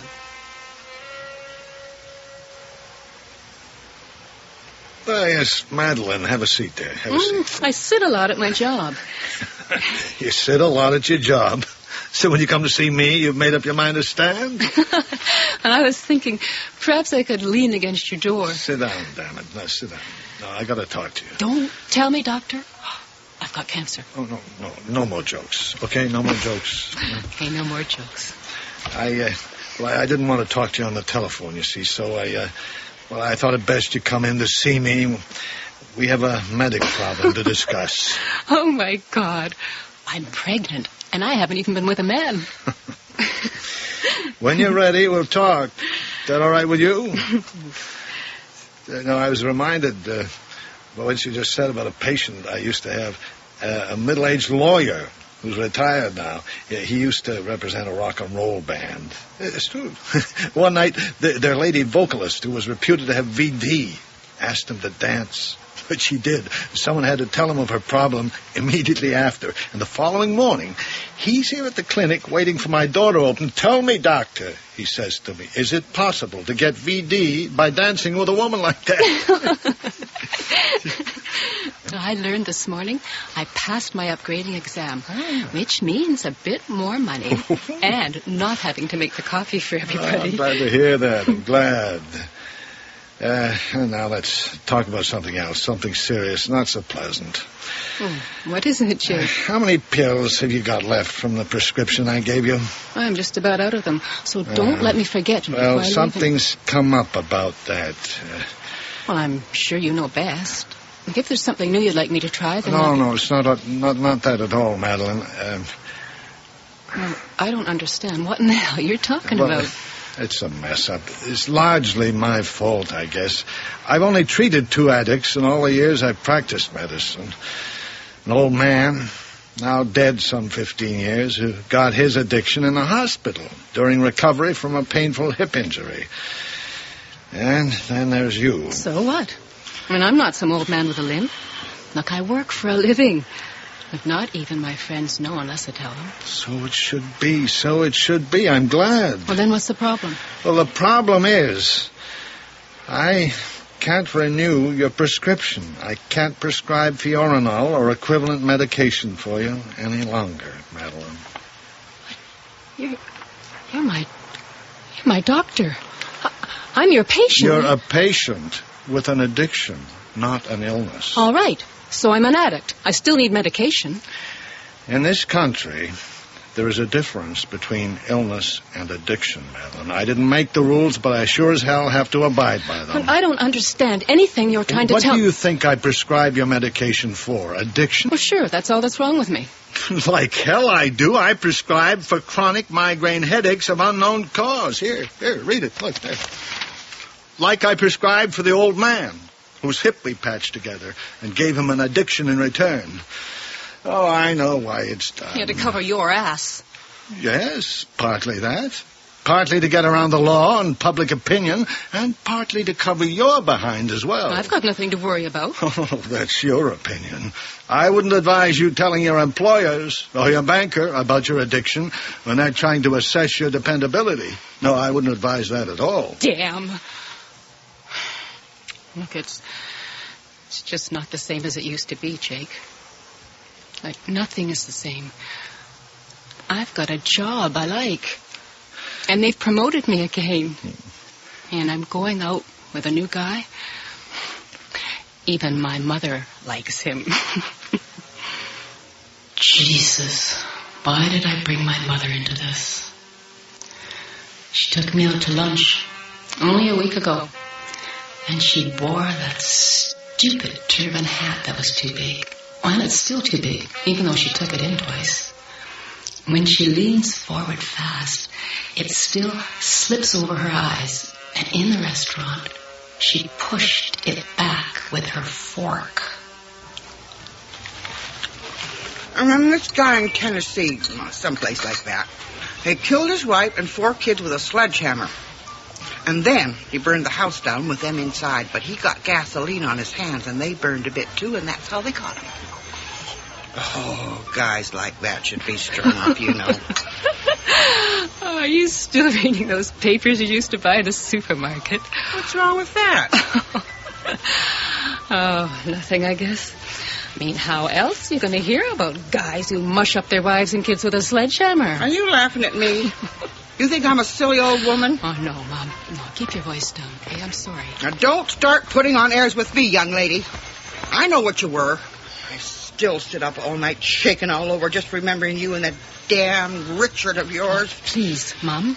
People are starting to look at us. So let them look. It's not my fault my nerves are shot. I take aspirins morning, noon, and night to make my pains go away. Hey, you over there. What are you staring at with your mouth open? You never seen an old woman eat before? Oh, God. Let's get out of here, honey. My head's pounding, and I don't see very good. Well, I like my fun, too. I used to dance and play bingo a lot. You got to phone me, Madeline.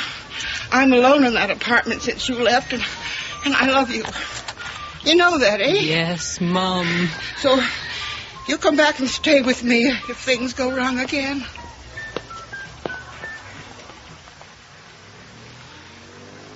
This man you're going out with is... No, he has nothing to do with drugs.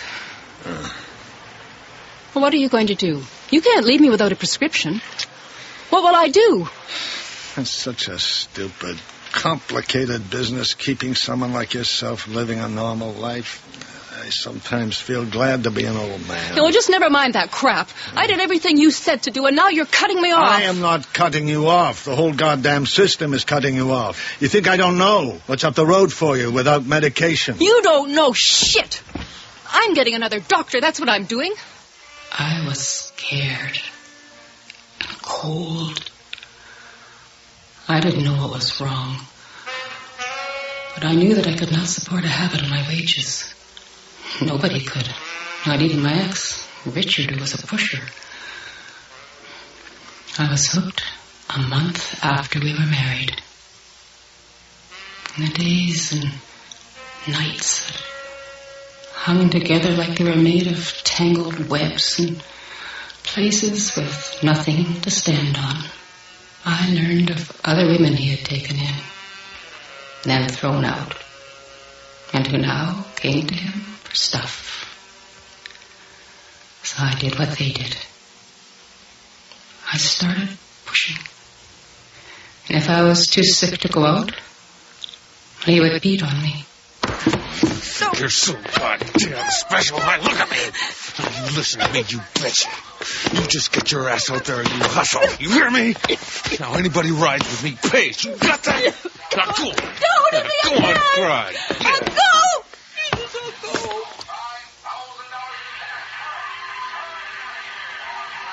I was confused, hurt, not understanding much, I guess. Once I remember when he got rough with me and broke a tooth. Looking up at him and feeling the blood coming out of my mouth. Looking up at him and feeling sorry because I made him tired punching me out. And because he'd stopped to take a rest. And he was breathing hard. His face was white. Just like he was going to faint. You know, I guess I loved him, despite everything. I was the wrong person to treat you, Madeline. When your mother brought you in that first time, malnutritioned, beaten, hopelessly addicted, I did what I could. But you needed some other doctor, not me. I'm getting old and out of touch, looking in the wrong places, I suppose. I was in worse shape than my mother. And you should tell her that sometime. Yeah, I should. That old man I told you about. I referred him to a drug treatment center. He came back to me in worse health than I'd ever seen him in. When you came to me, I did a lot of thinking about how for pennies a day a human can live and work as a full person. If it worked for one addict, or 2, or 20, why not for everybody? And to hell with the conspiracy of deceit. So, based on experience with 2 patients, I set out to change the philosophical foundations of West End medical attitudes to drug addiction. Oh, what's funny about that? I don't think you matter a damn as an addict. And I'm an aging doctor who never considered that possibility. That's what's funny. Some time ago, I wrote 2 letters. One to the National Medical Association, the other to the Federal Ministry of Health. I used your medical records as an argument for allowing me to freely and honestly prescribe medication for drug addiction, and not some imaginary illness. I don't mind. There's nothing wrong with that. It didn't work, Madeline. The medical establishment considered in their wisdom that because I admitted my prescribing falsely, I was alone in what I did. They warned me. I didn't like that, so I wrote again. This time a stronger letter. Their response was to temporarily suspend my prescription privileges while they looked into my situation, as they said. Oh, well, if I stretch out my pills and I just use them if I have to, while you help me to find another doctor, see, or someone who could help. Listen, I've tried all that before I called you in. What are you saying, Jake? Using your medical records as I did was not a wise thing to have done. What you're saying is that you're not a doctor anymore. You can't give me the medication I need. And no other doctor wants your problems. Is that it? Madeline, sit down. There's no need for this. I'll get us a coffee. Well, I don't want your goddamn coffee. I want pills for my addiction. Because I want to do this work that I'm doing and live in my apartment, drive my car, and keep the friends that I now have. Look, I just want to Madeline, I'll keep at it. I'll keep at it. Maybe come up with something. I don't like all these lies surrounding addiction either, if that means anything to you. I don't care for being treated like some medical scallywag for bringing up an issue that's important to me. There were tears in his eyes. And then, just like that, everything in his face died. He just sat there, staring at me. I never told him. He frightened me that time. His books, his office, and him sitting like that scared me. It had nothing to do with his age. He was giving up on me without giving me a way out.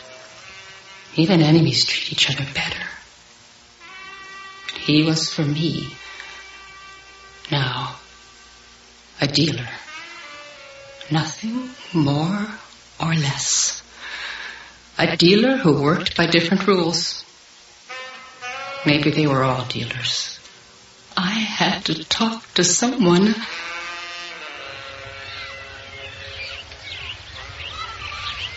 Well, that's my life, Jim. Not much to show for 32 years of living, I guess. Anyway, because we're seeing each other. I just thought you should know. I'm surprised. Scared, too. I didn't know. I'll have to think about it. I've had a pretty sheltered life by comparison. I understand, but there's nothing to worry about, really. Yeah, sure. I know. I'm, surprised. And I'm glad we had this conversation. In fact, I feel real good about it. Oh, that's good. Just one thing.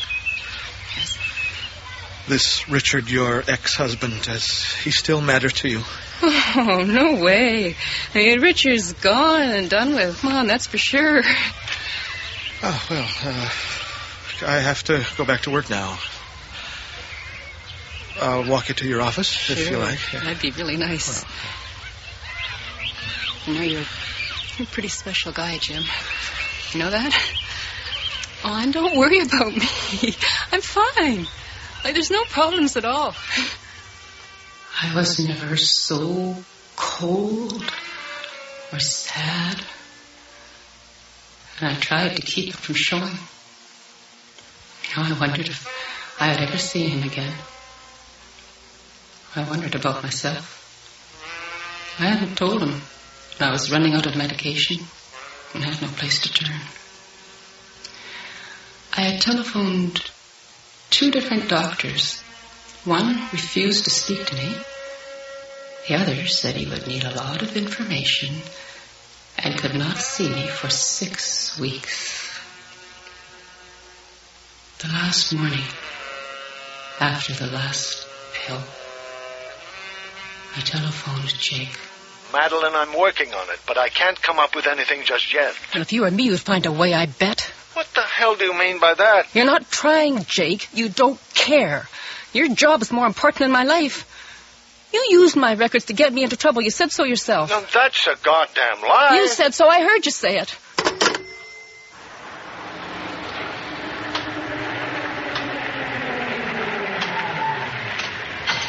Oh, come on, lady. I can't do that. Why not? I'm not allowed to. That's why. If that thing broke, hey, it'd be goodbye car and goodbye you. Come on. Why don't you be a good boy just this once, eh? Look, I picked up some road tar and I got to wash it off. Well, all right. But you take it straight home, you hear? And pour out what you don't use. That stuff's deadly in a glass bottle. Thanks, sport. Appreciate it. I drove all day, going nowhere. I wanted to hide, to get away as far as I could from a world of junkies and dealers, from people with eyes as cold and distant as stars. I guess I wanted to die, but I left it too late. The addiction, sitting like a disease inside my guts all this time, now took over. And the nightmare nights and days began again. Madeline! Madeline, over here! Oh, Jim, gosh. You know, I've been meaning to call you, but, you know how it is. You know, I'm supposed to meet someone here. Well, and here you are. I called your office when I got back into town. They told me they hadn't seen you in 2 weeks, and they hired someone else. Oh, that's crap. I've been sick. I got caught in the rain and got this cold I can't get rid of. Jeez, why can't they leave their kid in the car? Are you back on the junk? What are you talking about? Look, I can't think with that goddamn kid crying like that. But I gotta go, Jim. Sure, go. So maybe tomorrow we can have lunch. I'm just not feeling very good. No, Madeline. I don't think I want to see you again. You're back with the pusher, or what's his name, Richard? That's a lie. Who told you that? But no one has to tell me. I'm 48 years old, Madeline. I never once did anything exciting or dangerous. Pretty sad, huh?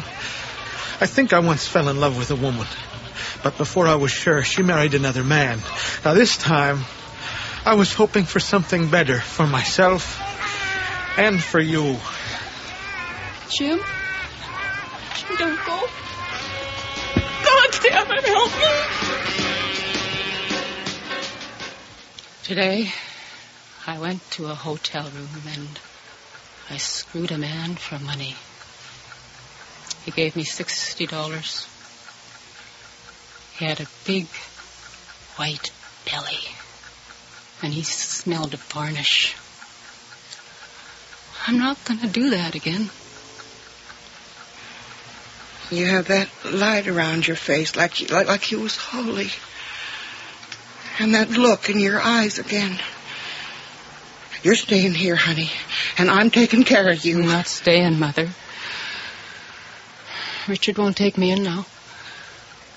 He gave me stuff, and I pay him for these tricks he's lined up for me. You're staying with me. What kind of tricks is he playing now? I can't stay. He's pimping me. Those kinds of tricks. Mom. He doesn't trust me to work with him. I can't do it.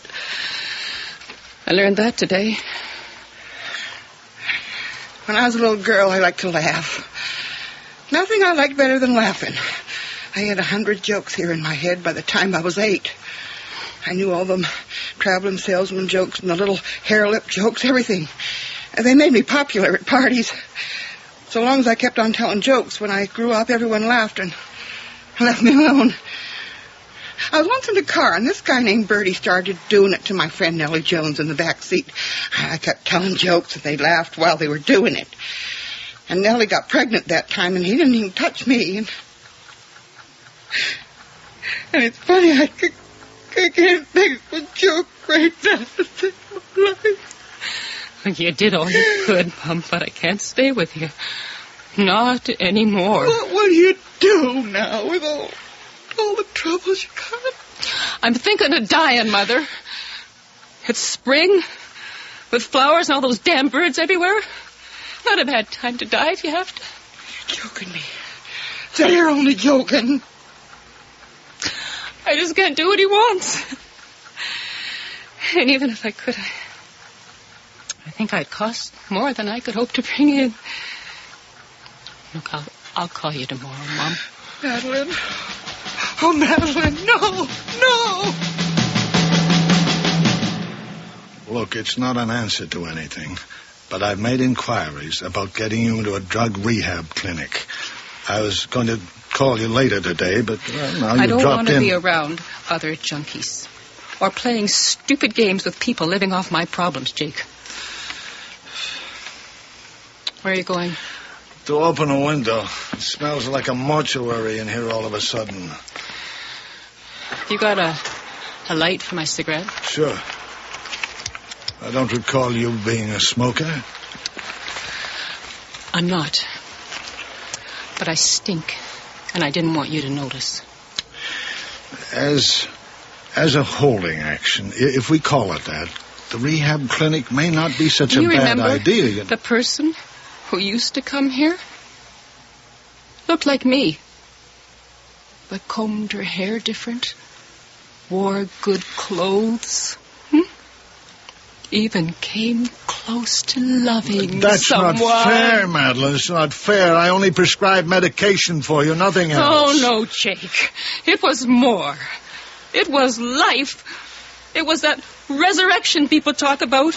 You gave me that. Look, I'm only an aging doctor. Why have you come here when I can't help you? I came to kill you. I don't know about laws or governments. I only know I never wanted this. What?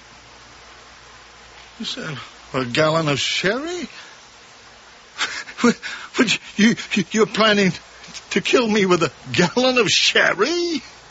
Oh, man. A goddamn gallon of sherry.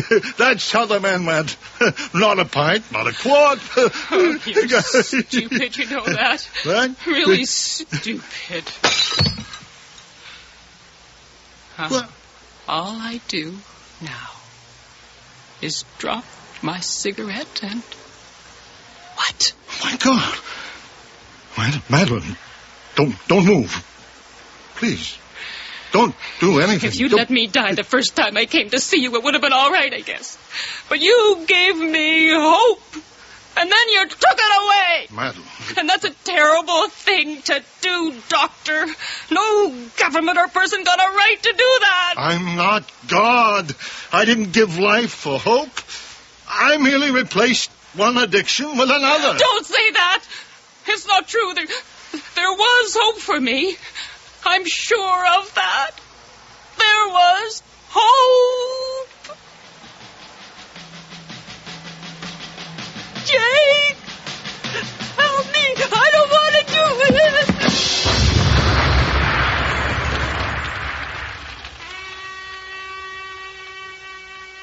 She tried at the last moment to turn everything back. My Madeline died in this terrible fire at her doctor's office. Her doctor was my doctor. He died too. Someone, I think it was his secretary, said Madeline had something to do with it. So the police and insurance people kept coming around for weeks asking questions. She tried to hand the cigarette to me, but stumbled and fell.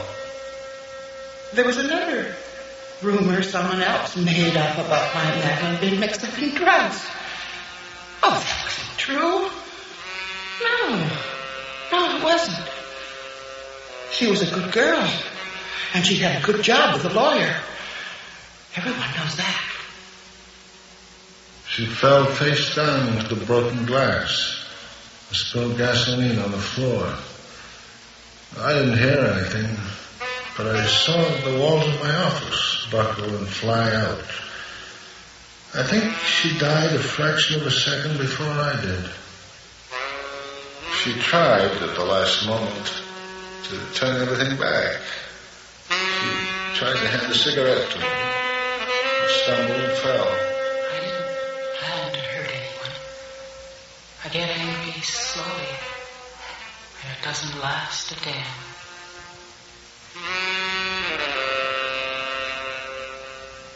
Funny what perception can do. You get a little well, and the world seems like a better place to live in. But the world doesn't get any better. And when you slide back down into the muck, it isn't the world which becomes more painful and unendurable by the moment. It's all a state of mind. a condition in which all hope and all hesitation fall away. The bitter end. The vanishing point. The Addict by George Riga. Featured in the cast were June Keevil as Madeline and Walter Marsh as Dr. Kirsten, with Lillian Carlson as the mother and Tom Macbeth as Jim. Also in the cast were Gary Chalk and Kim Kondrashoff. Original music was composed and conducted by William Skolnick. Technical operations were by Gene Loverock, with sound effects by Chris Cuttress and Jay Hyrene, and the production assistant was Dagmar Kafanka. The series script editor is Sandra Rabinovich. The series musical theme is by John Roby, and the voice of introduction is David Calderisi. The Addict was produced and directed in Vancouver by John Giuliani. The executive producer of Vanishing Point is William Lane. Next week, another change of pace on Vanishing Point as we present STARTEX B16K by John Palmer. Until then, I'm Art Cuthbert, wishing you good night.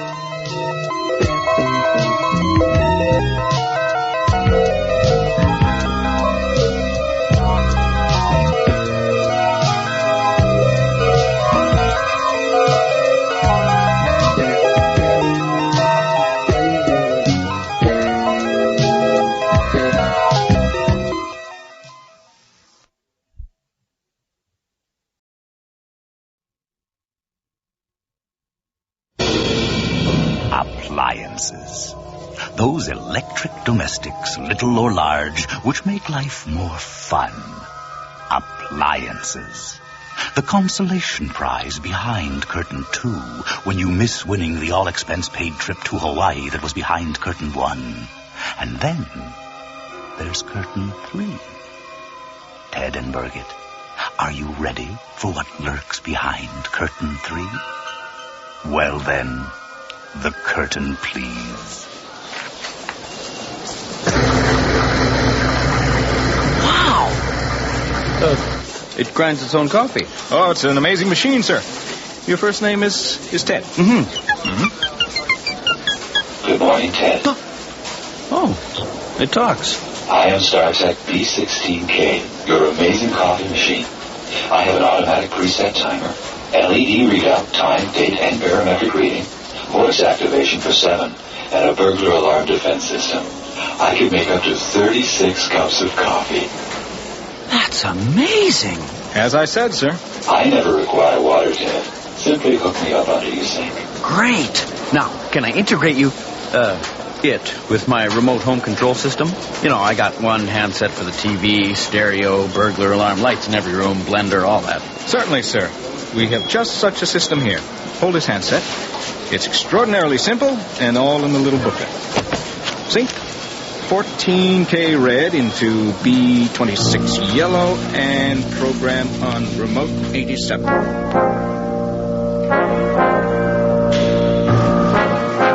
15K red into B25 yellow. Program 87. Okay. Now, please. Oh, no. Quiet. Wake up, Birgit. Ow! Why are all the lights out? Birgit, are you okay? I'm in the kitchen. Well, why are all the lights on? Where's the burglar? Ted, what are you doing? It's 2 a.m. Shh. Listen to this, honey. What in the... Good morning, Birgit. Good morning, Ted.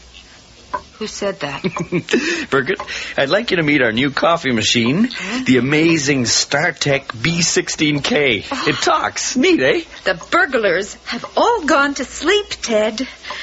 If you bring one more gadget into this house, I am leaving. It's just a coffee machine. You're obsessed. You need help. Good night. Good night, Birgit. Good night, Ted.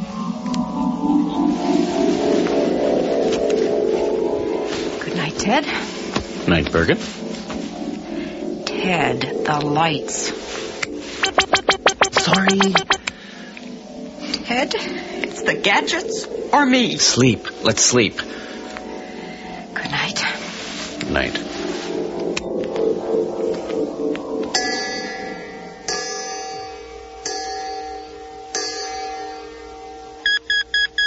This is StarTech B16K.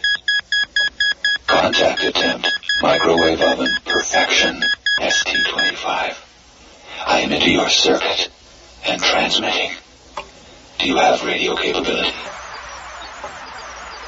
Scanning your circuitry.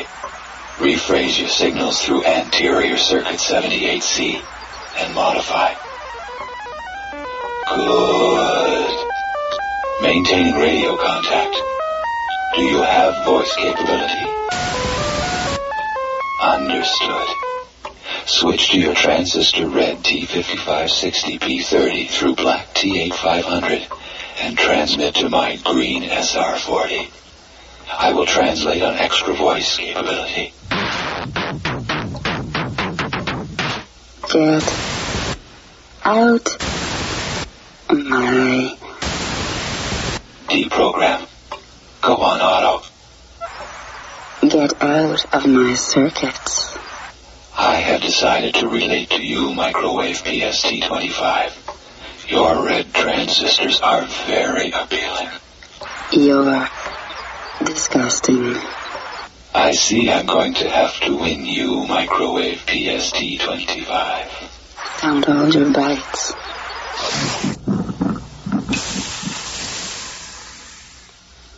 That's right. Make your coffee.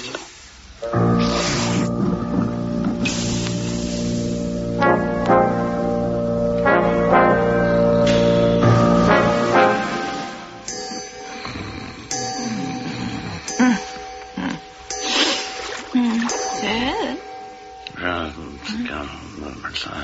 Tuesday. My toe's wet. I promise. Fix the sink in the morning. Ted? And sleep. Ted, I think... Oh! What the? Swim, Ted! The door! I can't see the doctor. I'm trying to... What? No, calm down, dear. It's only a machine. All right. Turn it off, StarTech. Now. Is the coffee all right, Ted? Not too strong, eh? Unplug that thing, Ted. Please don't try that, anybody. It could get messy. It's threatening us. I think this is about enough. What's that? What's that little red light? Wait. StarTech.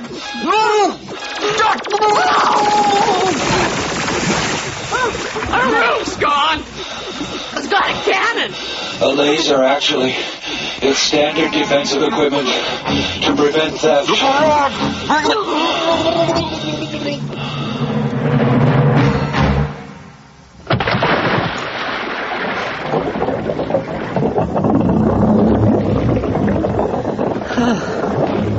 Oh, goodness. Mrs. Ogilvy's marigolds are swamped. We've got to save the world, Birgit. She's got the most perfect garden in Forest Hill. How are we ever to apologize? I don't know, Birgit.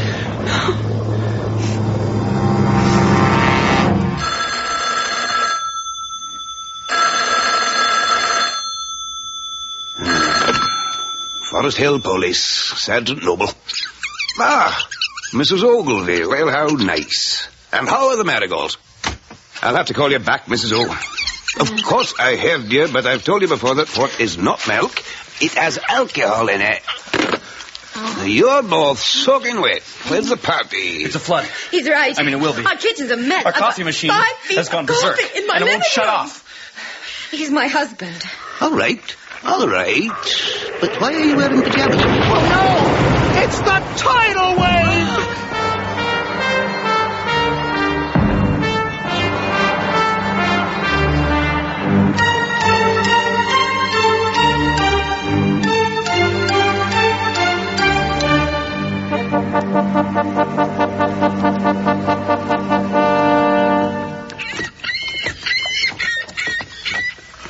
other local news, Chaplin Crescent has been closed for 8 hours pending investigation of a reported flooding in Forest Hills. No details are yet available, and the mayor's office has declined comment. I wasn't made to row a boat. I was made to drive a car and have a good time. You row the boat, Ted. On lookout. All roofs look the same to me. I don't see how we're supposed to tell our chimney from anybody else's. Did you have any tall trees near your place? Sure. Oh, so does the rest of Forest Hill. Oh, look. Canoe. I saw it. Hey, there's someone lying in it. Grab a hold, Ted. It's Mrs. Ogilvy. Oh, Mrs. Ogilvy. You all right here? Where's Sammy? Have a nip, Mrs. Ogilvy. Oh, well, I can't have a nip before 11. It's 11:45. Oh, Sammy! Sammy! Pull him in, Ted. He's safe. He's safe. Oh, my little Sammy, you've come back to Mummy. Oh, my God. He's turned coffee-colored. He's supposed to be beige. Now, what am I going to do with my rod? It's all going to match perfectly, Mrs. Ogilvy. But I don't want him to match. I want him to contrast. Poor little tyke. He's made it to that roof. Those shingles look familiar. Mm-hmm. Yep. See that patch where they're missing? That's our roof. But where's my roof? Mrs. Ogilvy, you live in a bungalow. Oh, yes. Here's the scuba gear, Ted. Great. No, that goes in your mouth. Oh.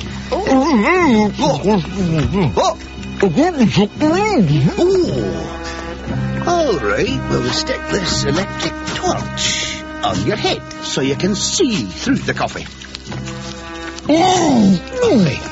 Sorry, higher up. Be brave. I've put this megaphone in a plastic bag so you can talk to STARTEX. You've got to do it, Ted. Look, Forest Hill is gone. And what if you get... No, dear. We'll build another Forest Hill. That's a spirit, Mrs. O. Not too far north, of course. Wait a minute. Something's come through the money. Mr. Mayor, what is your assessment of the problem, sir? Sir, have you asked the face? Let me get in here. What about the army? All right. This is the mayor. I am the mayor. Yes, we must all stand fast. There is nothing to fear. The authorities have... This way, sir. Your helicopter's on the roof. Thank you, Raoul. Thank you. I voted for that man. See you later, Birgit.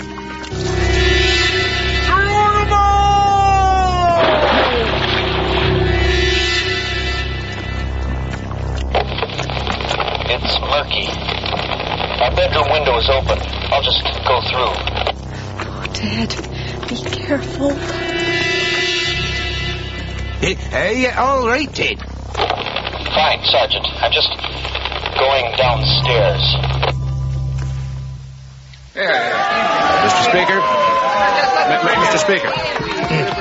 Mr. Speaker, I might say there is, in fact, a small rivulet of what appears to be coffee emanating from somewhere in Forest Hill. But I want to reassure the House that not only is the government fully aware of the situation, but that the coffee is of an excellent quality. Oh, my God. The doors. Oh, no! It's the tidal wave!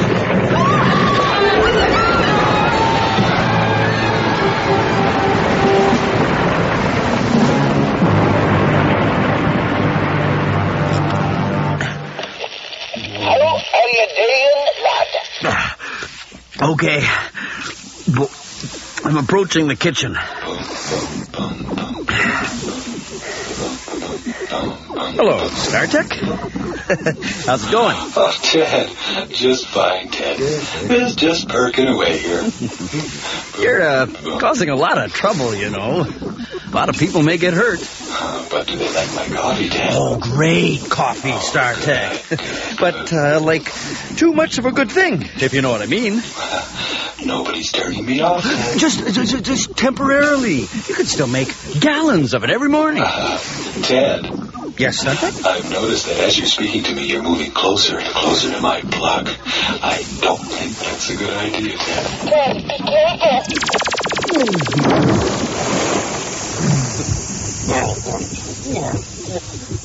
Ted, are you okay? I'm fine, Birgit.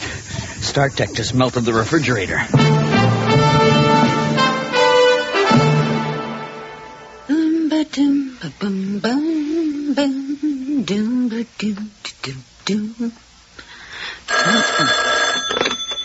Good afternoon, Prime Minister's office. This is the Premier of Ontario. I must speak to the PM. Excuse me. Sorry. He's in a very important meeting, sir. Is it urgent? Are you kidding? Southern Ontario, disaster area. I see, sir. Well, why don't I have him call you back after lunch? Is there any other message? Yes.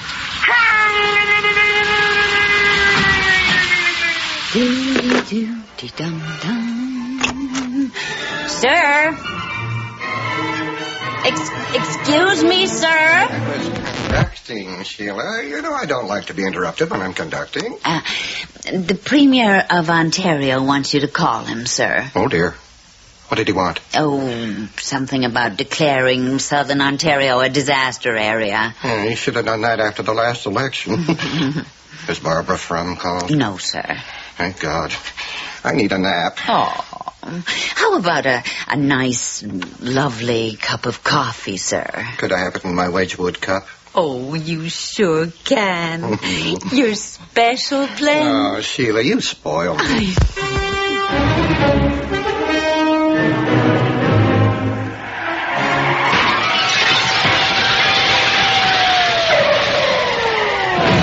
Yes, this is Bert Sand, people, and I'm a young'un blower for CKBJ, and I don't know how much longer I can stay here. This is unbelievable. The country's biggest intersection is completely jammed by wrecked vehicles and people trying to get away.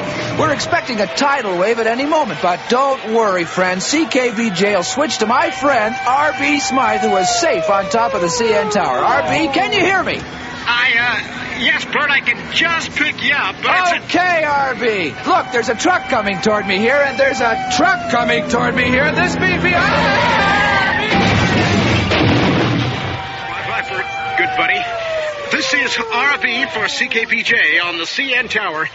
And I gotta tell you, folks, I don't believe what I'm seeing. The sun is hanging over Mississauga like a red egg yolk. That's to the left. And right in front, I can see way up past St. Clair, clear up Yonge Street. But you've never seen Yonge Street like this. We're looking at panic, folks, and it isn't pretty. The smoke is beginning to drift across the sun. It's getting darker. And over... Oh, wait a minute. Oh my. I don't believe what I'm seeing, but I gotta report it anyway. Just above St. Clair, filling Yonge Street. No, covering Yonge Street. Well, it's going to be 200 feet high. A tidal wave of coffee is blitzing everything in its path. On top of the wave is... Well, it's a building, a whole building, and it's still intact. My God, it's Upper Canada College. And it's... Oh, no, it's pushing under Yonge and St. Clair. It's spinning up subway trains. Whole subway cars are flying into the air. That wave is going to come straight down Yonge Street like a bowling ball, and I'm in the way. I don't have time to get out of here. Help! Oh, get me out of here. Well, who are you? What are you doing here? Oh, I'm a waitress. What difference does it make? This is R.B. Smythe for CKBJ, stranded on the CN Tower with... Nancy Higgins. With Nancy Higgins. Hi, Mom. Hi, Sudbury. You're from Sudbury? So what? I'm from Dorado. Not anymore.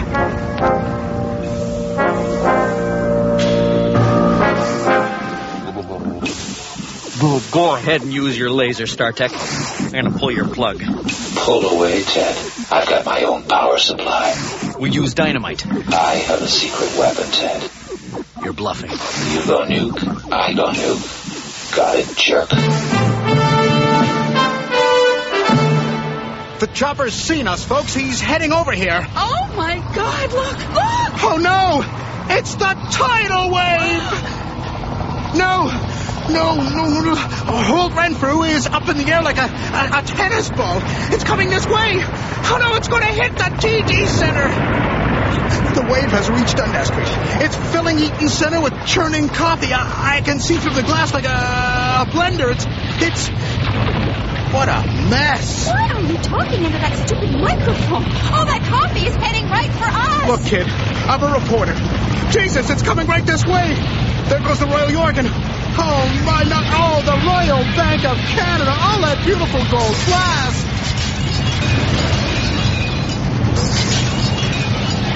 Gone. That says RB Spike for CKBJ saying, help! Help! He's lowering a ladder. Grab it! I can't. I got it. Hang on to me. Get the hell off of my helicopter! Let's forget being a something. This is RB Smythe, somewhere over Lake Ontario. And Nancy Higgins. Oh, look at that! Oh, folks, the CN Tower has just been tossed into Lake Ontario. It's bobbing up and down like a Coke bottle. Now you can see the coffee spreading into the lake like dye. Wow, the fish are jumping. Will you marry me, Hartley? Sure, kid, if there's a tomorrow.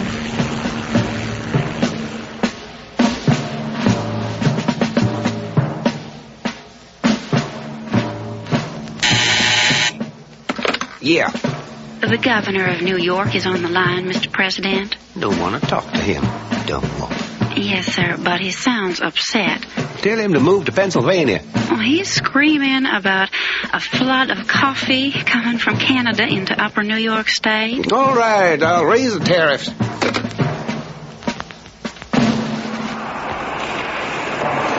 This is Gilles Lemereux for Hockey Night in Quebec, coming to you from the Forum in downtown Montreal. Now, definitely, Canada's largest city. And we are joining Le Canadien and the Highlander in the middle of the second period. John Tennelly skims past Penny's goal crease, wheels screaming. Penny swing his stick at Tonelli. Out checking by Billy Smith. Wait. I say, it could be slashing. Mondo is threatening referee Van Hellemont.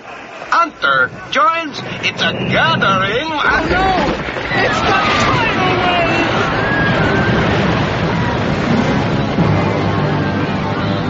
wave! Good morning. This is CFLR in Vancouver, now definitely Canada's largest city. And here is the news. The BC legislature approved a motion last night to fill in the Crow's Nest Pass and secede from Canada.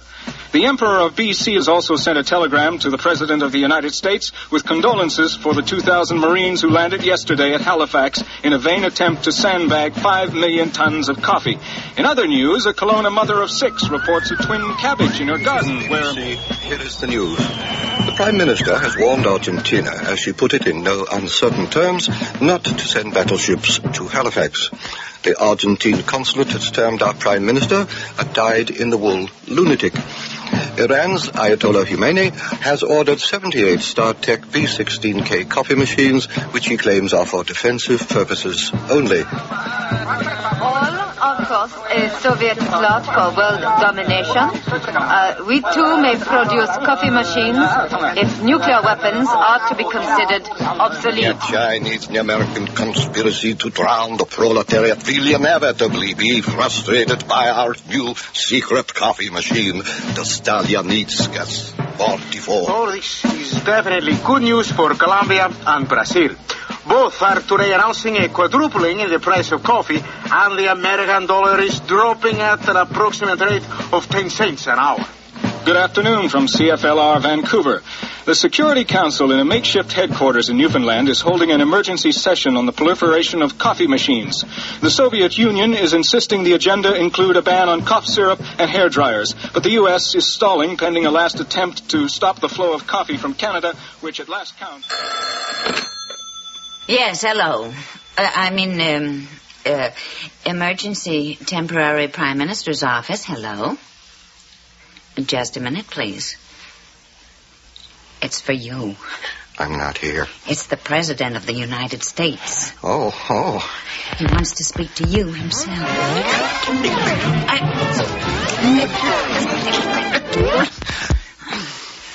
I'm sorry to have to do that, sir. All right, Sheila, never mind. Hello, Mr. President. I assure you... What are we going to do? Oh, the coffee. I'm in top secret hiding. I'm supposed to tell everybody I'm in Nebraska. I don't know where I am. I'm way up north, but deep underground. Perfect for flooding. Yeah, at least I have lots of ice cream. Do you have lots of ice cream? Oh, well, they stocked up on chocolate. We got Haagen-Dazs, butter pecan. Oh, I love Haagen-Dazs butter pecan. What I can't figure out is how do they get all that sugar right through the nuts? Yeah. I've been wondering about that, too. Yeah, and it's so buttery. Do you think the flavor is natural? It's from natural sources. Yeah. How are we going to stop that coffee? Well, all I could think of was a lot of blotting paper. Who blots anymore?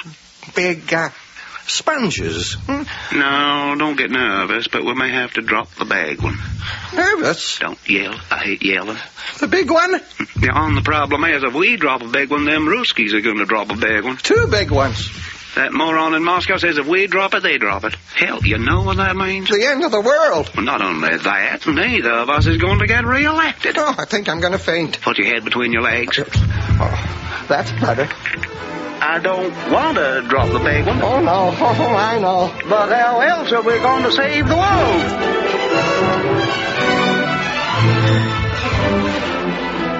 This is the CBC News. The world today hovers on the brink of total destruction as Canada continues its uninterrupted flow of coffee. In the name of humanity, STARTEX. Okay, it's on the news. The bomb's going to drop at 1 o'clock. 1 o'clock, Ted. There's only 2 minutes. 1 o'clock? Why, we haven't had lunch. See if you can float something up, Teddy. Shut up, Mrs. Ogilvy. The world is coming to an end. We may as well have lunch. STARTEX. Hurry, lad. I can see the plane. Ted, I love you. Ted, I love you. I love you too, Birgit. Goodbye. Goodbye, everybody. And now for the CBC official time signal. At the beginning of the long dash, following 10 seconds of silence, it will be 1 o'clock Eastern Standard Time.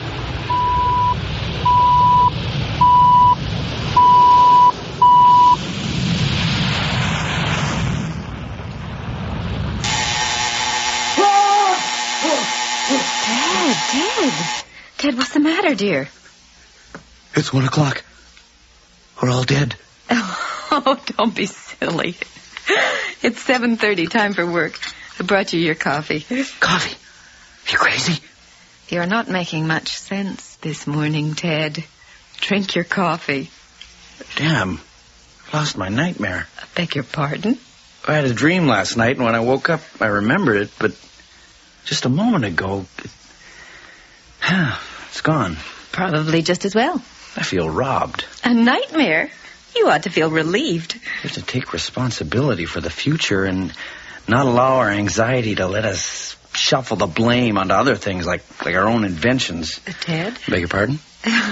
Oh, drink your coffee. Not bad. Did STARTEX work okay? Who?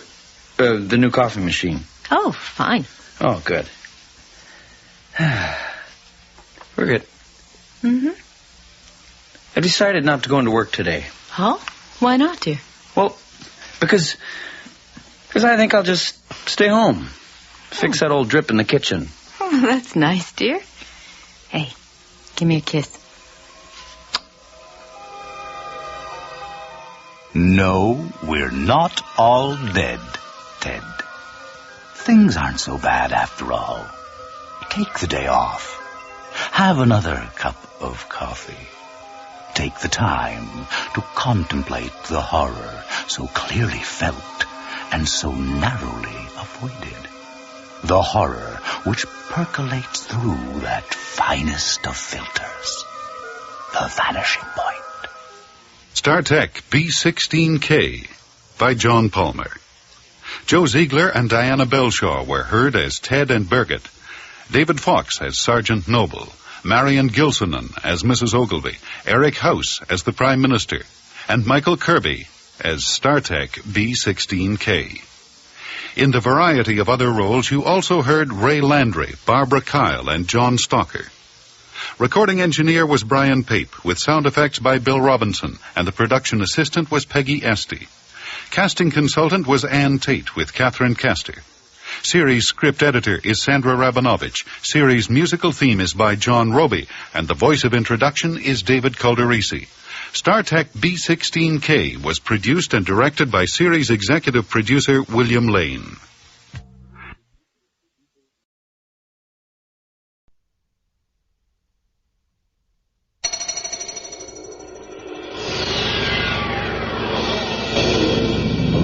Planet Earth is being invaded.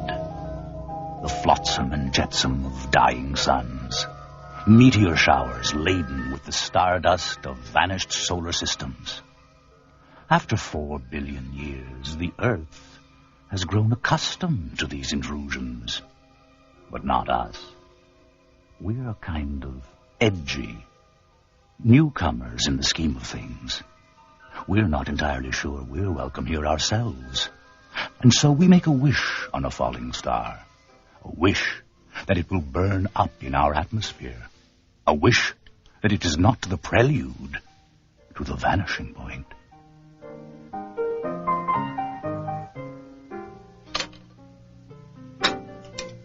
Somebody passed the butter.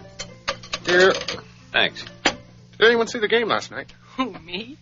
Toss the salad up this way, would you, Sally? Funny. Catch it! Wasn't that the vase I gave you? Well, I almost caught it. What are they doing blasting today anyway? It's Saturday. Don't we deserve any peace? I don't think it's blasting. I saw a flash in the field, beyond the orchard. Why would they be blasting? Oh, it's probably another one of those defense buildings or something like that. Which they need, of course, to defend us against a war that probably wouldn't happen if they just stopped putting up the damn buildings. And the noise scares people half to death, even out here in the country. You're right, Sally, but what can we do about it? Anyway, I think it's a meteor. A meteor? Let's go see. Oh, no, dinner's already getting cold. Now sit down, both of you. Bossy. Much too bossy. Always was. Can't think what you want to marry her for, Graham. Oh, come on, Sal. You know you're curious. Well, how many meteors have you seen lately? Oh, all right, let's go.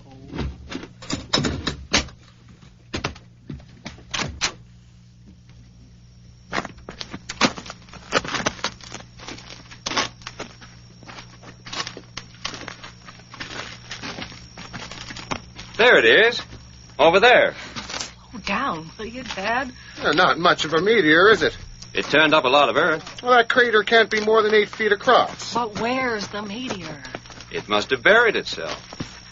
We'll get a gang to dig it up tomorrow.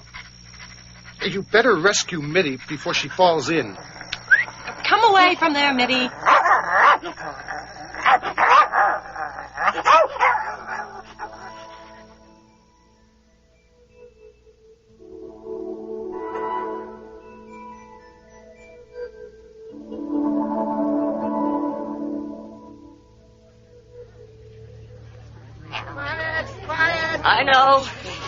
I know you are all anxious. Tomorrow, you will be on your way. So stay calm until then.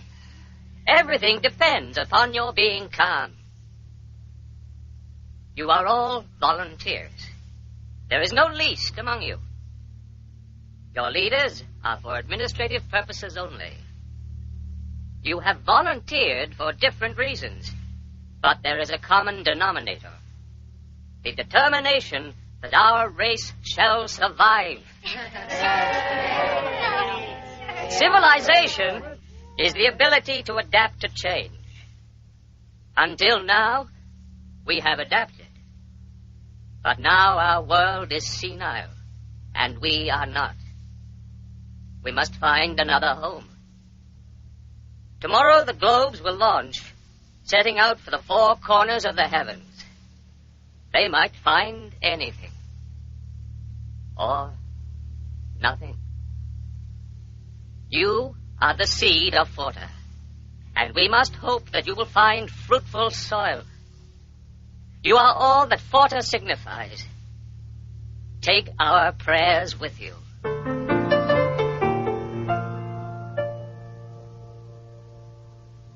You shouldn't have touched it. It ought to have been left where it was until the proper authorities had inspected it. And who, Sergeant, are the proper authorities for the inspection of meteors? That's beside the point. These days, a lot of things besides meteors fall from the sky. Even now that you've dug it up, you can't be sure. It doesn't look like anything else. All the same, Mr. Fontaine, you should have left it to us. Well, it fell in our... We'll know what to do next time a meteor crashes in our field, won't we? Suppose we go have a look at it. Where is it? It's in the shed, over here. Sergeant? It only went down a short way, so the men were able to dig it up easily. You wouldn't say easily if you heard what they said about its weight. It wasn't as hard as we expected either. It's in here. See? The only kind of weapon it suggests to me is a cannonball. I didn't say it was a weapon, Mr. Fontaine. Then why the hassle? It's the principle. You shouldn't touch a mysterious object until the bomb squad has looked at it. The bomb squad? I've already called them. They should be here soon. Until then, we won't move the object. How about touching it? What? It's almost cold now. What's it made of? I imagine it's an ordinary chunk of meteoric iron. Odd that it didn't come down with more of a crash, though. You'd think a bomb would explode on contact, right, Sergeant? It could be a delayed fuse of some sort. No one will disturb it until the bomb squad man sees it. What's that? What's that sizzling sound? Sizzling? Kind of a hissing noise. Listen. It's coming from the meteor. Do you smell anything? What, gas? I don't think so. Is it normal for meteors to sizzle, Mr. Fontaine? I wouldn't know. I see. Under the circumstances, I think we should withdraw to some place safer on the other side of the house until the expert arrives.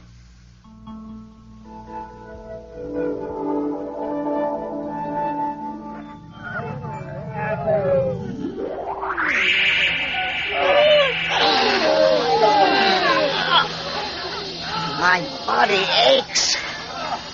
Oh, how long has it been?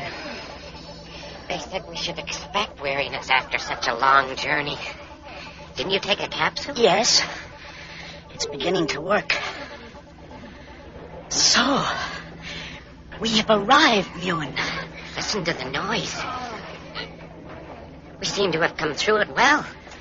The woman in the compartment next to me is dead. There were 1,000 of us. We expected a few to die. When she didn't come out of her compartment, I went in. Her eyes were staring at me. Most of us have survived, Aunt. Yes. I smell something odd. The pumps are exchanging old air for new. Alien air. I wonder if there's alien life to go with it. They're cutting the way out. Won't be long, then. If life exists outside, we must try to communicate with it. It is their world. I'm more concerned with the world itself. What looks promising through a telescope might be deadly in reality. No, Ewan. It's the life here that is important. We must work with it to establish ourselves. We could scarcely expect to find intelligence on a planet so young. Yes, that's true. Aren't they through yet? Almost.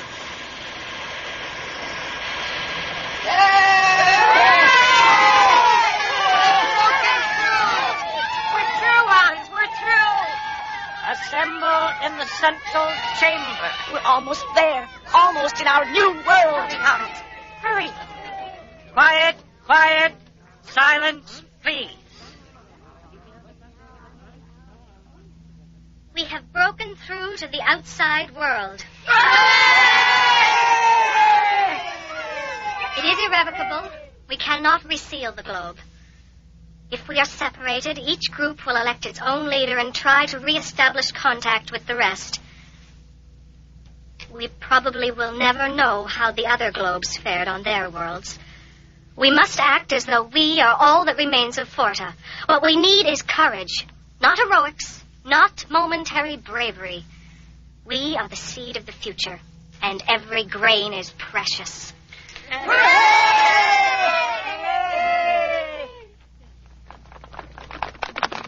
Halt! Son's asked us to halt, Newman. Sorry.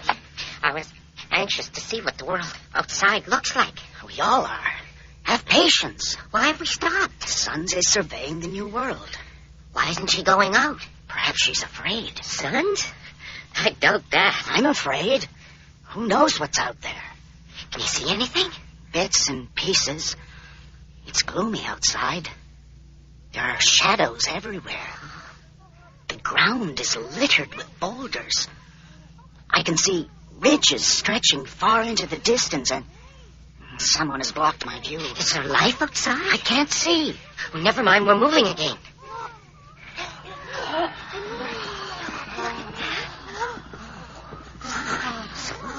Feel the ground, Newman. It's not soil. Look at the sun. It's square. Oh. Walk carefully. There are many crevasses. They must be artificial. They run parallel to each other.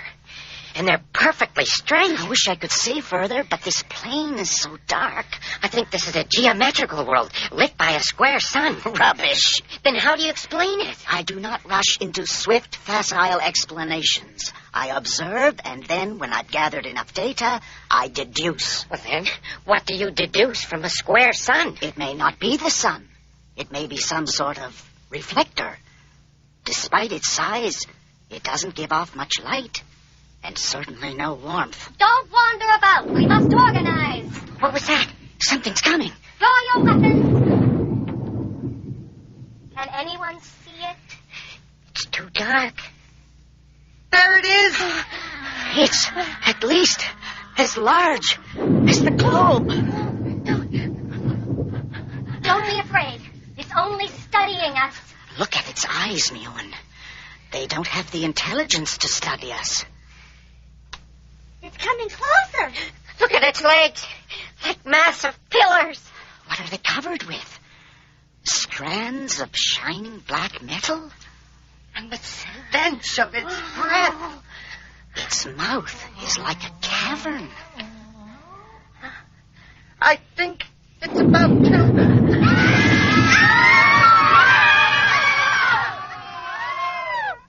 Crushed. How many? 20.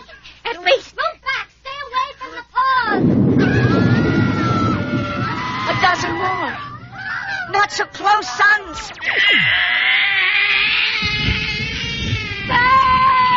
She's under it. She did it. I think so. A brave leader. There's no time to mourn. We must find safety in case there are more creatures. Why don't we go back inside the globe, yes?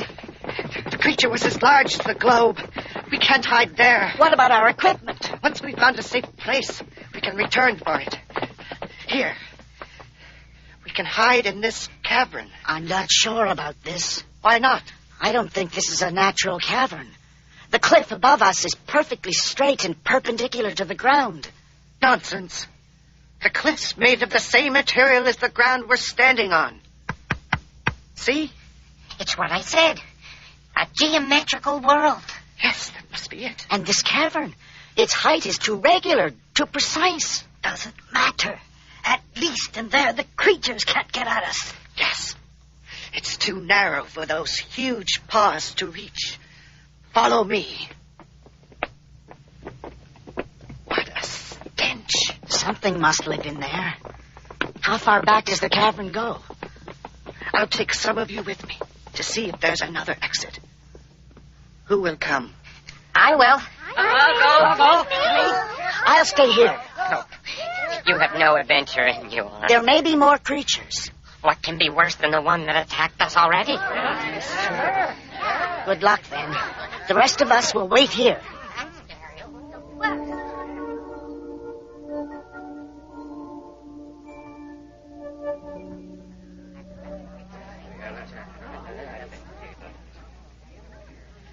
How long have they been gone? Hours. Oh, most of us are asleep. I wonder if they found an exit. I hope so. I'm not looking forward to setting foot out there again. Not with that creature there. Even dead, it's terrifying. Do you think that's all the life of this world? There must be more. There has to be. What's that? Something's outside. Another creature. No. It's bigger. How much bigger? It reaches to the sky. The whole plain is awash in light, and I can't make out details. But it's not coming toward us. I think it's looking for something. What was that? It may be communicating. Wait. It's picking up the dead creature. Why? I don't know.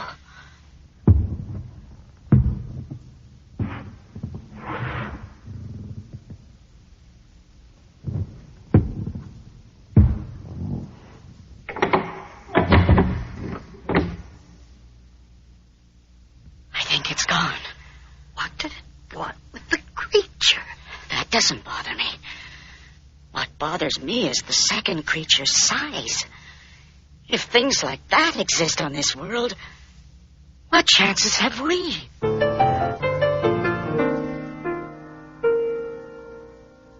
What the hell are you doing with that, Brown? It's a cat, Sergeant.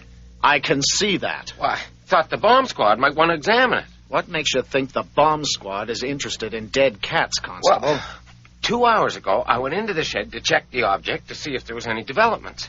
I remember... Excuse me, sir. Sure. I remembered you warning about the gas, sir, but the hissing had stopped. The object seemed inactive, so I went closer. You know, there are a lot of scars and dents in that thing. When I went down to examine it, I heard this faint buzzing sound. You mean sizzling? No, buzzing, sir. Like a circular saw, heard from a long way off. I decided the object was active after all, and I came out of there fast. And you found the cat on the way out? Oh, no, sir. The cat went into the shed about 15 minutes ago. I thought it might disturb the object, so I went in after it. I found it lying beside the object, sir. Gassed? No, sir. Look. See? Right under the jaw? What made that hole? I don't know. But it goes all the way through the head. Look. Comes out here. Almost took the ear off. No fumes. Of course, a bullet couldn't have made the hole anyway. The exit wound is as clear as the entrance. Is the thing still buzzing? Well, it was silent when I found the cat. Any ideas? Well, if you pushed a piece of wire through the head, it might make a hole like that, but it'd be pretty messy, and there was no... Well, the cat seems pretty well undamaged, sir. Who'd want to kill a cat anyway? Well, I don't know, Sergeant. Isn't it about time that bomb squad man showed up?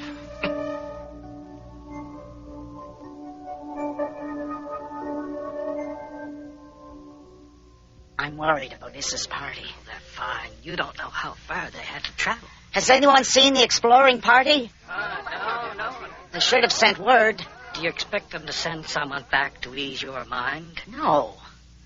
But I'm worried. Is the creature coming back? There are 3 of them. As large as the previous one? 2 are larger. They're blocking some of the light, and I can see them in more detail. They walk on 2 legs. The 4 legs appear underdeveloped. They're picking up the globe. Picking it up.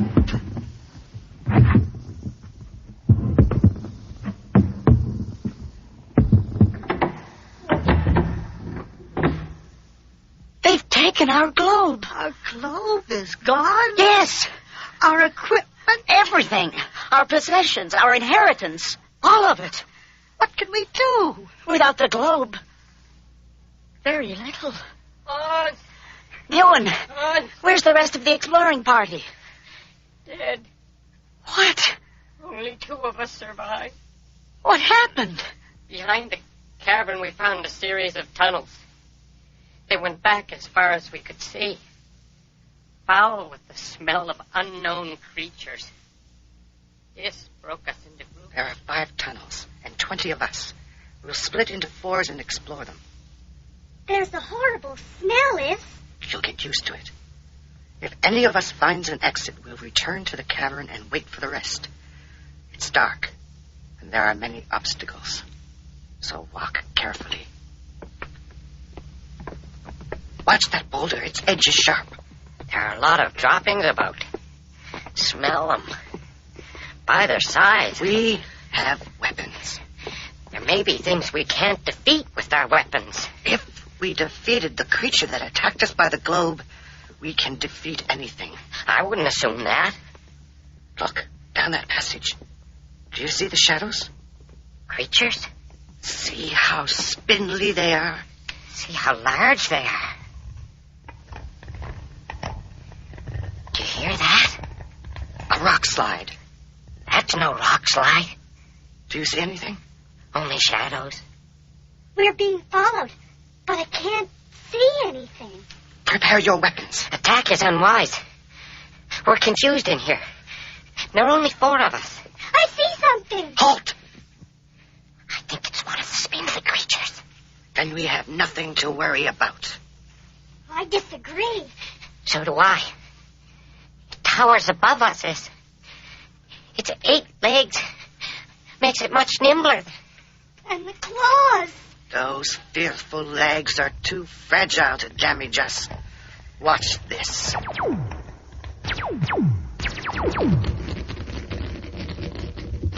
I told you we could defend ourselves.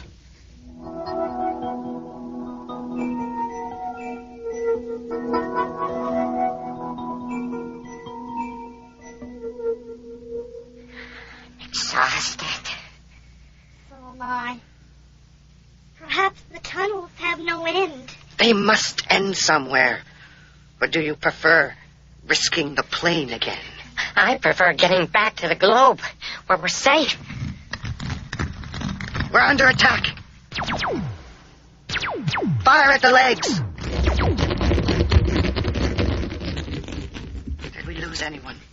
Not here. About those other tunnels, however. Then we'll press on. We must find an exit.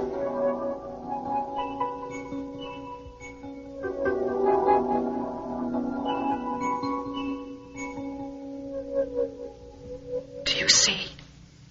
Open country beyond. Are we going to explore it? No. We'll go back to the cavern. We may need all our numbers when we enter open ground. Yes. There could be other creatures outside. More of the spindly creatures. No. It sounds different. Can anyone see it? Wait. I see it. There. Where? There. The gray lump. And it's not spindly. Don't run. Defend yourselves. They've had enough. They've had enough. Fend for yourself and let them do likewise.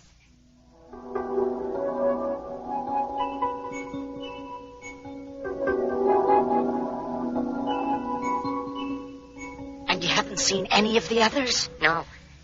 Only 2 of us made it out of the tunnels. The rest were killed by the gray creature or were lost in the dark. Some may return then. Perhaps, Hans. But it's just too easy to get lost. It's as though we've been condemned to some fantastic hell. At least, if we make it through to open country, we'll have survived the worst. Yes. Maybe beyond the tunnels, this nightmare world gives way to sanity. Is it so much to ask? Simply to live, to work, to build in peace.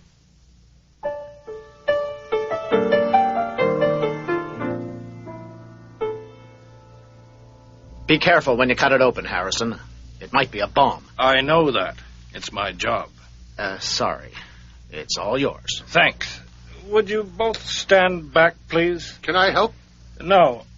Now, you see this little hole here? It goes roughly into the center of the object. I've probed it, and as far as I can tell, the object is harmless. I'm just going to cut it open.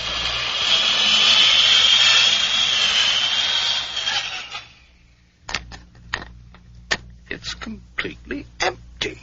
Empty? See for yourself, a whole lot of little compartments, like a section of honeycomb. Hold it, it's not empty. Get down! Relax, Inspector.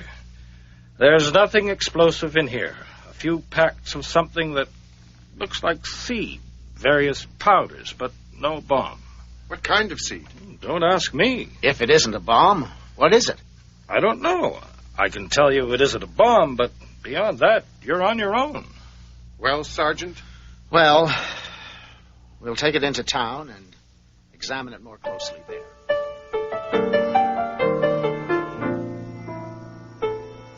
And we're still waiting to hear something. Well, hell. I was sure it was a meteor. It may still be. An artificial meteor. A satellite? You'd think if they sent something all the way across space, it'd be a little more intelligible. Who? What? If who sent something all the way across space? Imagine what it would be like if we could travel that far. Oh, I didn't mean... All the people who are tired of wars and sickness are setting out in a huge ship for a clean new world where we could start again. That's not what I meant. If we could only start again somewhere else. A place where we could live and work and be happy. That's Mitty. Something's wrong. She's dead. My God, poor Mitty. I wonder... Ow! What is it? Oh, something stung me. What are those things? Ants? No, they're not ants. I don't know what they are. Look at them. They can't be more than 1/4 of an inch long. They look sort of like ladybugs. Pink ladybugs. Oh, come on, Sally. Pick one up, Graham. All right. They can run fast enough. But here we go. See? That's no ladybug. You're right. Are those eyes there? No, I mean there, on the front of the body. Yes, I guess they are. Oh, look. It's holding something. Yeah. A piece of grass or thin wire. Ow! Damn, these little bastards can sting. You got a spray handy? In the shed, there should be something. Hold on a minute. I'll get it. How's the hand? Hurts like hell. Just hang on a minute until we've got rid of these things, and we'll have a look at it. Here we go. It was on the shelf above the workbench. Oh, that should do it. What a bad look at them. Hundreds of them crawling toward the shed. Ah, there we go. See, they're slowing down. That ought to fix them. Yep, there they go, waving their little legs. Have I missed any? I don't think so. They've stopped moving anyway. Nasty little things. I wonder what on earth they were.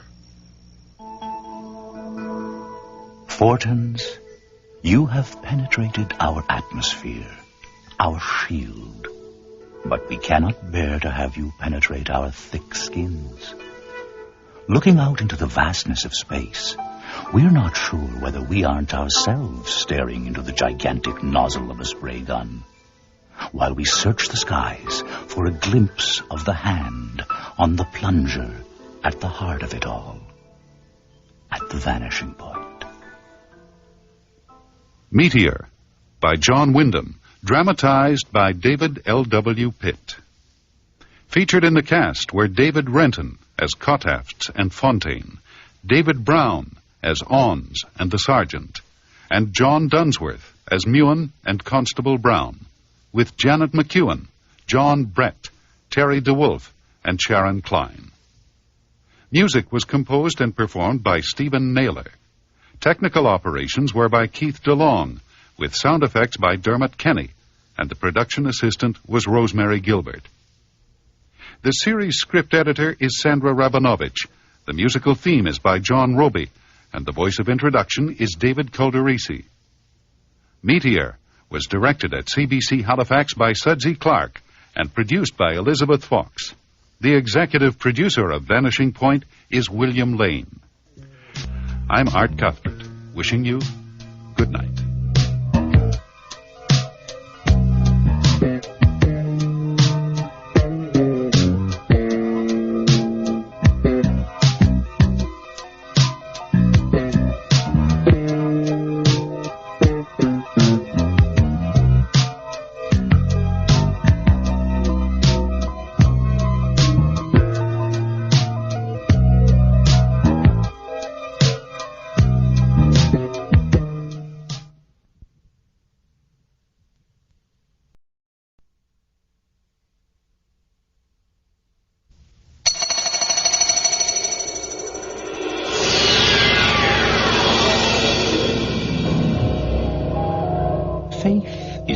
tricky business. Too often in our modern times, it is an abstract, gutless affair, an empty ritual, nostalgia for the absolute. But this is not the case everywhere. There are places where the absolute is alive and doing well, where modern times is little more than a rumor, and faith is a real and potent enterprise. Trade is brisk for the entrepreneur of magic and cures. Modern times, the magician will deal with that when the time comes. It should be an interesting exchange. And the interface? Where do you think?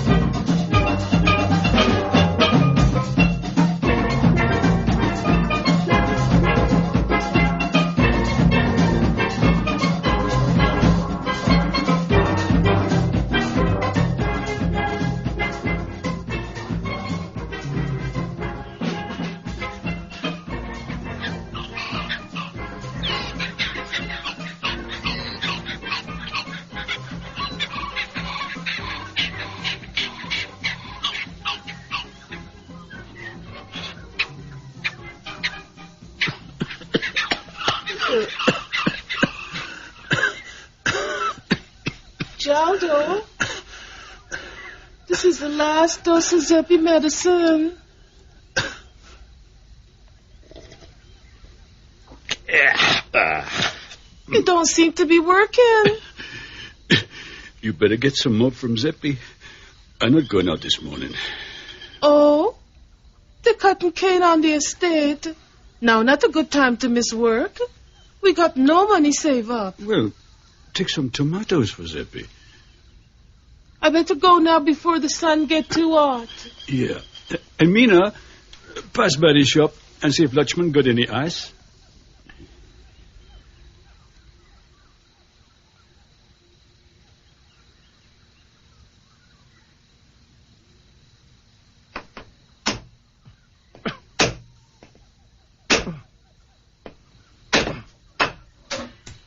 Hi, Lachman. Like you're busy this morning. Yeah. What are you making? I put in some machines in the shop, girl, to entertain my customers. What do you want to eat? What do you want to get? You got ice? I got plenty, girl. Good. Wanna pass him back. I got to go and see ZEPPIS. Climb up that steep hill in the hot sun. You know, he should move out the bush and come down here in Tacarika to live. What do you mean, man? Obia man got to live in the bush to work his powers? What's wrong now? Jaldo, still sick? Oh, maybe you should let him come tomorrow, you know, when the X-ray unit visits in Tacarika. What unit? Yes, they got this big mobile van what go around and take out photos to tell you if anything wrong with you. In truth? Girl, I tell you, this is modern days, you know, with all kinds of machines that could do wonders. That's why you think I put in these machines in the shop.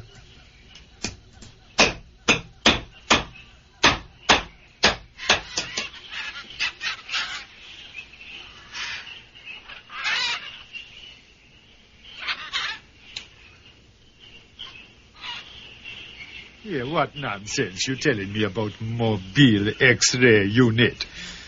You think if they take out Jaldo's photo, he will get better? I don't know. Nothing wrong with Jaldo that I, the great ZEPPIS, can put right. Jaldo's strong and healthy like an ox. It's just that he like to take a day off now and then. He been take my medicine? Yes, but he's still sick. Oh, I will make it a little stronger this time. Yeah. Some more demi-semi bush. A bird pepper leaf. A little snake oil. Now, you just give him the first dose exactly at midday, when the sun in the center of the sky. Okay? Hey, what else you want? You still haven't told me if I get rich and have plenty money. To find that out, you have to bring more than a few overripe tomatoes. Everybody bringing tomatoes, you did. Your friend Rosa was just here with a calabash full to see if I could stop Felix from gambling. Next time I'm going to bring you a chicken. Huh. Real money bring out my powers better than anything else, man. You know things are hard with Jaldo sick. Rosa with a gambling husband, you with a sick one. You people in the village always make an excuse. I got to earn a living. My OBR powers don't work unless I'm feeling happy.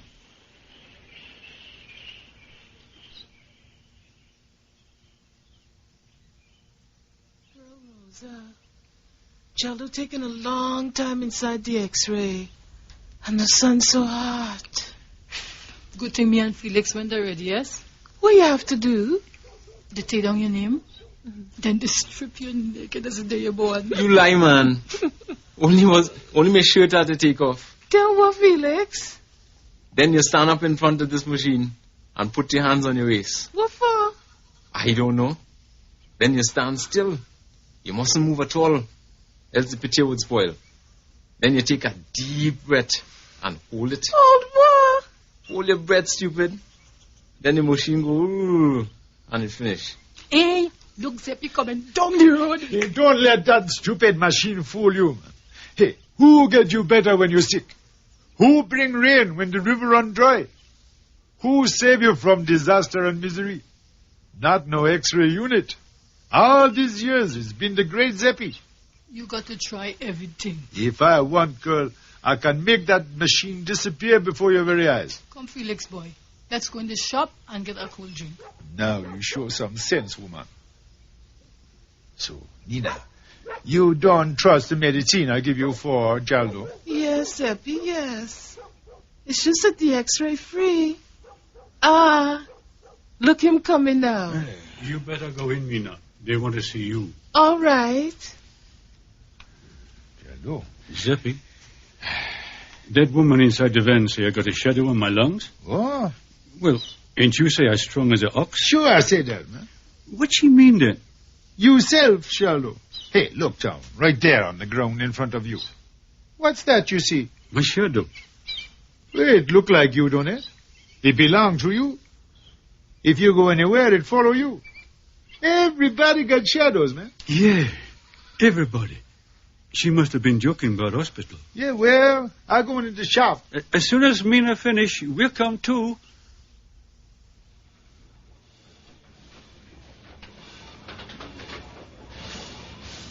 You see, all you have to do is to put a penny in this slot to make the jukebox work. Imagine that, eh? I never thought we'd have these things in Tagarigba. Mina, you finished your X-ray? Come over here and see this machine, girl. It could tell you your whole future. Come in truth, girl? Yes. Put a pen in this slot, you'll see. Put it. I get the card. When you read it, see what it says. Prosperity and great wealth will be yours in the near future. Oh, I wish it come true. Jaldo, try to see what it said for you. You should be more careful about your health and take no chances. Oh, Lord, it's true. The doctor in the X-ray say you have to go to hospital. Leave these women to amuse themselves. Jaldo, come by the bar and have a drink. Girl, Mina, we don't even need Mr. Zeppi and he powers. Look at him in the corner, they're sulking. Let me try something. Zeppi! How much you think I weigh? A little thing like you. I bet you no more than 90 pounds. Let's see what the machine say. Come. 115 pounds. And those machines just to amuse you, girl. That's my right way, though. It looked like they could do a better job than you. Come on, Mina and Rosa. Me and Felix leaving. Ain't no machine compare with me. Hey, Zeppi, like you're losing your powers. Never happen. Pour me drink, lot. Look at all these customers, man. Everybody coming to try out my machines. The machines, they cost a lot of money. I get them on a never. Besides, the business go on this way, I will soon make back every cent. Hey, man, where you get them from? In Port of Spain. Got a new shop, you know. It opened up at the foot of Frederick Street. The corner by Independence Square, yeah, man. They have all sorts of electrical and electronic gadgets, but out of this world.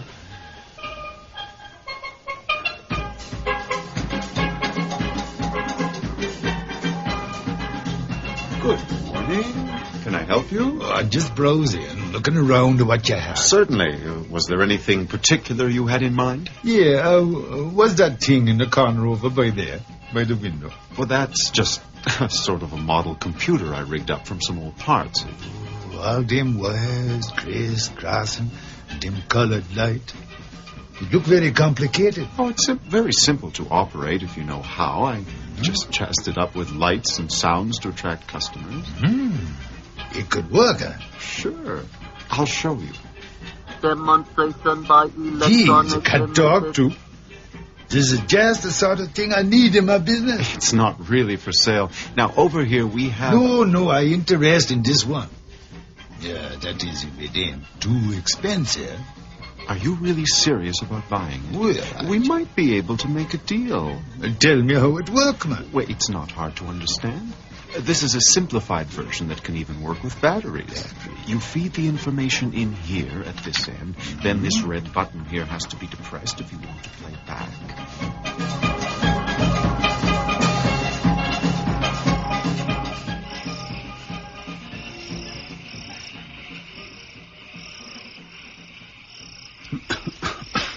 Jaldo, you can't sleep?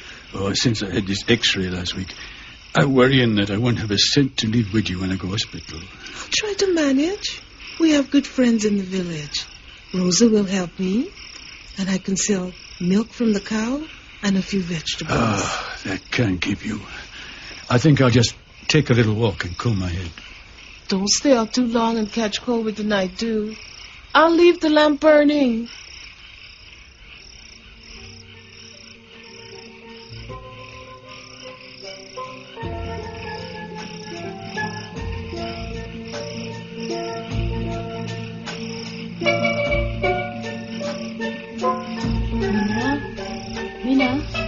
You awake? Who's that?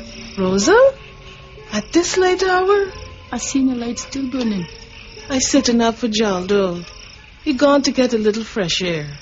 I see him stand in the shadows by the shop. I don't think he even see me as I pass. It's this worry about going to hospital and no money to keep things going. I in the same boat with Felix's girl and gambling, but he still went out tonight. After we had one big fight, girl. Even Zeppi Obia have no effect on him. Girl, people losing interest in Zeppi since Lutchman put all the machines in his shop. It's true. I don't see him around so often lately. Maybe he gone up in the hills to take a rest in the bush and consult with all them Obia spirits. Yeah.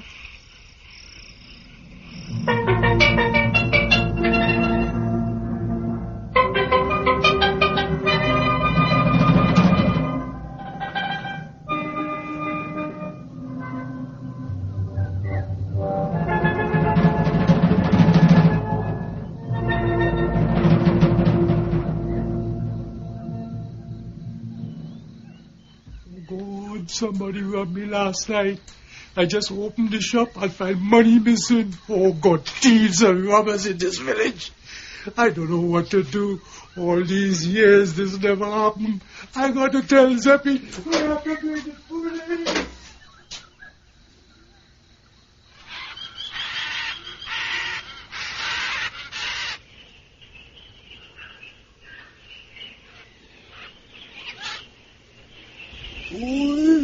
Zeppi! Big trouble in the village.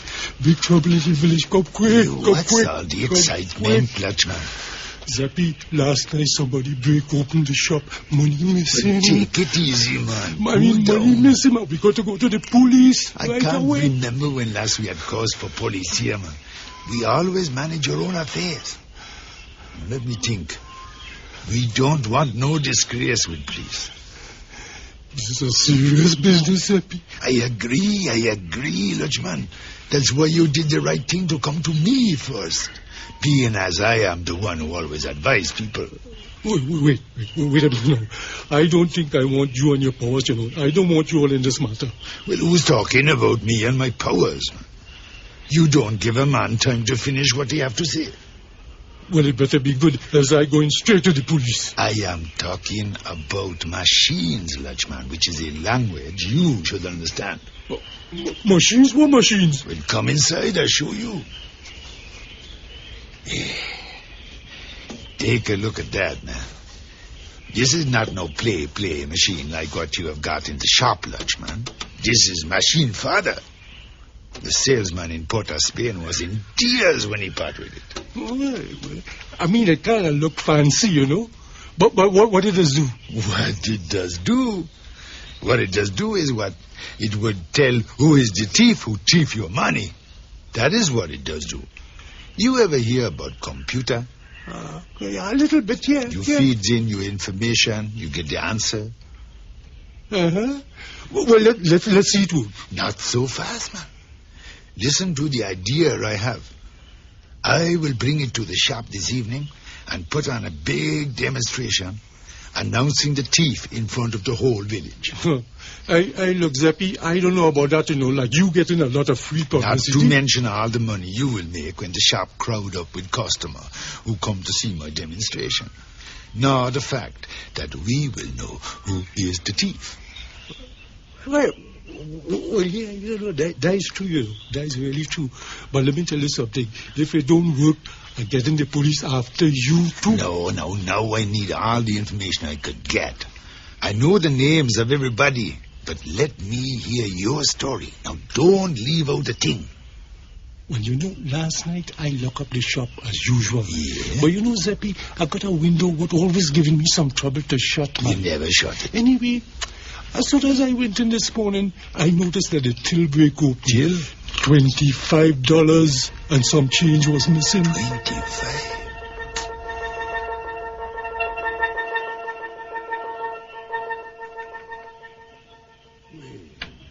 The machine. I have programmed you like the man say. Your belly must be full with all that information. Let's have a little trial.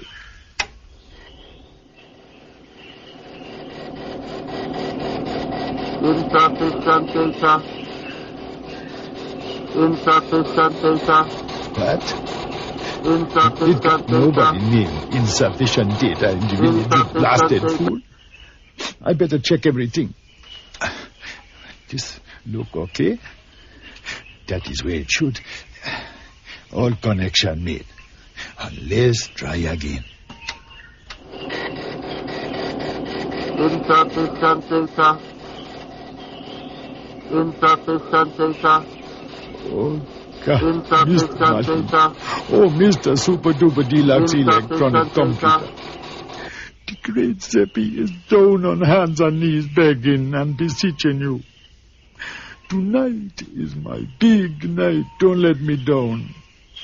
Maybe your parts need a little oiling.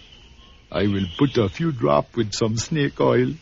I will even go outside and catch a hummingbird and kill it and sprinkle a little blood if you would only work properly.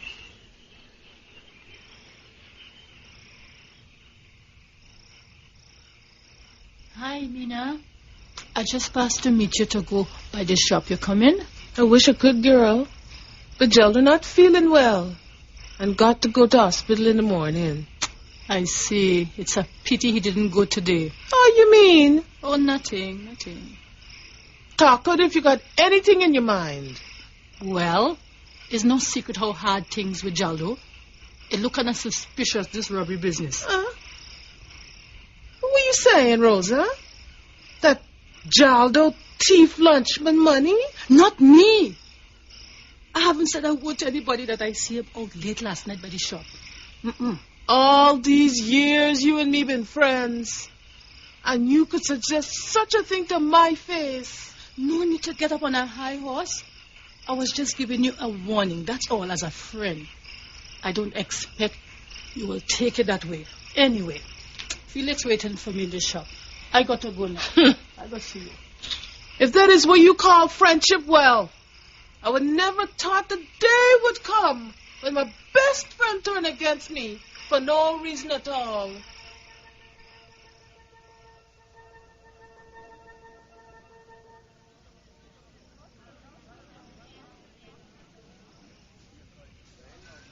Felix, why are you drinking so much?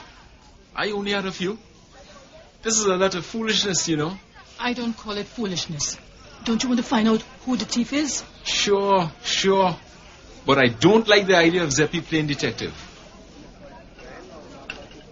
I need another drink. You're drinking like a fish tonight, you know. What's wrong with you? Come on, let's go outside and get some fresh air. We're not stepping 1 foot out of the shop until this finishes. We come to see and we staying to see, okay? Look who just come in. Jaldo and Mina. I met Jaldo leave his sick bed and come just to show you Rosa, though we had nothing to hide. Well, we will soon know the truth, won't we? In fact, it looked like ZP ready to start right now. You're just in time. Everybody quiet! Come on, quiet, they see. Somebody pull the blooming plug from that jukebox.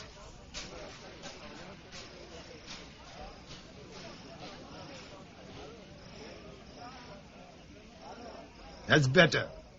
No.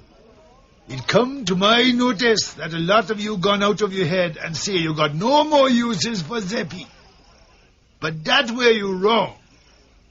Tonight I will give you a simple demonstration with the assistance of my machine by naming the thief who took the money.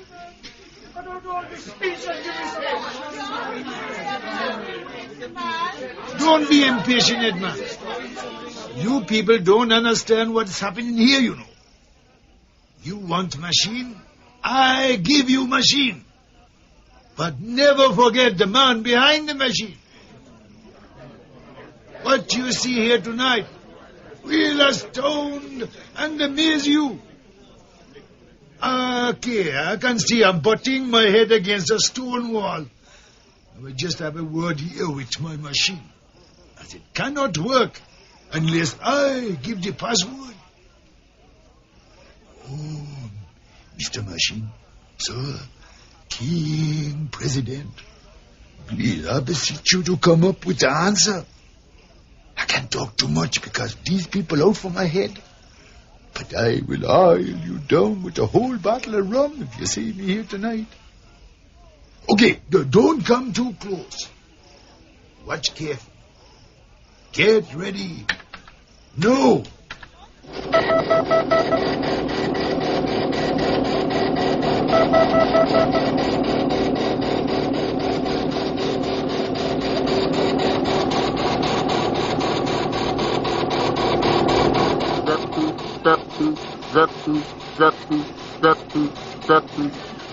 There's something gone wrong. We just wasting time. Let's get over here before the crowd. Look!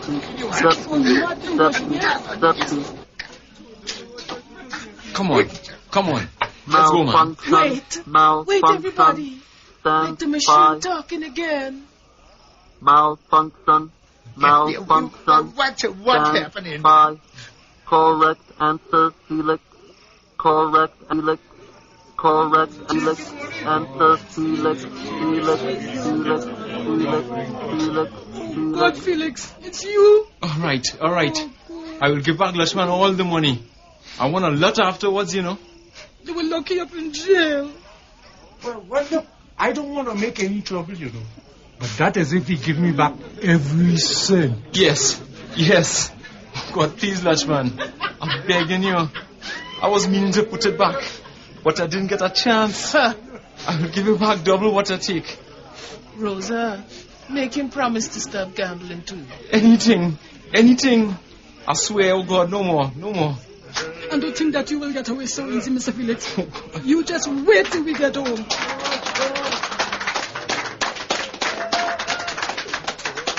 Rosa? Yes, Mina? We still friends? Girl, we more than friends. After the way I suspect Jaldo, I'm going to take all that gambling money from Felix. You see, after you pay Lodgeman, you don't have a thing to worry when Jaldo go hospital. Thanks, okay? girl. Forgive me for kick you up your backside, Mr. Machine. I'm going to give you a bath tonight instead of an island down with 100% proof rum.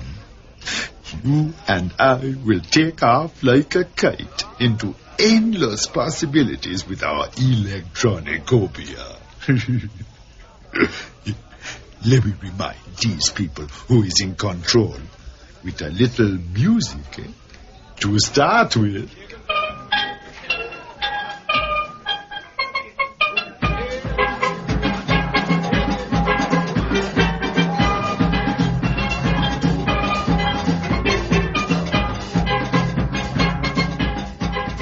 Snake oil, the blood of a hummingbird. There's always something in the Obi pouch. What is a machine, anyway, but something well adapted for some particular activity? So, with modern times roped into the service of magic, until the next time we bid fond farewell to Zeppi and his faithful clientele, we have a plane to catch at the Vanishing Point.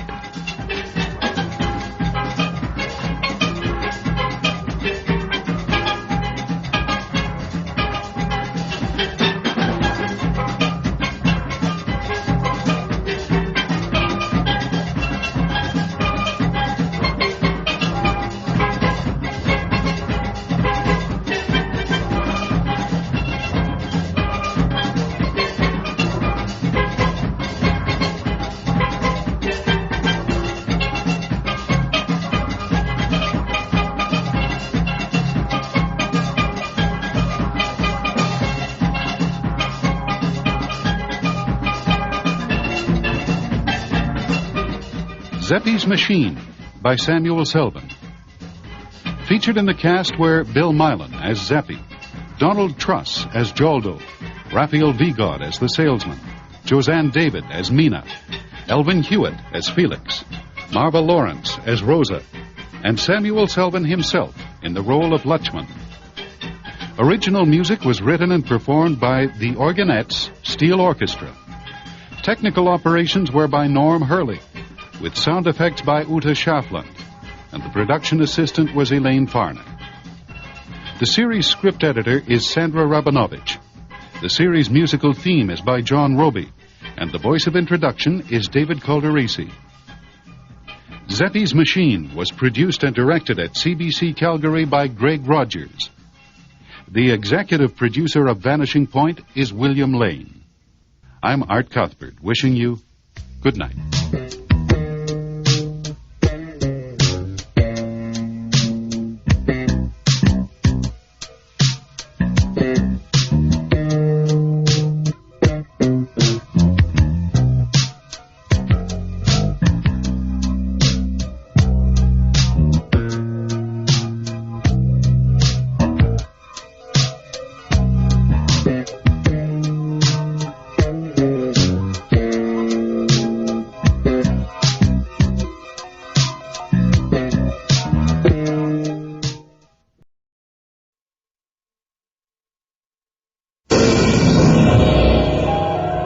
Tourists. There's scarcely a corner of the globe immune to their infectious, camera-clicking, litter-making, noisy presence. With their noses stuck in guidebooks, they bustle from monument to monument, seeing very little, learning less. No time. They're harmless for the most part. Or are they? Better check the guidebook. If this is Friday, then this must be the Vanishing Point.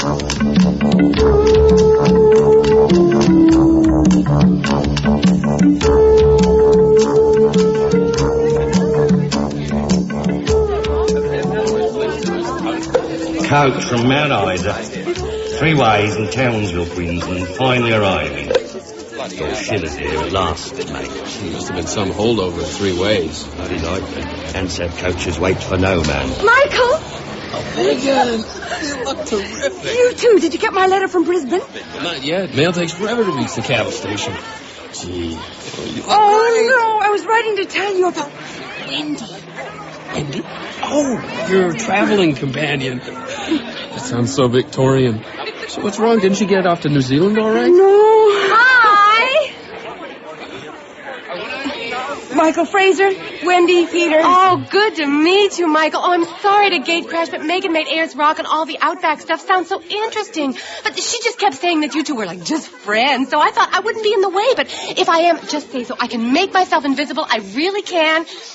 No need to. Welcome to Alice Springs, Wendy. Oh, thanks. Oh, hey, that's some tan you've got. I think it's there for good. Well, either that or skin cancer. Oh, was that some ride? 2 days to get here. I found the bus bit kind of exciting at first through Queensland. It was marvelous, wasn't it, Megs? Oh, no wonder the Aussies call it Oz. And all those fields and fields of tobacco and sugar cane and bananas and then the giant cow. Whoa, well, they claim things are big here with a giant cow. Was there or was there not one, Megan, as well as a giant banana? Yes. They were tourist traps, souvenir structures. Wendy actually got the coach captain to stop so we could pose with the cow. Then everyone filed off the bus. Look, here we all are. You're taking pictures with a Polaroid? Well, nothing like instant recall. Anyway, I want to see my vacation as I'm living it. Oh. Look at this one. Can you believe these glass mountains? They just loom up at you out of nowhere, like you're back in prehistoric times. Oh, there's something wonderfully creepy about it. I wouldn't be surprised if there was a dinosaur lurking around. You probably pose with it, too. Yeah, I would. Oh, hey, I'm starving. I'll get the bags and then point us to the nearest takeaway eating oasis. Coach Captain, those are ours.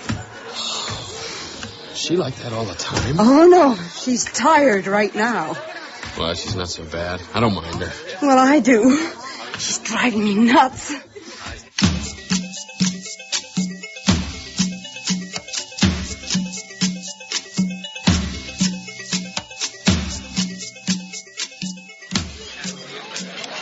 Megan, they've got lamington cakes. That's what got us in trouble at Three Ways. It was not. It was Chico rolls. Oh, God, I love these Aussie delicacies. I'll get some. Chico rolls? Yeah. They were making some up special for Wendy at Three Ways when the bus wanted to pull out. She's the one who held the bus up for 4 hours? No, only for 15 minutes. Oh. But then we had a flat smack in the middle of the outback. Wendy wanted to lead a sing-along. Oh, no. Sort of an apology for causing the delay in the first place. How I'm still alive, I don't know. I was tempted to tell people we're American. A lot of Aussies think it's the same thing anyway. The ones we met didn't. Wendy kept talking about home and how it's not true that most deaths in Canada are from bear attacks. And you should hear her talk about that. She's never even been there. I don't think customs will let us back into Canada. Good. Then you'd have to stay in Australia with me. Oh? I didn't know you wanted to stay here, Michael. Well, I love these. Oh, was I interrupting something? Oh, you look kind of... No, nothing. Well, remember, I can disappear anytime you want. So, what's the itinerary, mates? Well, we could do some of the Alice today after you guys have had a rest. Great! I read that we can ride camels at a farm. Yeah, camels Because we're in the desert, eh? When do we see this big rock that turns red? How about tomorrow? Great! And then do the Alice Casino at night. What? Away. Ayers Rock is 300 miles from here. One way? By bus? Well, I wouldn't chance that stretch in a car. It's way out in the middle of nowhere, right? All by itself. It's pretty spectacular. I read that it's holy to the Aborigines. It's where they believe the world began or something? Yeah, it's the site of the dream time. But there sure are a lot of them here, eh? Aborigines? They even try to dress like white people. Look, that one has a Mickey Mouse shirt on. Don't point, Wendy. Oh, sorry. Oh, I don't believe this. Remember those postcards, Megan, of the blonde Aborigine kids? Yeah. There are some real ones now. Oh, yeah, they are blonde. I gotta get a picture of it. She shouldn't do that. You better stop it then. You want to stand over there and... No, stand over there. Good, good. Wendy. Just a minute. Oh, Michael, would you get me with the kids? No. What? You're not supposed to take their picture. They like it. Look, they don't mind. Yes, they do. Arcuna. Huh? Who's she? I think she's their mother. Arcuna. What's she saying? No good. No good. Well, what now? She's asking me if you're my wife. Arcuna. Kula. I'm telling her it's all right. Kula. Kula. Here. Don't give her $1 bill, Wendy. A 5 then? Arcuna. Yantel Uru. Cisco. Arcuna. Yant el Uru. Just keep walking. Should I have offered her a chair? I didn't even pay that much to pose with a koala They're not bear. a bloody tourist attraction. Oh, is it that take my picture, steal my soul stuff? Yeah, kind of. She's still standing Don't there. look back. You speak Aborigine, Michael? Yeah, a little. A member of the Pichanjachura tribe works out at the station with me, and I picked up some words from him. What was that last thing you just said to her? Yant el Uru. Peace be with you.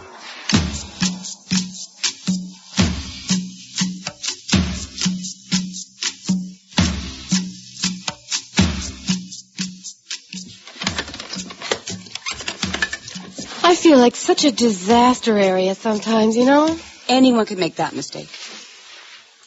Well, lucky for us, Michael was around. For us? You were the one in trouble. Yeah, as usual. He's a really nice guy. Yeah. He's more than a friend, isn't he, Megan? No. Besides, Wendy, he wants to stay in Australia. Oh, I thought there was something going on. He kept looking at you funny. I wouldn't call it funny. Anyway, he's been stuck in the outback on a cattle station. When he sees women, he stares at them a lot, I guess. Well, he didn't stare at me. No. He was too busy saying, don't do this, don't do that. I mean it, Meg. If you want me to disappear, I will. No, don't. I wanted to stop here anyway. Well, I wouldn't. Yes, you would. Could you get the light, please? Sure. Thanks for letting me come along. I didn't want to travel by myself. I really didn't. Anytime.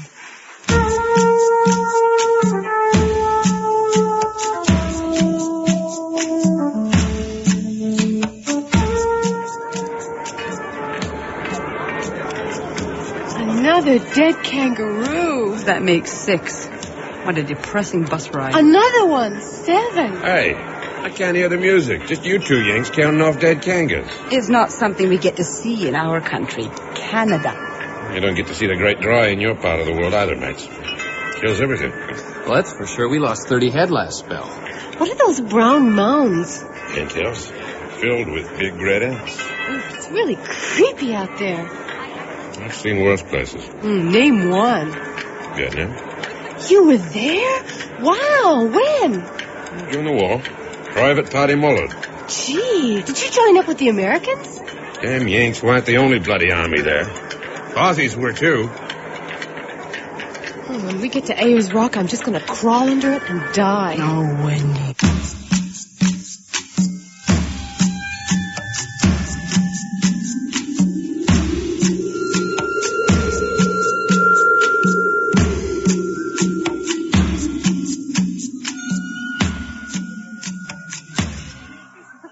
Welcome to Uluru National Park. Can everyone hear me? What? Yeah. Very good, very good. Now that you've settled into your rooms at the Inland Motel, we can begin our tour. Sir, do not pet that dog. It is most likely a dingo and will bite your hand off. I'll run off with your Bible. Do not. Oh, I remember that story. The lady whose baby was taken by a dingo? So she says. In this very sign-protected park. This is not a place where anything can be taken for granted, be it dogs or tribal people. Or the bloody rock turning red, eh? Right, you are there, sir. We are at the mercy of the weather. Did I tell you? It is estimated. I came all the way from Cairns. Oh, you think you've come far. Rock. First discovered by a white Had a man. bad start back there on the coast. I'm so sorry about that. I'm Wendy Peters, and that's Megan Nolan. Hi. What was Ayers Rock called before the white man found it? Uluru, which means sacred dwelling place. Now, since as many as 1 million tourists are expected annually by the turn of the century, a $150 million complex is being built. ULURU Tourist Village. Excuse me, but don't the Aborigine people mind? I mean, you said that Uluru means sacred dwelling place. We can't keep everything the way it was at the beginning of time, can we? And I'm sure that many famous sites in your country are built on sacred grounds. Mount Rushmore, for example. She's a Canuck, you bloody pommy.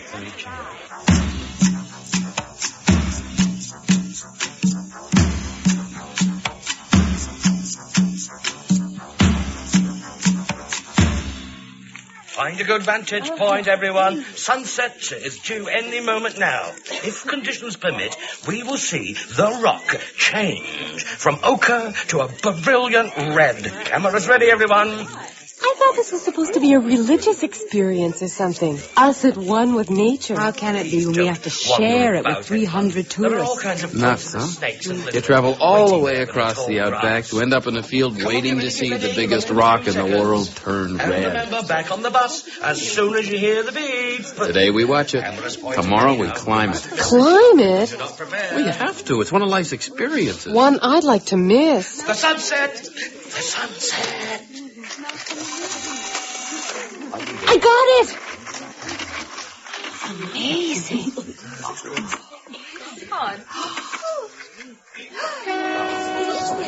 All right, back on the bus. That's it? I mean, can't we even savor the moment? Back on the bus. Back on the You better do bus. what the man says. I don't want to hitchhike from here. It was over so fast. By the time we get on the bus, we can relive it through Polaroid. Race you back. Well, that was worth all the traveling. And the rock isn't the only reason you came to the Alice, is it, Megan? Of course not. I came to see you too. It's an incredible country. We're not the only one in the world, Michael. Buy you beer back at the motel bar? You too, Wendy? Sure, great. Hey, Wendy, isn't that it? My picture. It didn't turn out? Oh, no, it did, but there's a rainbow over the rock. I didn't see any rainbow. Me neither. But Wendy got one. Yeah, it's pretty, isn't it? Buying at the shop, Wendy. Trying to. You really missed something. Oh, I couldn't take that for me tour. The park ranger's taking us around tomorrow. I'll see it turn red then. Hope you get a rainbow, too. What? I'll show you. There are a lot of Aborigines in the store, eh? Who do you think makes all the carvings they sell? Well, here it is. You did get one. Just lucky, I guess. Excuse me. That woman is looking over my shoulder. To die? Yes. Wanambi. Pardon me? Wanambi. Angry. Like blindfold over ULURU.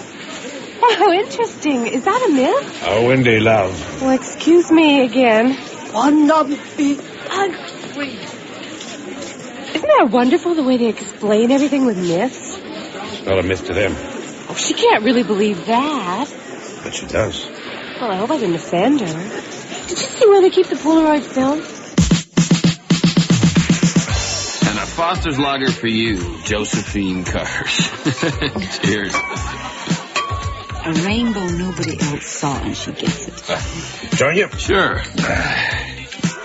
This snapshot has some people upset. Well, do they think it's trick photography or the dye's ran or something? That woman today in the shop, she came up to me after you left. When I'm be angry. Says ULURU has many spirits living on it. And all their legends have shaped it. A cliff here is carpet snake.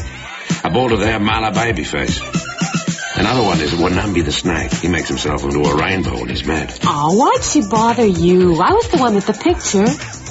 Another Aussie, I guess. I only told you because you like this. It's kind of creepy, though. Dance? Me? Sure.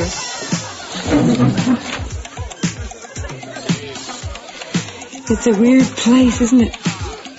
You have to walk on eggshells or you'll disturb the spirit. Megan, Wendy's the one who should be worried. Does that woman up there look like she cares about spirits? No. Gar una lamenju. But say it. It depends what I'm saying. It means let us dance. Gar una lamenju. Gar Come on. You can learn. I did. Gar. Woon. Gar. Wood. Allah, I'm glad you're here. I'm glad to be here too.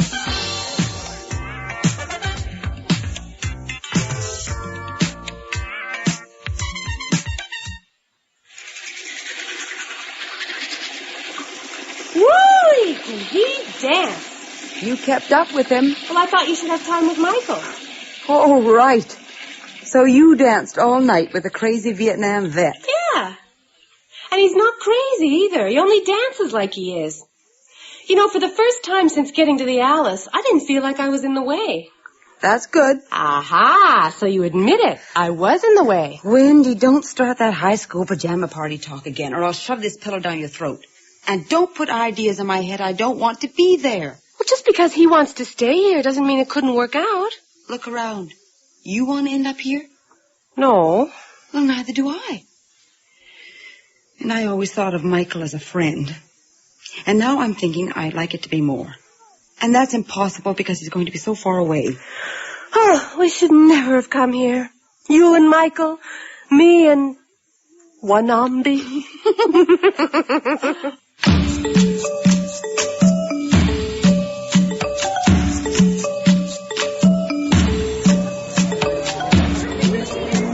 Now, before you begin the great ascent, anyone who has ever had asthma, heart condition, epilepsy, or is presently on...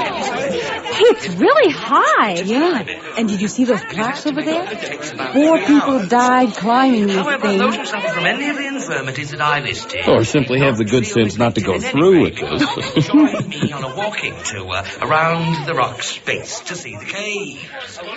Follow me. You know, I think I had asthma once. Yes, I'm almost positive. We've got 3 hours. We'll take our time. No, you guys go, really. I'll do the caves. Wendy, if this is one of your noble attempts to get us alone together, it's crazy. You'll never get the chance to do this again. I hate heights. Then don't look down. Oh, thanks anyway, Megan. Happy climbing. You won't be able to tell everyone back home you scaled the biggest rock in the world. Oh, yes, I can. I bought the climber's certificate at the souvenir shop.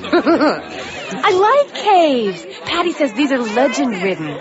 And don't you want to know what terrible things await tourists inside them? Over here. Go! All right, Michael, let's go. Hey, Tommy, wait for me.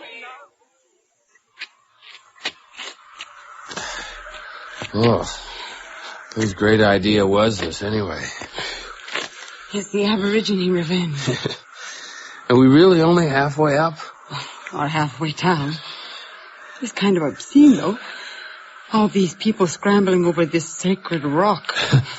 Yeah, we might be standing on the Malababy's face. You're right. We could be. Come on.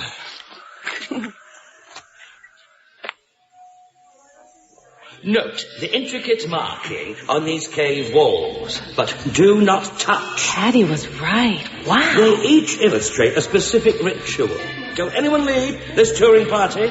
Many of these caves are sacred, and we are not only unwelcome in them, but...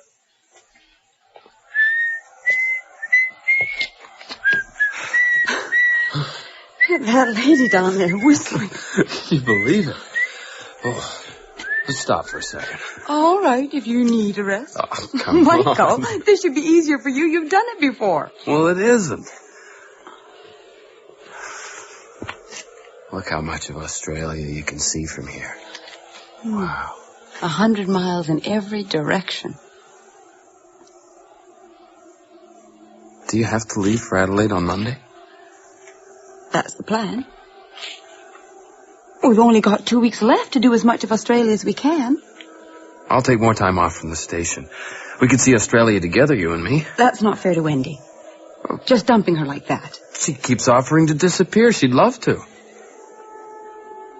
I don't know, Michael. I do. She won't mind. It's more than that. Oh, what's the point? The point is that I hope you'll decide to stay. I can't. I have a job at home and You could get one here. You've got a teaching certificate. It's not that easy, Michael. Well, it's not that easy for me either. I'm not asking you to go home. I am home. Well, I'm not. This could never be home. I am not as in love with this country as you are. You could be. I can't. You won't even try. Don't you think I've thought about this? Well, don't you think I have? Michael, I just don't think it could work. Oh, hell, we're attracting a crowd. Let's go. Get it over with. We have to discuss this.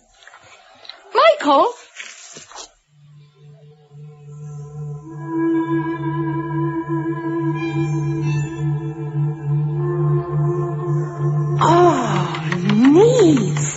Get out of there. This instant. Okay, all right. You were told that you were forbidden to leave the touring party. Well, you don't have to scream at me in front of everybody. You have desecrated a holy place. Oh, no. That cave was holy? To the Aborigine people, it is. You're not allowed to go in there. But you came in after me. I am a man. White women defile it upon entering. If ULURU is desecrated, the world could end. You could bring about great horror. You don't believe all that? That doesn't matter. I told you no. Again and again. I'll lose my job if the park ranger finds out about this. And he will if you don't stop screaming about it. Do you have any idea what you've done? Where are you going? Home.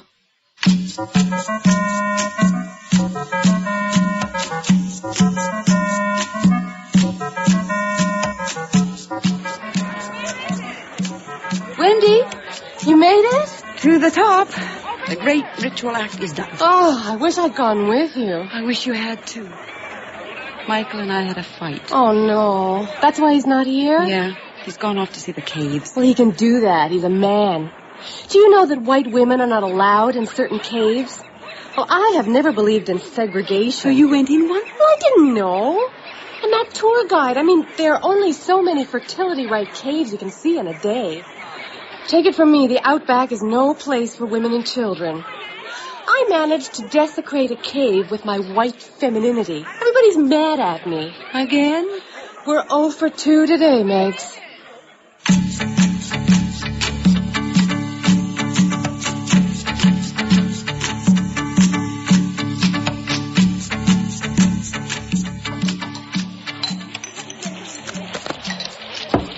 Another beer, mate. No, thanks. Did some rainfall out there? Your girlfriends will be impressed. Rain in the desert. Not my girlfriends. Cut. Cut to both at Ayers Rock where the bars never close. Sit down, love. I'll get you a lager. Thanks, Patty. Oh, no, wait, here's Megan. Hi. Hi, Megan. Let's have our picture taken together, okay? Megan, you sit next to Michael, and I'll sit next to Patty, and I'll set the camera down over here. Some bonza Sheila taking your own snapshot. Hey, I'm the one who got the invisible rainbow. That flash. Never seen my way to the bar now. I'll lead you to it. Follow me. To the ends of the earth, darling. Impossible. We're already there. Oh, my God, I'm sorry. Me too. Maybe it's the biggest mistake of my entire life, but I think I'm doing the right thing. Nothing's forever. You can change your mind anytime you want.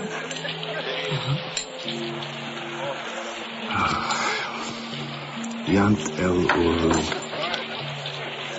Peace be with you. Peace be with you too, Michael. I think I should walk off some of this Aussie beer.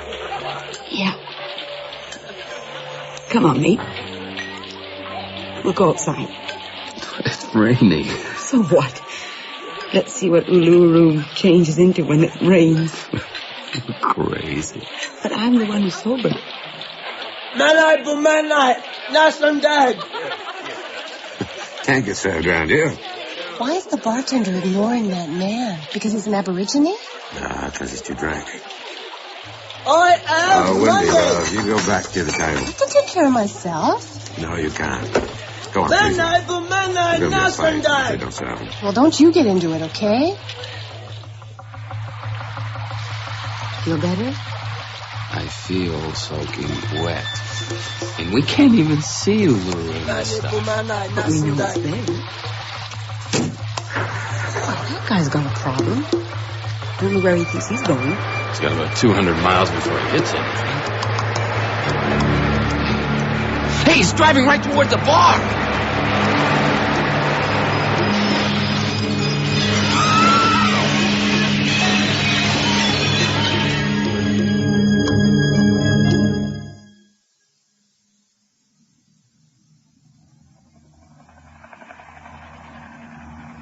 This is ABC at the Inland Motel near Ayers Rock. About 2 a.m. today, an Aborigine man was refused a drink at the motel bar. He retaliated by slamming his 130-ton semi-trailer truck through the bar wall, killing 4 people instantly.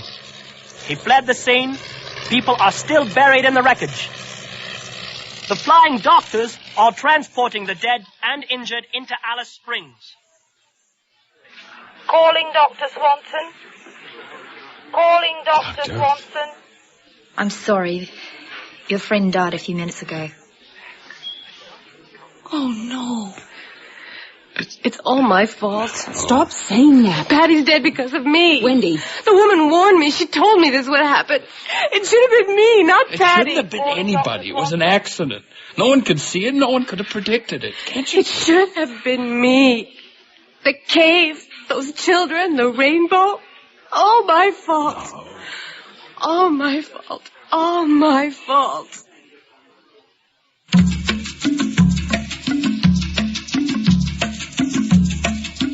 Funny how the myths persist.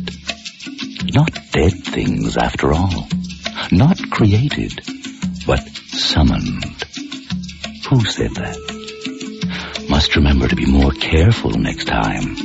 Not to rile the natives. That's the trouble with a tourist attraction.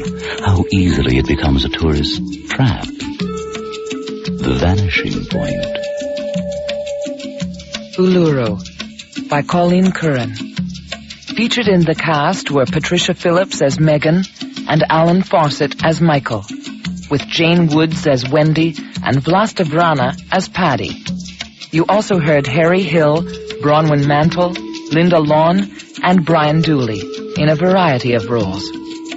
Technical operations were by Gilles Laroche, with sound effects by René Lavoie, and the production assistant was Jane Lewis. Original music was composed by Charles Barbeau and performed by Charles Barbeau and Luc Boivin, with technical operations by Hervé Bibot. The series script editor for Vanishing Point is Sandra Rabinovich. The original musical theme is by John Roby, and the voice of introduction is David Calderisi. ULURU was produced and directed at CBC Montreal by John Jessup. The executive producer of Vanishing Point is William Lane. Next week on Vanishing Point, we present The Third Bank of the River, adapted by Whitney Smith, from the celebrated story by João Guimarães Rosa. It's a haunting tale set in the jungles of Brazil and features Gilly Fenwick, Paul Soles, and Marion Gilsonen. Don't miss The Third Bank of the River next week on Vanishing Point. Until then, I'm Barbara Budd, wishing you good night.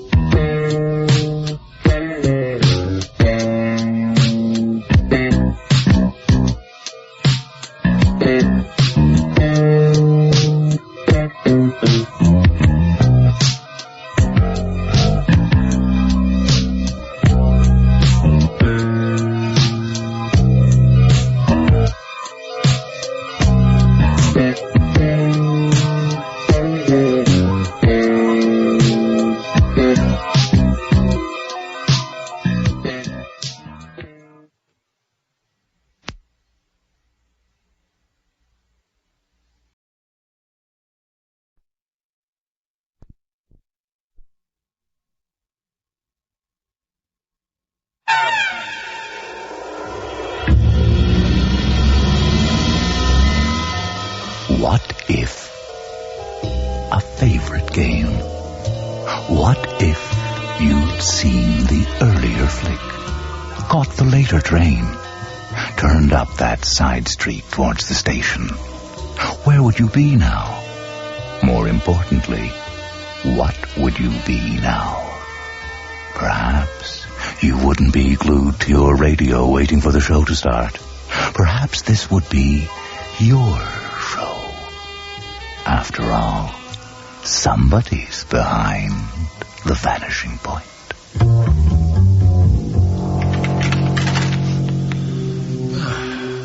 Fred? Yeah, it's me. You're late. Well, the kids in the canteen made some stupid mistake and wouldn't balance. Did you get it worked out? No, I'll have to try again in the morning. Everything okay here? Yeah. Can't get used to how quiet it is with the boys gone. Beverly called the theater to say they'd got home safely. Somebody called here. Who? I don't know. Whoever it was didn't say anything. They just hung up. Probably a wrong number. They called 3 times. So? Well, it just seems funny, somebody phoning 3 times and hanging up. 3 times? Well, there's no reason to worry about it. I'm not really worried. Well, something's bothering you. Well, your son's being here to visit and then wondering who was phoning. Just reminds me I haven't really known you very long. There must be all kinds of things I don't know about you. Gloria, I promise you, I have no secrets.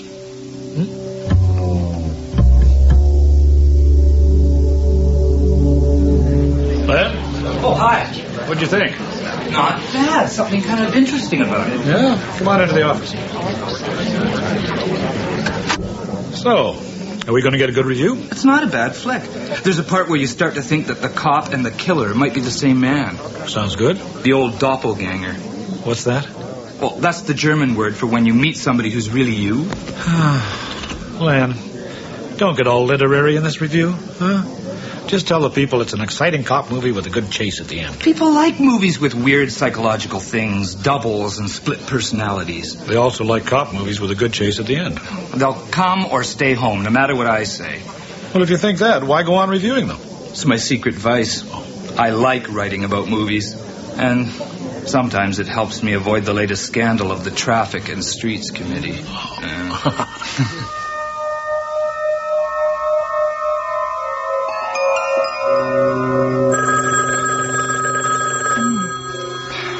Fred? What? Can you get it? What? It's the phone. Oh. Hello? We know all about you. Who is that? What the hell are you doing calling me at this hour of the night? Who was it? Don't know. What do they say? He just said, we know all about you, and hung up. Just come back to bed. Can't figure out who it could be. Maybe it was the same person who phoned yesterday and hung up when I answered. Could be. Maybe it was the wrong number. I suppose that's possible. People dial a lot of wrong numbers. Beverly and I used to get calls for an egg grading station. Oh, see? I suppose. No, just go to sleep.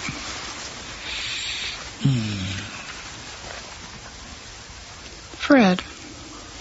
What? I don't like to think of you and Beverly getting calls for the egg grading station. Will you go to sleep? All right. Good night.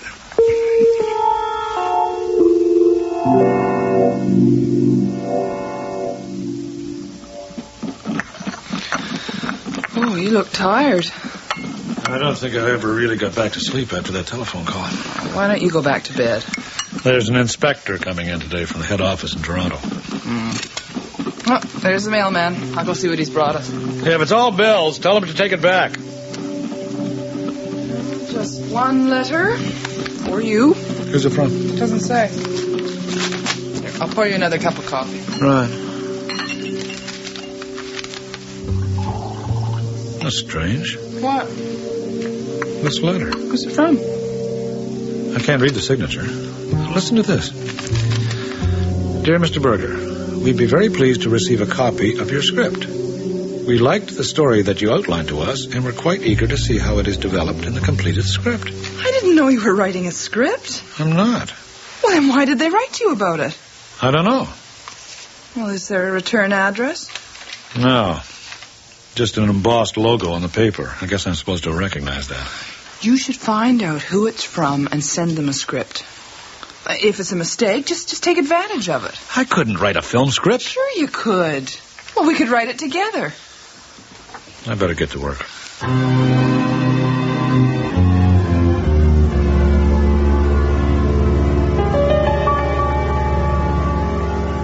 Fred? Yes? Take a look over here. That's the spot where the paint's worn off. Doesn't look as if it's been cleaned. Well, there's something about those spots where the paint's worn off. They don't come clean with ordinary mopping.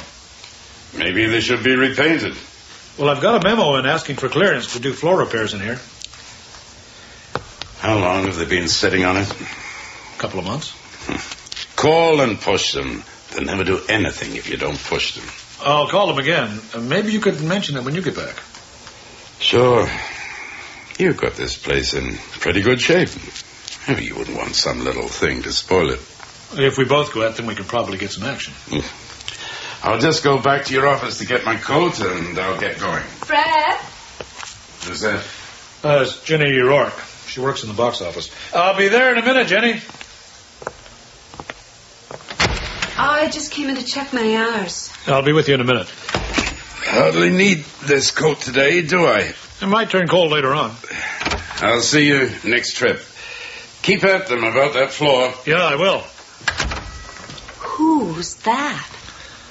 The inspector from head office, making sure I run a tight ship. Oh, I hope I didn't interfere or anything. No, he was finished. I brought you coffee and a donut. They're on your desk. That's nice. Thanks. I look after you pretty well, don't I?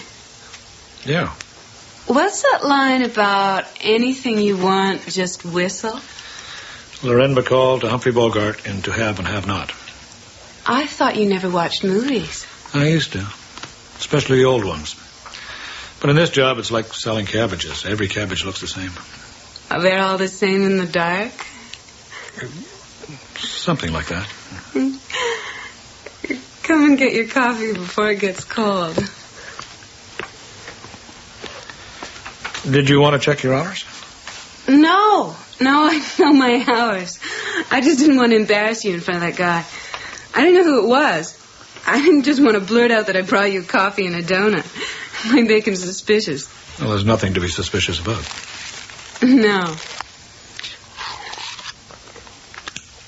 That donut shop makes good coffee, don't they? You ever tried to figure out why donut stores make the best coffee? I never thought about it. You want half this donut?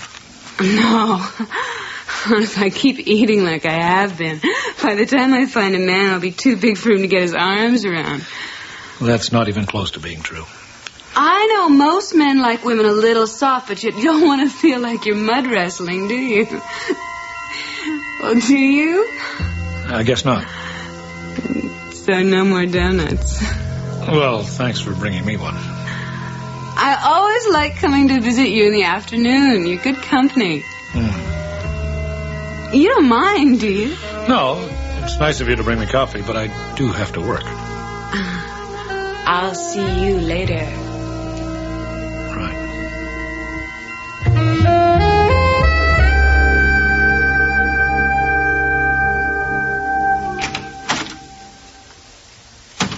Fred? I'm in here. I was really busy downtown today. I don't know why. It was like Christmas or something. What are you doing? Just staring out the window. What's the matter? Beverly phoned. And? Apparently, Alan stole a bicycle. He tried to tell her he made some deal to buy it from another kid, but she knew he was lying. It's too bad. It's more than too bad. It's terrible. My son is a thief. All kids steal things. They don't. I never did. I knew it wasn't right, and Alan should know it isn't right. I love you, Fred. What made you say that? You're such a nice man. I wonder if that call could have had anything to do with the bike Alan stole. I'll get it. Hello? I liked the movie. What movie was that? You know, the one you brought in specially. I'm sorry, I don't really know which one you mean. The one where the theater manager has an affair with the girl who works in the box office. Who is this speaking? The sex scenes were remarkable. Like when she looked at him and said, "You can do anything to me, anything you want to do." And then what happened after that? Who are you and why are you calling me? That movie makes people understand just how far it's possible for two human beings to go. Stop calling me. Whoever you are, don't call again. Was that the same man who called the other night? Yes. What was he saying? Just going on about some crazy movie I'm supposed to have shown. What movie? It wasn't real. It was just meant to bug me. What did he say about it? Just a lot of nonsense. Was it a voice you knew? I don't think so, except from that other phone call. Maybe we should phone the police. Or the phone company. What could they tell me to do? Do you think it could be Beverly? No. It was definitely a man's voice. Yeah, but she might be getting someone to call. Why would she do that? Well, people do strange things. When a marriage breaks up, some people go crazy. I can't believe that Beverly is hiring someone to make weird telephone calls to me. Well, who can it be? I don't know. Kevin. One of the ushers. Is Kevin mad about anything? I don't see a lot of him. He goes into the projectionist room and that's it for the night. I suppose maybe he's seemed a bit moody. He complained a while back about the worn-out prints they were sending us. Yeah, maybe you should talk to him.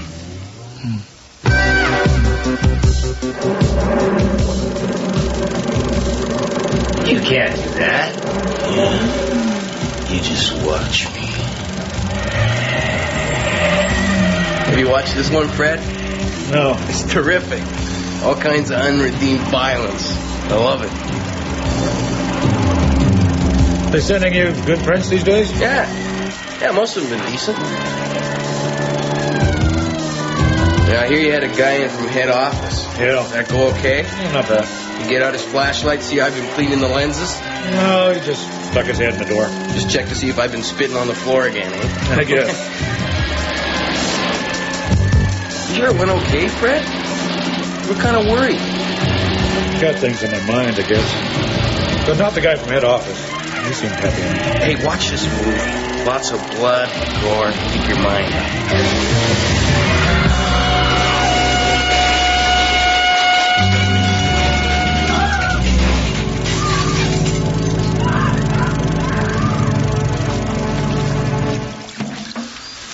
How are you, Charlie? Lousy. I got a sore throat and my arthritis is giving me hell. Oh, that's too bad.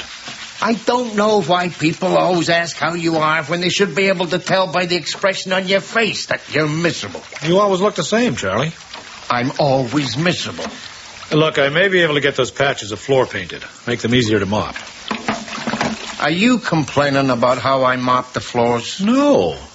I know it's hard to do them where the paintt's worn off. The pop soaks right into the cement. It wouldn't if they didn't always spill it. I don't know why you serve pop anyway. Because we make money on it.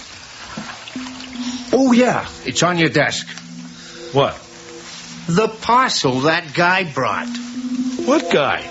I don't know what guy. Just some guy. Well, what did he look like? He was 10 feet tall and had green hair. I don't know what he looked like. Well, you might have noticed. I have other things on my mind. Man's in terrible pain and they expect him to be some kind of private detective. This is a Bible. So? Why is somebody sending me a Bible? Wherever you turn these days, there's some kind of born-again Buddhist or some such thing. Now, there's a note telling me to read Job, chapter 38, verse 33. Well, go ahead and read it. I don't mind. Knowest thou the ordinances of heaven? Canst thou set dominion thereof in the earth? Good question.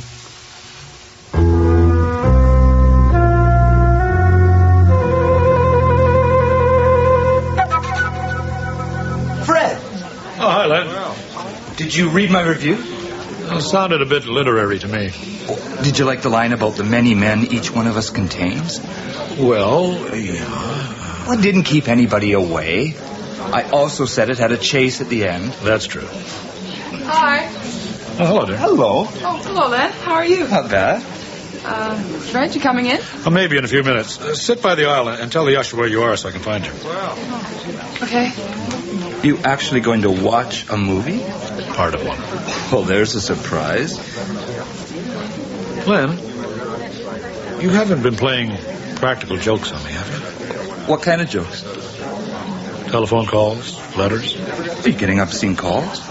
Not exactly. Well, it's not me. I hate practical jokes. You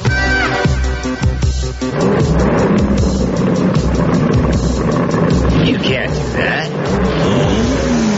You just watch me. There's somebody on the phone for you. All right, I'll be right there.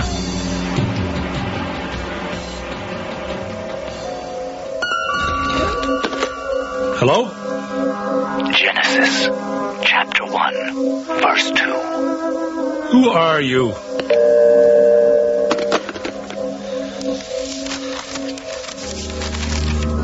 And the earth was without form and void, and darkness was upon the face of the deep, and the Spirit of God moved upon the face of the waters. Hi. Oh, hi, Jenny.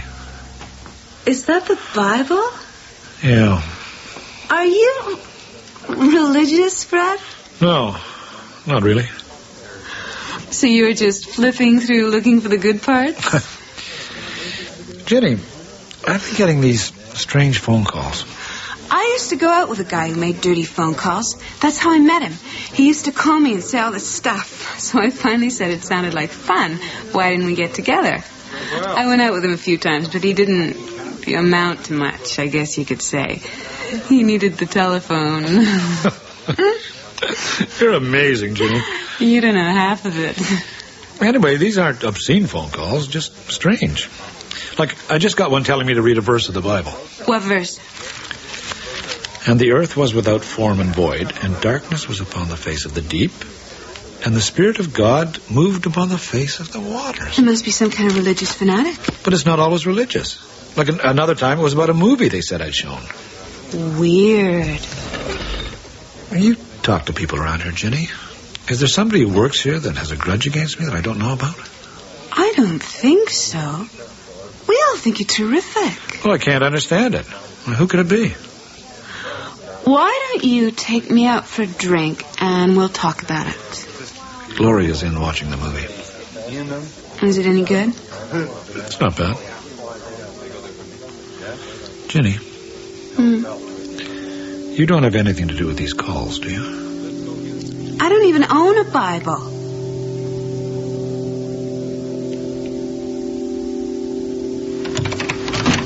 There's something on the floor. Yeah, I'll get it. Turn on the light, will you?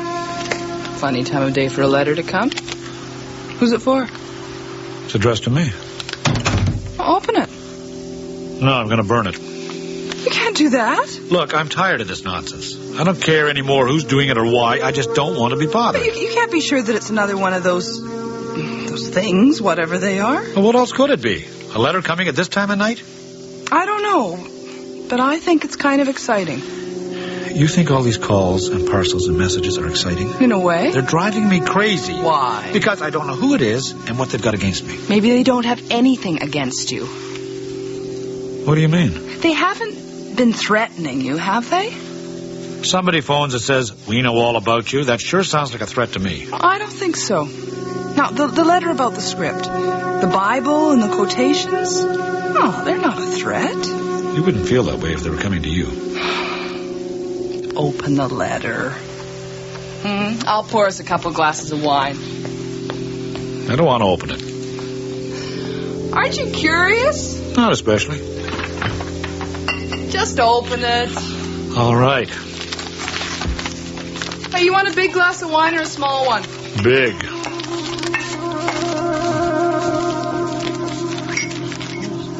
Well? This is bizarre. What does it say?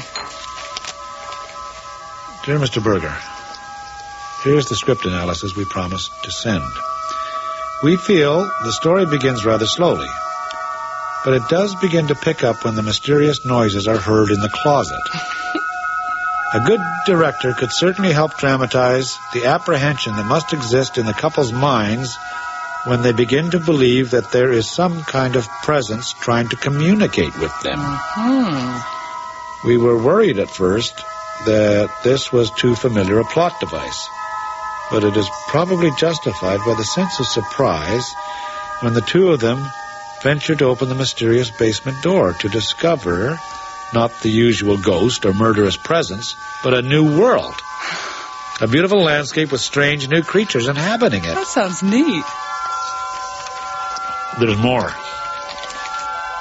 Perhaps the most original element in the series of adventures is the way in which the hero and his wife begin to turn into figures of fantasy and then to reappear as themselves at the beginning of the next episode. The best moment is the scene where he kills the dragon who is seen to have his wife's face, and then just as we believe she's lost, she calls up from behind him alive and cheerful, dressed in the costume of a German peasant girl. That's amazing. The script has many things to recommend it, and we hope that you will continue to work on it. And see, again, I can't read the signature, but it's not the same as the other letter. Did you send somebody a script? Of course not. It must be someone else's script. Sounds like yours. What do you mean? Oh, I don't know. Just sounds like you somehow. I mean, if you were going to write a script, that's the kind of script you'd write. Well, you have an odd idea of what I'm like. Do you think I'm a dragon? Or is that Beverly? How should I know? I didn't write it. Well, I think it sounds like you. You must think I'm crazy. No crazier than everybody else. We all have fantasies. You think I'm sending myself these letters? Whoever's sending them, you are responsible for doing something with them when they arrive. Now, they're here. They're yours. Well, I don't want them. I like the story of that script. Yeah, it's okay, but it has nothing to do with me. Are you sure?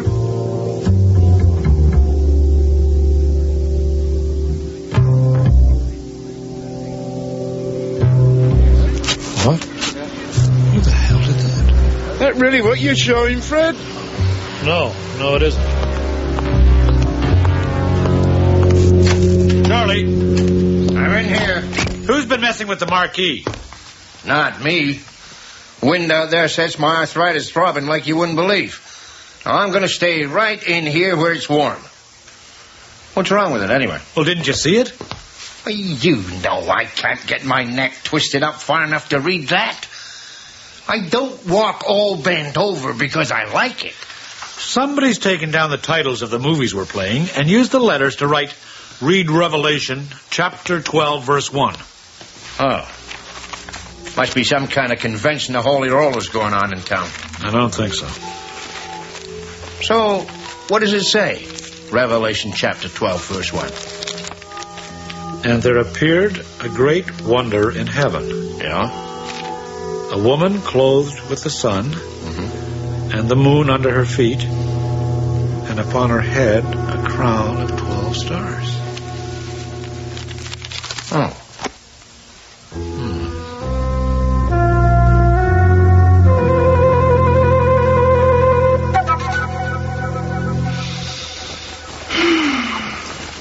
You want more wine?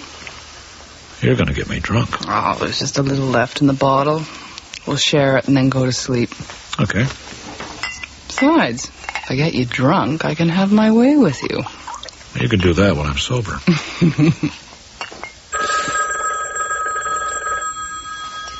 Do you want to get it, or shall I? Don't answer it. Why? Because I'm tired of these crazy calls and messages. It's very hard to just sit here and let it ring. It'll stop soon. What if it's Beverly and something's wrong with one of the boys? What if that is my mother? There. It stopped. Why didn't you answer? Because I don't want any more of that nonsense. I don't think it's nonsense. Well, what is it then? I don't know. But I don't think you should just shut this thing out. This is... It's like somebody talking to you about possibilities, about how things could be different.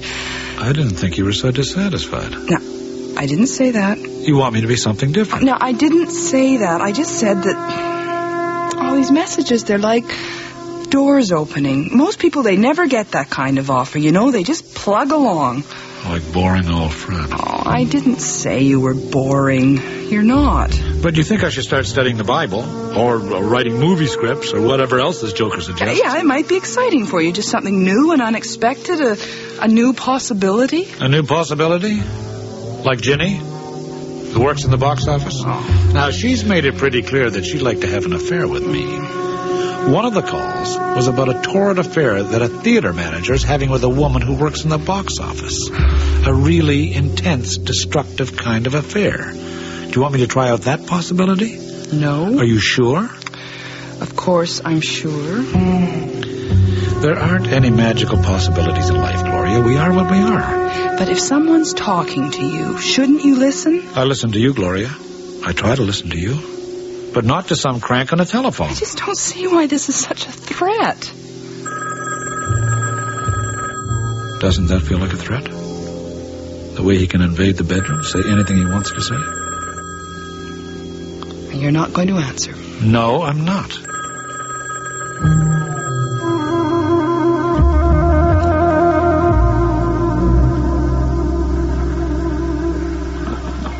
You want eggs? No, just toast this morning. You should have eggs. You look hungry. That is tired, not hungry. I didn't sleep very well. Worried that the phone was going to ring? I guess. I'm sure that if we ignore it, it'll stop. Oh, did you see the letter? It was already here when I came down. It's there on the counter. I saw it. After breakfast, I'm going to burn it. Are you sure? Why not? Oh, just what I said last night. It seems to me like shutting something out. We only get to live one life, Gloria. So you're going to burn the letter. While you put on the eggs. I don't want eggs.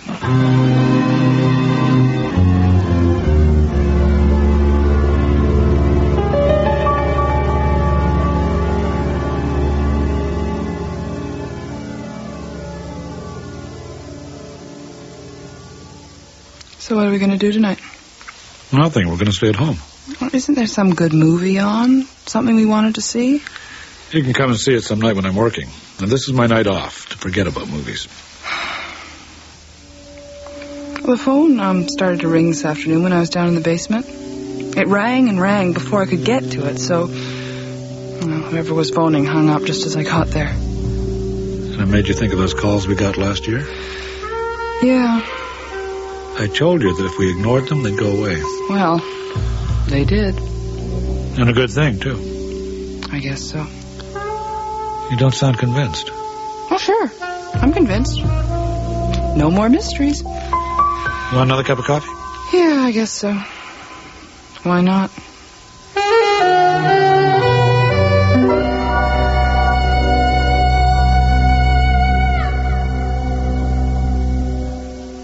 It was hard to resist a phone call or two. We all have our fantasies. As Solomon Rushdie says, all stories are haunted by the ghosts of the stories they might have been. Fantasies are a kind of ghost. Nothing less, perhaps, than the endless permutations of events that might have taken place had you seen the earlier flick, caught the later train, or turned up that side street towards the vanishing point. Unlived Lives by David Hellwig. Featured in the cast were Ken James as Fred and Dixie Seatle as Gloria. You also heard Stephen Ouimet, Anthony Parr, Nicky Godagny, Ted Dykstra, and Hugh Webster. The voice of Vanishing Point, David Calderisi, was also heard as the voice on the telephone. Casting consultant was Ann Tate with Catherine Kester, and series script editor is Sandra Rabinovich.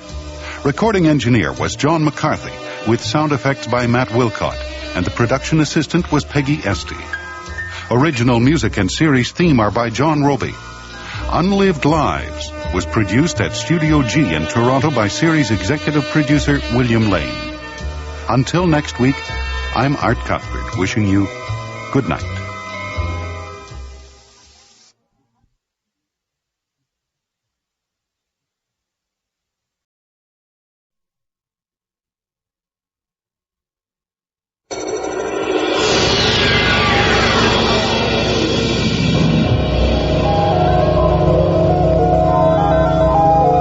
Sunset Crescent, a nice place to raise a family. Steve's doing well, moving up in the firm. There's only one thing bothering him: annihilation. It's quite a strain. He's about to do something about it. He's got his sights set on the vanishing point.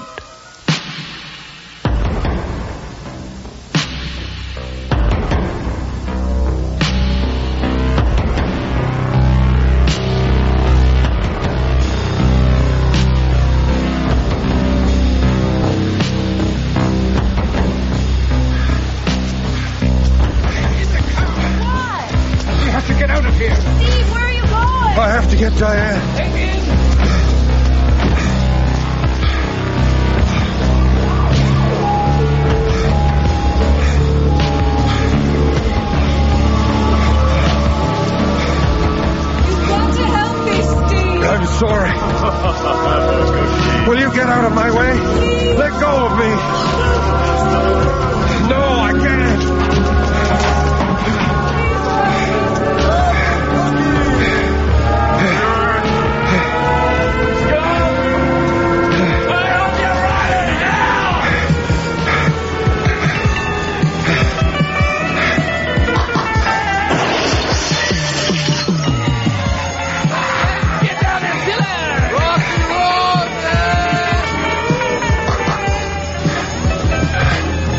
Diane, what are you doing here? Hanging out. But we have to get out of here. I can't, Dad. Sid's in the store. Come on, we have to go now.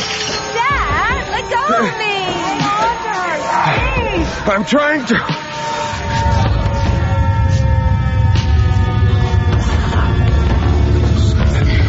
Don't look. Don't turn around.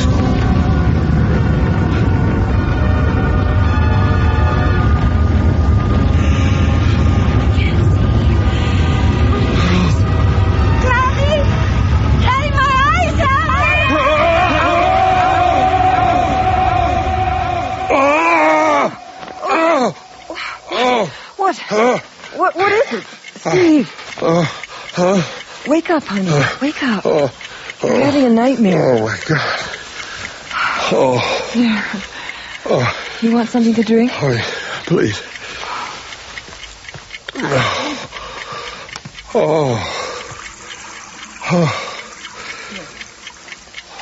Here you go. There. Feel better? A little, yeah. Seems like every night. I know. What do you think it is? I don't know. But it always ends the same. Missiles coming down. There's a blinding white light. Hey, Steve. And there's a wall of wind. It's so hot. Steve? Huh? Hate to bring you back to reality, but we'd like your opinion on this. Oh, sorry about that, Mr. Maxwell. Must have drifted off for a moment. All right, Jerry. Well, as I was saying, Mr. Maxwell, we've come up with 3 different storyboards here. Now, in the first one, the kids are at a sidewalk stand selling your cookies. Yes? Yeah, well, next we have some kids out in the woods telling ghost stories around a campfire while they munch on your famous raisin cookies. Yeah, go on. And finally, there's this one. You'll love it. The kids have just finished building a treehouse, and they're tired and hungry. So what do? They have a cookie break, which gives them zing and energy. Save it for the commercial, Jerry. Always do, sir. Now, feedback. Roger?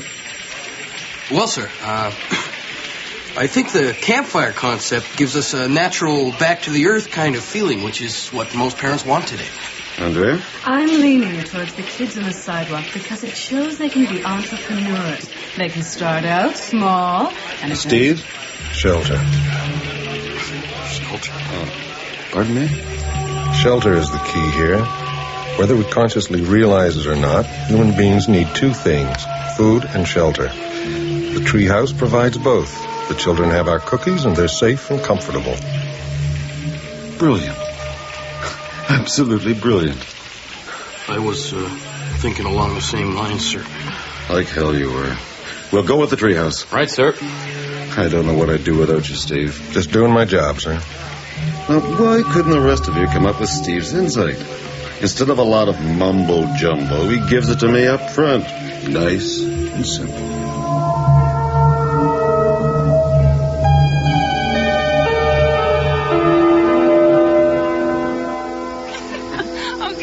Now put your head back. Good. Sort of scrunch down in your chair. Yeah. Okay. Yeah. Okay, now look, if you look off to your left, look just past our chimney, you'll see it. You see it? No, not yet. Okay, wait a sec. Look, see where I'm pointing? I think so. Oh, what the Jays need is help in the boot camp. So you think they should go after some free agents? Not necessarily the pot's expensive. Their farm system needs to be... What are you doing? I'm showing Alice the North Star. Oh, I see it.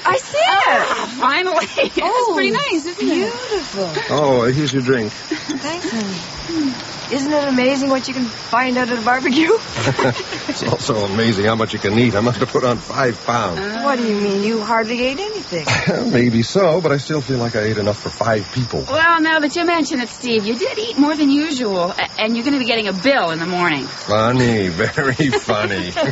You know, they say that when the missiles come, they'll come from the north. Over the polar ice cap. Who says that? The experts, the scientists. Let's not get started on that. Well, why not?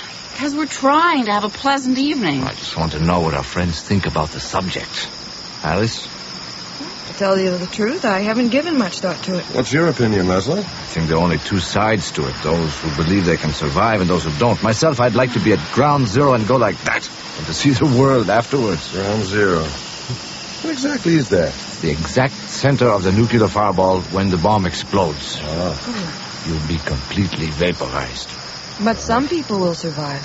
Yeah, all the leaders. They have someplace real nice and safe to go. That's what I heard. Do you remember those shelters they built for the public? They let them follow. It doesn't matter what you do. What do you mean? I think it's just foolish to try and prolong the agony. The only solution is total disarmament for both sides. That's totally ridiculous. Look, as long as there is one nuclear weapon around, somebody somewhere is going to use it. That But you makes sense. can never trust the Russians. I was in Budapest when the tanks rolled in, and that's something I will never forget as long as I live. But that's the past. Don't be so naive. I'm not. But look, if you just think about it for a while, you'll see... What are you saying? I don't think? No, not at all. It just sounds like you've closed your mind to other opinions. Oh, that makes me stupid. I didn't say that.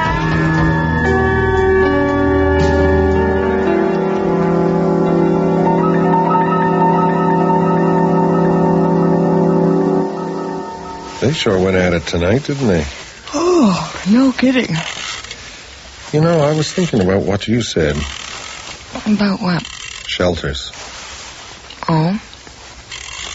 6:30 okay? Fine. You know what really bothers me is that the kids don't really have much of a chance to survive. I mean, it's okay for us, as much as anything like this can ever be okay, since our lives are already half over. But what about Diane? What does she have to look forward to? Well, maybe it won't happen after all. So I was thinking about going to check out shelters tomorrow, see what I can find out. Are you serious? Yeah. We just can't sit back and wait for it to happen. Maybe we have to take care of ourselves. Well, that's true, but... What? Let's go to sleep. Okay. Good night. Good night.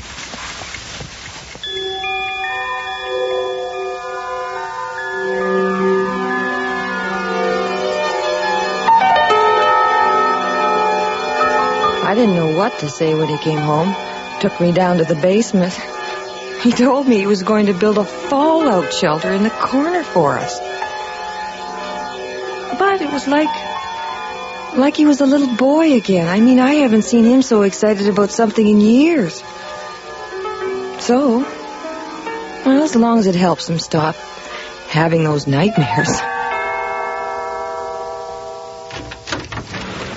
Yes? Where'd you like it? What? The load on my truck. There must be some mistake. Sister, I got an order here. 600 concrete blocks, 20 bags of cement, 100 feet of 2x4, to be delivered to 5570 Sunset Crescent. Now, this is 5570 Sunset, ain't it? That's right. But, may I see that? It certainly looks like my dad's signature. So where do you want the load? I don't know. I guess the garage is okay. Right. Okay, you animals, let's move it. Okay, boys, let's go. Up. Get the other side. The other side. Okay, we move. Come on, Watch pick the up door. your end. Okay. Watch the door.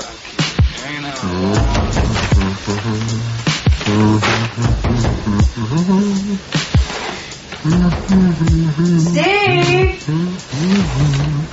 You better get ready. Huh? Did you hear me? Of course I did. What did I say? You want to know what I'm doing? No, I didn't. I want you to get ready to go. Oh, of course. Well, as soon as I'm done marking this out, I'll come over. You promise? Yes. You look worried about something. I just hope this shelter is the right thing to do. It is, Alice, believe me. I mean, I feel like this huge weight is off my shoulders. Well, good. So, I might as well go over now. Okay. Bye.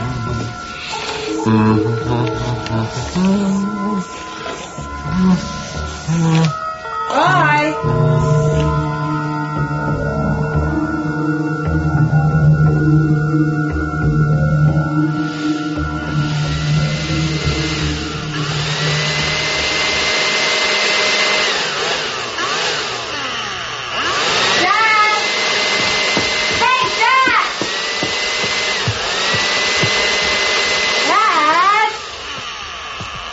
What's up? I was wondering if I could borrow the car tonight. Where are you going? To a movie. With who? Sid? Okay. I guess you're wondering what all this mess is about. Kinda. I've decided to build a shelter.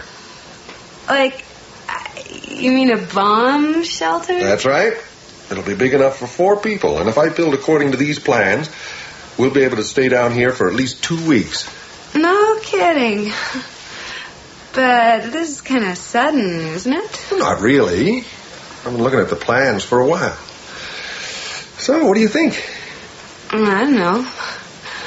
I guess it's okay as long as we aren't within 30 miles of where the bomb goes off.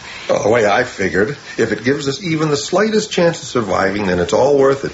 As long as there's still a world to survive in. Well, you shouldn't be so negative.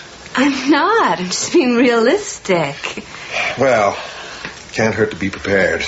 I should get going. Okay, I'll see you later. The keys? Oh, sorry. Thanks. And don't be late. Okay. And watch out for the other drivers. I will. Bye.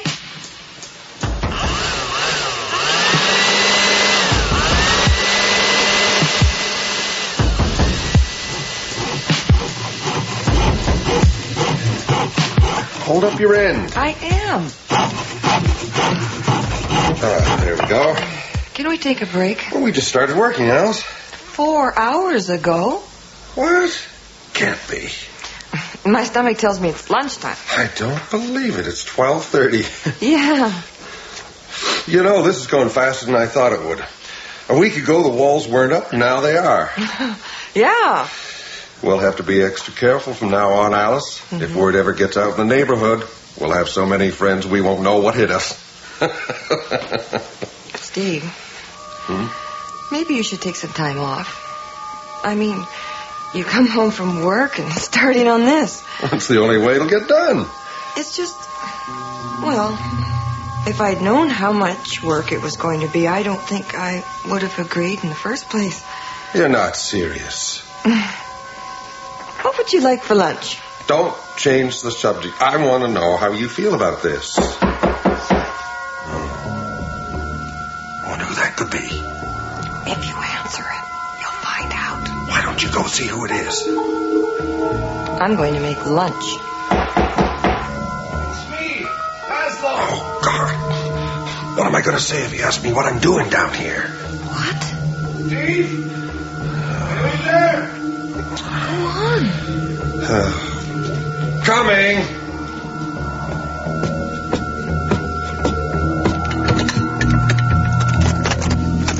You're not ready, my friend. For what? The game. Oh, right. Forgot all about it. I'm afraid I can't come. Why not? Tell the guys I'm sorry. What's wrong? Nothing. You building something in the basement? Why? Because when I came over, I could hear you sawing wood. Oh, I'm just doing a little carpentry. I see. Well, if you gotta work, then play. See you later. Right. Get a few hits for me.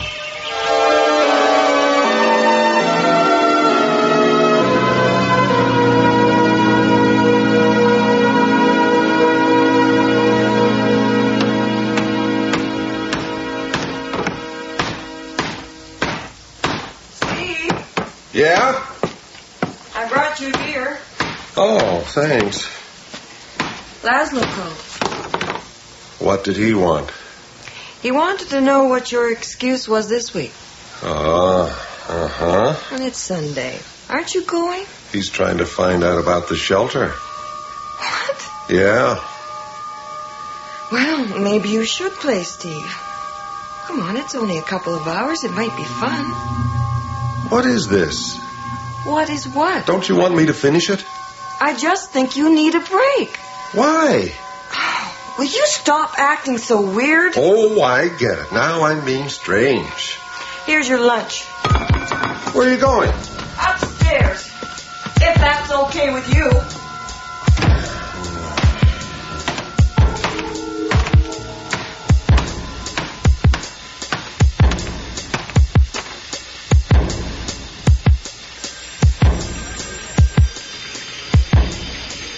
Let's see. Water and power is hooked up. Check. Air filtration system is installed. Check. Got a chemical toilet. Check. No bunk beds. Check. Anything else? Oh, all right. Kerosene cylinders for the stove. Steve? Huh? You, got a minute? Oh, sure, Mr. Maxwell. Just wanted to know how the commercial's coming along. Fine. Well, sounds like everything's under control? Definitely. Good. By the way, what happened to your hands? My hands, sir? Yeah, they look like you've been on a construction site or something. Oh, I'm just doing some repairs at home. Well, take care. I will, sir.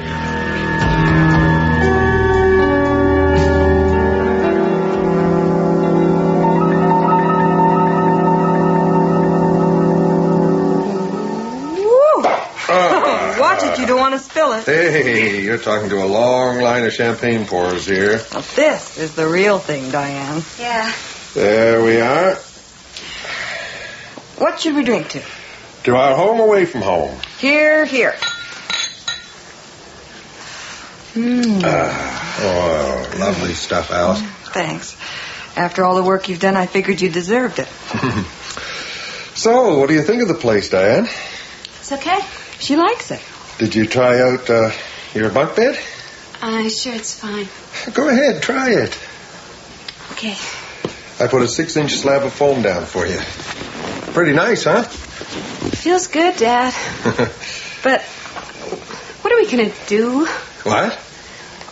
When we're down here, what are we going to do? Well, there'll be books and some games. We'll drive each other crazy. Oh, I don't think so. But what are we going to do afterwards? Let's not worry about that until it happens. I have to go. Who's that? It's Sid. See you later. She'll never come down here. Oh, she'll come around. No, she won't. She's a teenager, Steve. Half the time she doesn't know what she wants herself. I didn't do this for myself, you know. I know. I did it for you and her. Come here. Huh? I want you to know that I like my bunk beds. Well, at least that's something. Say, what's the idea? I thought that maybe we could find out just how comfortable this bunk bed really is.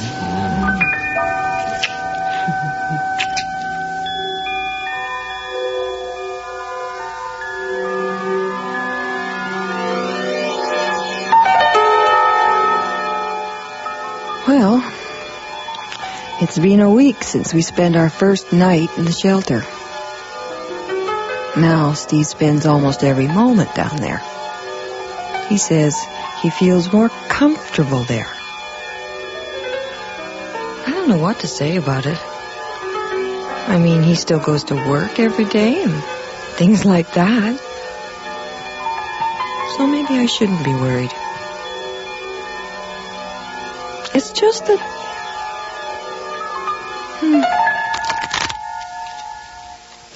You're going to take me to the cleaners. How many games is that now? 4 straight. Of course, gin rummy has never been my game. You want to play cribbage? I don't mind. You're not enough of a challenge. Oh, sure. Thanks a lot.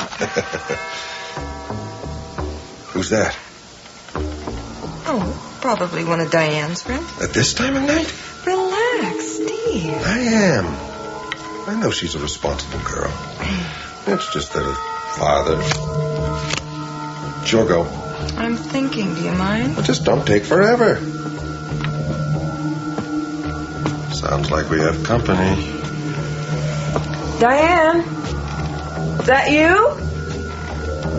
Diane? Knock, knock. Good evening. How the hell did you get in? Well, Diane, I'm the one who talked her into it.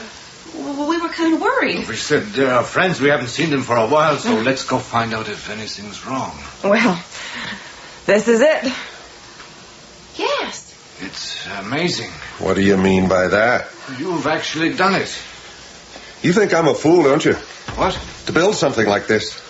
No. But now that I've got it built, you want to be able to get in here when the time comes. Well, you're out of luck. I know how you feel about these kind of things. Oh, I see. I hope you're finished. I just wanted to get everything clear.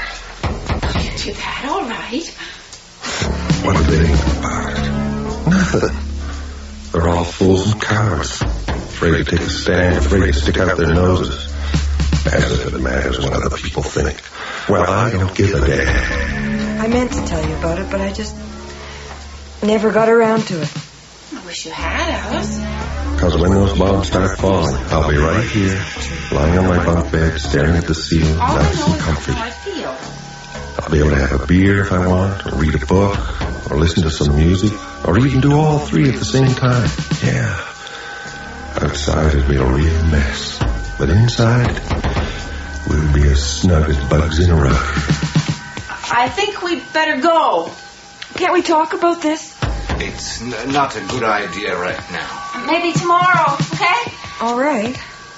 See ya. Bye. Good night, Alice. Steve? Good riddance, I say. If I lose them as friends because But of don't this... you understand, Alice? I'm the best friend you have. I'm the only one. I'm going upstairs. Nothing to worry about. She'll come around when she realizes this is the best thing for us. You have to learn to rely on yourself and no one else. I mean, when it all comes down, people aren't going to be saying please and thank you. No, sir. It'll be every Tom, Dick, and Harry for themselves. Wait a minute. Diane won't be coming down here. That means there'll be 2 extra spaces. Yeah. I know what we'll do. We'll throw a little dinner party this weekend. We can invite, let's see, Henry and Isabel Dobson. They just might make a suitable couple. Yeah. Of course, we'll have to keep the menu simple since we only have the 2 burners. But that way, we can see how they cope with it all. Maybe I'll play a little game of solitaire before I turn in. See if my luck has changed.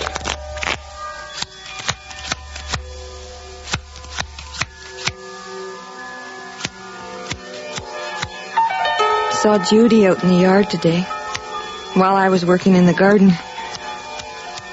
I told her everything was fine. Steve had just got a promotion at work, so now he's the number 2 man, right behind Mr. Maxwell. I do believe all this is just a phase he's going through and that he'll work it out in a few weeks. I mean, we all take little detours from time to time.